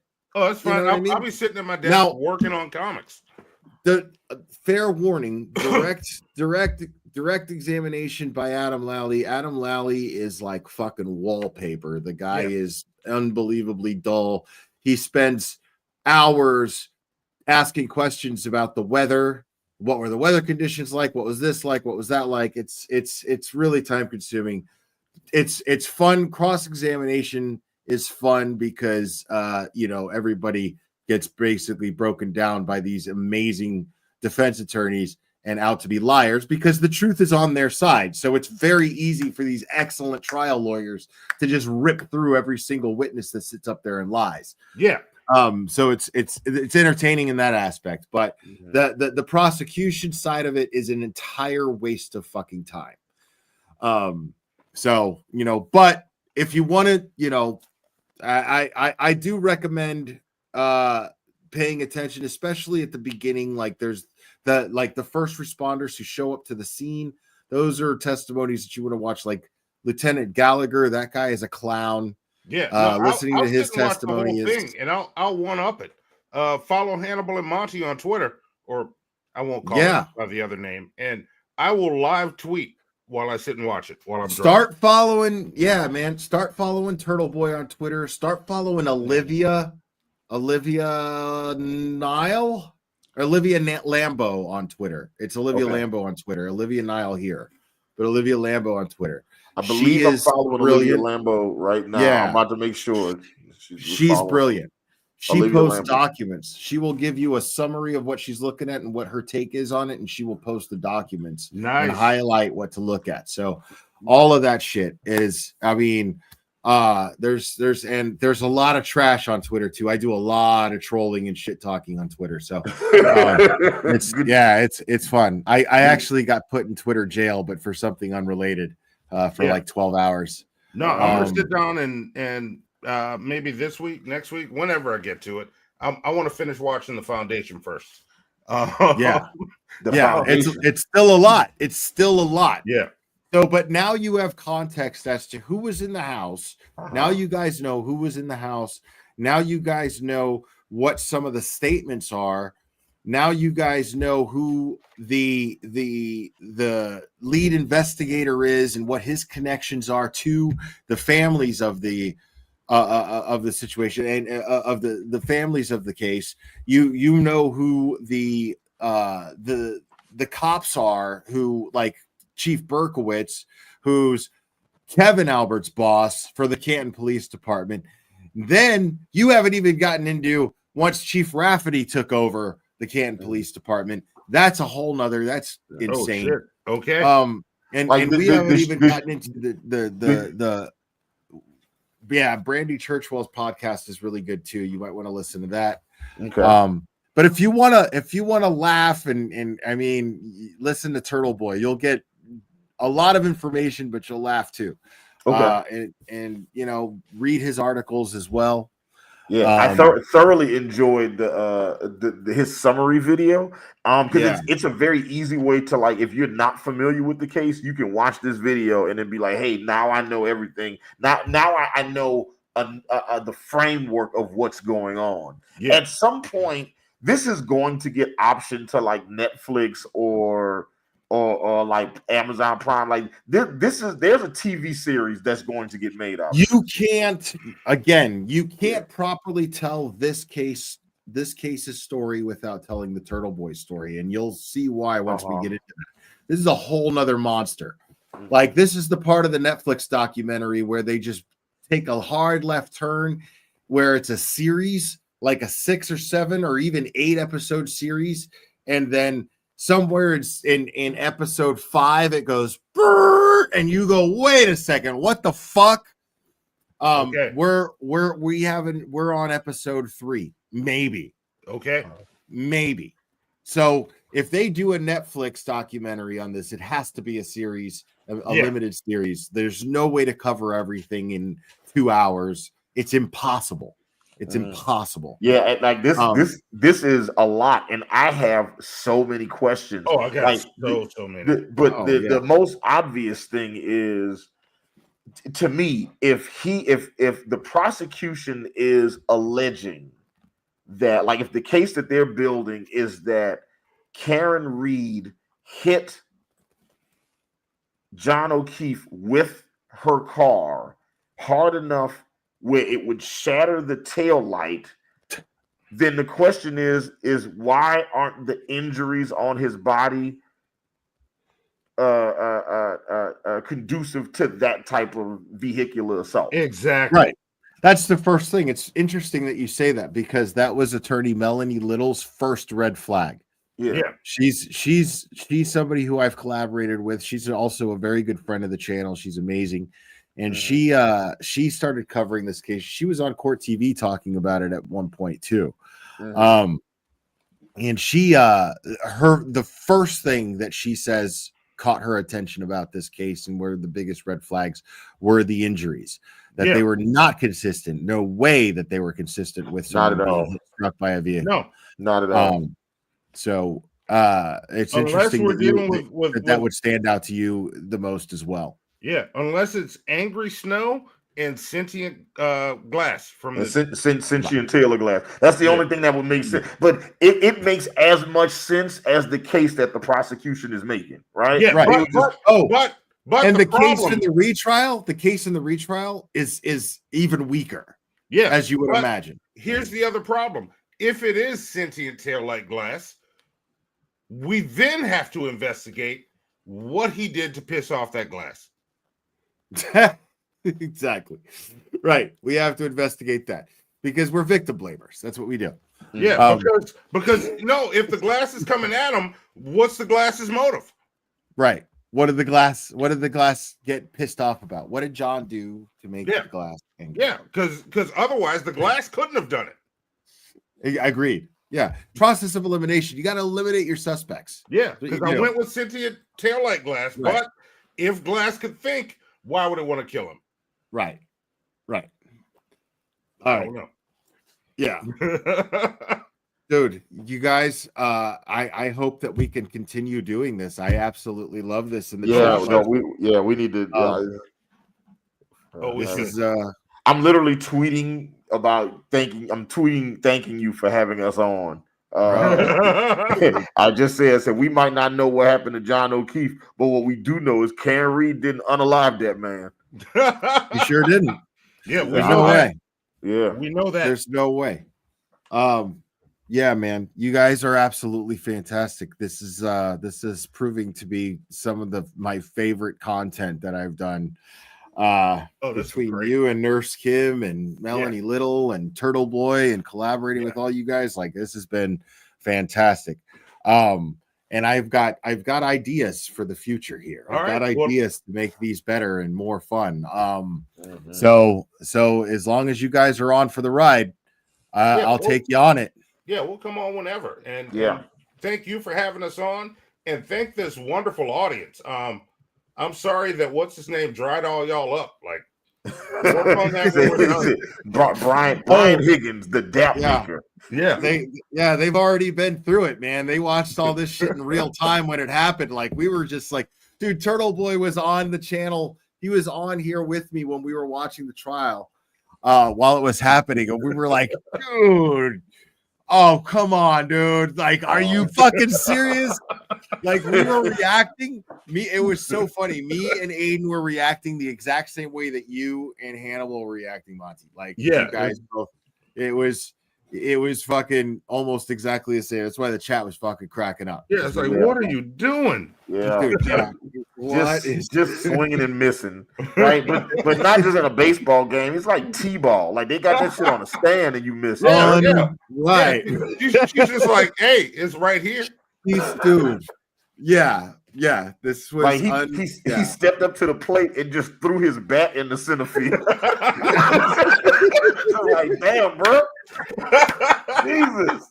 Jesus Christ. Like, dude, but I've seen that happen before. I've got friends that are like that. Like even if a girl is interested, they're just like, why is she talking to me? Because she likes you. He said, but what does she like about me? I'm like, well, nothing really. If you keep going like this, why don't you go find out? And you do everything for them short of, here, man, give me your dick. It goes right there, bro. Here. It goes right there. That's where it goes. Like, hopefully unreal. You can do the rest. Unreal. Kills me, dude. Yeah, it's crazy. It's absolutely crazy. Wild. But damn, she's texting that man, and then she found out that he's lame as shit. She got to deal with that shit. Yeah, that's what happened. It's like she got sick of, like, she was like, all right, this dude is just not getting it. Fuck this. Like, Jesus. Like, it gets to a point to where you realize, you know, I would imagine that she's feeling the vibe. She's like, by the time I get this guy in person, he's not going to know what to do. He doesn't even know what to do with the fucking phone. You know what I mean? Like women pick up on this kind of shit, dude. Yeah, you know what I'm saying? Like, there's a vibe, man. He's gonna be like, why'd you take your clothes off, dude? Like, I mean, come on, you know, like, there's a vibe. You could feel that chemistry over the phone. You listen, y'all joking, but I had a friend in I had a friend in fucking college that called my phone one time because he was like, he had been dating this girl, and he was like, bro, I don't know if she liked me or not. It's like, because then she comes by my house all the time and she go to sleep in my bed. And I was like, well, I think that's a sign. He's like, no, but she be sleep, like she be snoring, right? And then he was like, then one day she was like, yeah, he's like, yeah, man. Like, he called me one day. He was like, hey, man, I don't know what to do. I was like, what you mean? He's like, well, she's in my bed and she's naked. I was like, nigga, get off the phone with me, okay? Yeah, what are you doing? What are you doing? But what I'm saying is, like, there's some guys that just like you like a whole landing strip, right? Like, you know, you got the people guiding the planes down, and they're still lost. They don't know what to do. Yeah. That's the best advice you could have given. Get off the phone with me. Bye. Yeah, click. And then figure it out. Yeah, like, Jesus fucking Christ, man. Like, I gotta teach you how to fucking eat. Yeah, do I gotta potty train you too? But there are guys like that. Like, there's no, like, look, listen, we need, and it's a conversation that we don't have enough with other men. But, you know, there are some of us that are lame as shit, right? Like, they don't know how to engage the opposite sex. Like, they don't know how to. And then, I get that it can be intimidating, man. You know, like, I understand that, you know, but Jesus Christ, dude, like, it's intimidating when it's a woman who, like, you are like, man, how do I approach her? I don't know if she's going to receive it well, blah, blah, blah. If she's fucking throwing it at you, dude. Yeah, you don't even have to worry about you don't know how to do nothing. His fucking law enforcement brain was like, despise a free meal. It's got to be a setup. This is a trap. They trying to get me. It's like, who the fuck is they, man? Dude, you know what game has worked for me best throughout my life? Like, hands down. Like, say I'm going out. Say I'm out, like, at a party or at a bar or something, and I hook up with somebody, right? It's, you feel the chemistry. There's a nice conversation going on, and usually, of course, the alcohol probably helps with this too, but you just basically just straight up honestly say, hey, you want to get out of here? I mean, let's go back to my place and fuck. It'll be fun. You know, it's that easy. It's that easy when the vibe is going on. No, when the vibe is right. We're both adults, right? We're both adults. You know what I'm saying? Like, Listen, when my girlfriend and I, between our second and third dates, I was like, hey, I would very much like, she was telling me about this place that sold cookies in New Orleans, and she was like, we should go there and get cookies. And I was like, I would love to have cookies and sex with you. and she was like, yes, cookies and sex. And there it is. Yeah, like a woman who's going to be fun in bed can appreciate that kind of honesty. You know, a woman who's uninhibited is going to appreciate you being uninhibited in your manner in which to approach the situation. And it's a way of being dominant as well, but still being respectful. You're taking charge of the situation while still she has all of the options and she has all of the decisions and she holds all the power in the situation. She can be like, nah, I like to stay here. It's not that difficult. Like to have cookies. Yeah, right. You got the option. It's not that difficult. What does she want? Read her, find out what she wants, give it to her. Easy. It's not that hard. It's not rocket science, right? But that has not been Brian Higgins' reality. When it's either that or go home and jerk off. Either one is fine. Yeah, like he had. I'm getting the idea that there was some girls that played him in high school that like pretended to like him, but it was a joke to see who could bring the lamest person to a dance or something. You know, right. Like basically the plot of Carrie happened to him. You know what I'm saying? And I feel bad for him if that was his experience. For him to be like, for her to be texting him and he'd be like, "Well, this is weird. Like, why is she texting me?" Dinner for Schmucks. This guy thinks he's Steve Carell in Dinner for Schmucks. I wonder if it's a plot to fucking corner me, and everybody just laughs, and there's all these zoomed in fucking like zoom in and out of people going, We got you, Brian Higgins. And then there's like circus music playing in the background. Listen, you're joking right now, but you just described the plot line for one of the central characters from Game of Thrones, which you refuse to freaking watch. I don't refuse. I'm not talking to you, Monty. All the more reason why there's no reason for me to watch it. I've already got it figured out. I just recited the goddamn thing without even seeing it, dude. I'm that dope. Okay, I am that dope. But it's so good. It's so good. Okay, all right. I'm not. Listen, I don't want to be one of those Game of Thrones people that's too pushy. So I leave it. You know, it's too late. It's too late. I'm just saying, Brianna Tarth. Okay, everybody in the chat knows what I'm saying. He's Brianna Tarth. Okay, all right. That's all I'm saying. Anyway, leave it alone. But yeah, it seems to me, just based on the evidence that we've been exposed to on the last show and this show, there's more than enough there for them to be like, yeah, well, there's no case against her. It should have never went to trial in the first place. Yeah, is the point. And now it's going to go to retrial. Mm-hmm. Now it's going to go to retrial. No, and this is all it's fun. Yeah. This is right. And I'm telling you, at this point now, the Reeds, they're like no fucks given. They're like gloves are off. We came to fuck. That's it. It's over. Yeah. We're done. We're done with you people. Fuck you. They got a new litigator that they added to their team who is so fucking appalled by this. He's doing it pro bono. Mm-hmm. And David Yannetti claims that he is the best litigator in the country, the best trial lawyer in the country, in his opinion. So this should be like they're gonna fuck some shit up coming up. Dude, so all right, man, let's wrap this up, guys. You guys are fucking fantastic. Thank you guys so much for doing this. Thank you again.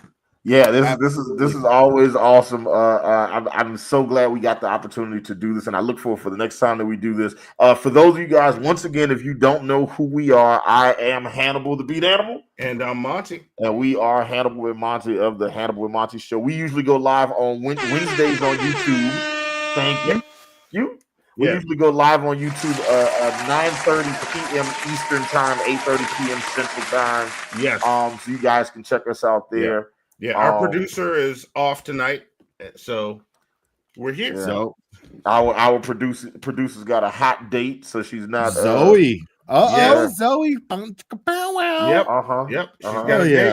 Go ahead, Zoe. She's an adult woman exploring her bodily functions and urges, and I hate it. That's enough. And I hate it. I don't want to hear anymore. That's Monty's. Hey, listen, that's Monty. Monty's baby girl, man. What the fuck is wrong with you? Listen, I also hate it too, okay? But like she's exploring her body, so it is what it is. Dude, that's Monty's baby girl. Shut the fuck up, man. The man with no kids over here. Yeah, she went to an event. With a guy. She's feeling things. Stop it. Stop it. No, it's okay, man. You know, it's all good. She went to an event with a guy. Matter of fact, I'm gonna text her as soon as we're done. Leave that girl alone, okay? She's good. All right. You raised her good. She's good. We got a rule that when I text, she has to answer. So I'm gonna text her as soon as we don't text her now, because it might shut up. Shut your mouth. Shut your fucking mouth. He's finished. That's what I had to say. Wait till he's finished. Then you text her. Oh, I hate you. All right, everybody, before you log off, make sure on your way out, stop what you're doing on your way out. Make sure to hit the like on this and click on the link that's pinned to the top of the chat and subscribe to Hannibal and Monty. These guys are fantastic. Their channel is my favorite channel. I got to tell you guys, the other night I caught the last leg of your live. You saw me come into the chat. Yes. I was tripping balls on mushrooms and I was dying laughing. I was dying laughing. Like I couldn't even tell you what was going on. I clicked on your shit and whatever I walked in on was hilarious as fuck. And I was like, remember what we were talking about last no, year. I'll tell you, we found a bunch of Thanksgiving songs. It was like, well, there's songs for Halloween, there's songs for Christmas, but there's no Thanksgiving songs. So we went through and listened. So just so you guys know, Monty is an artist. Okay, he's. I mean, like I don't like Monty just saying he's absolutely an artist. He is. Yeah, I don't like talented artist. I don't like to say that Monty is a comic book artist because it minimizes what his skill is as an artist. Because I've seen it limits it. Right. There's the Usagi Yojimbo. Oh yeah, he drew Usagi Yojimbo from Teenage Mutant Ninja Turtles. I was like, where's Prince at? That's the one you got to show him. I don't have it close. I was looking at what was close to me. That's all you had was okay. So Monty is an artist. I am a musician. I'm a music producer, pianist, composer. So off and on our show, we tend to talk about music stuff, which I know a lot about. We talk about art stuff because that's what Monty knows a lot about. We talk about nerd stuff because we're both nerds, and we talk about the culture. Yes. And that's what we do. And we were rating these Thanksgiving songs that were just all bad. Just all terrible. Yes. Yeah. These guys graciously, when I get to hang out with them, they graciously let me dance on the line of racism. And it's so generous and kind of them to do so. Oh, we're gonna do it to them again in January. Like once we start planning shows, I'm gonna figure out what the best fit for the glare is for that month. So much fun. Of all the Thanksgiving songs we did not do the Adam Sandler one. Yeah. Which is kind of an obvious one that we didn't do. So not everything has to be about murder, guys. We can actually talk about other things and it's fun. Yeah, come to the glare for the murder, and he'll pop in on our channel every once in a while. And then come to us for the culture, art, and music. And the glare will pop in every once in a while to do that. Yeah. Also, super shameless plug. I actually just released an instrumental jazz album that is on all streaming platforms now. It's Team MFN, the Ace. Yeah, it's done and out. It's been out. Lord, I can't even. That's a story in and of itself that I will tell you off air. Yeah. But the project is the name of my production team is Team MFN. It's called the Ace Wonder Session, streaming on every platform. Check it out. Awesome. It is. I've heard it. It is a jazz, and so I'll just a little bit of backstory. I'm from New Orleans, Louisiana, as is Monty. And this year, me and my production team have been tapping into our New Orleans jazz and heritage roots. So we've been making a lot of like jazz mixed with we've been infusing jazz elements into everything we do. So some of it's jazz mixed with hip hop, some of it's jazz mixed with soul or jazz and funk, jazz and reggae, jazz and disco. It's like a bunch of just really cool shit. We released a 10-track instrumental project and it's dope. It's real dope because especially for people that only know me for like hip hop or R&B and don't know that we also do this shit. It's just like and it also helps that we all went to high school. We went to the University of New Orleans, which has an accredited jazz music program.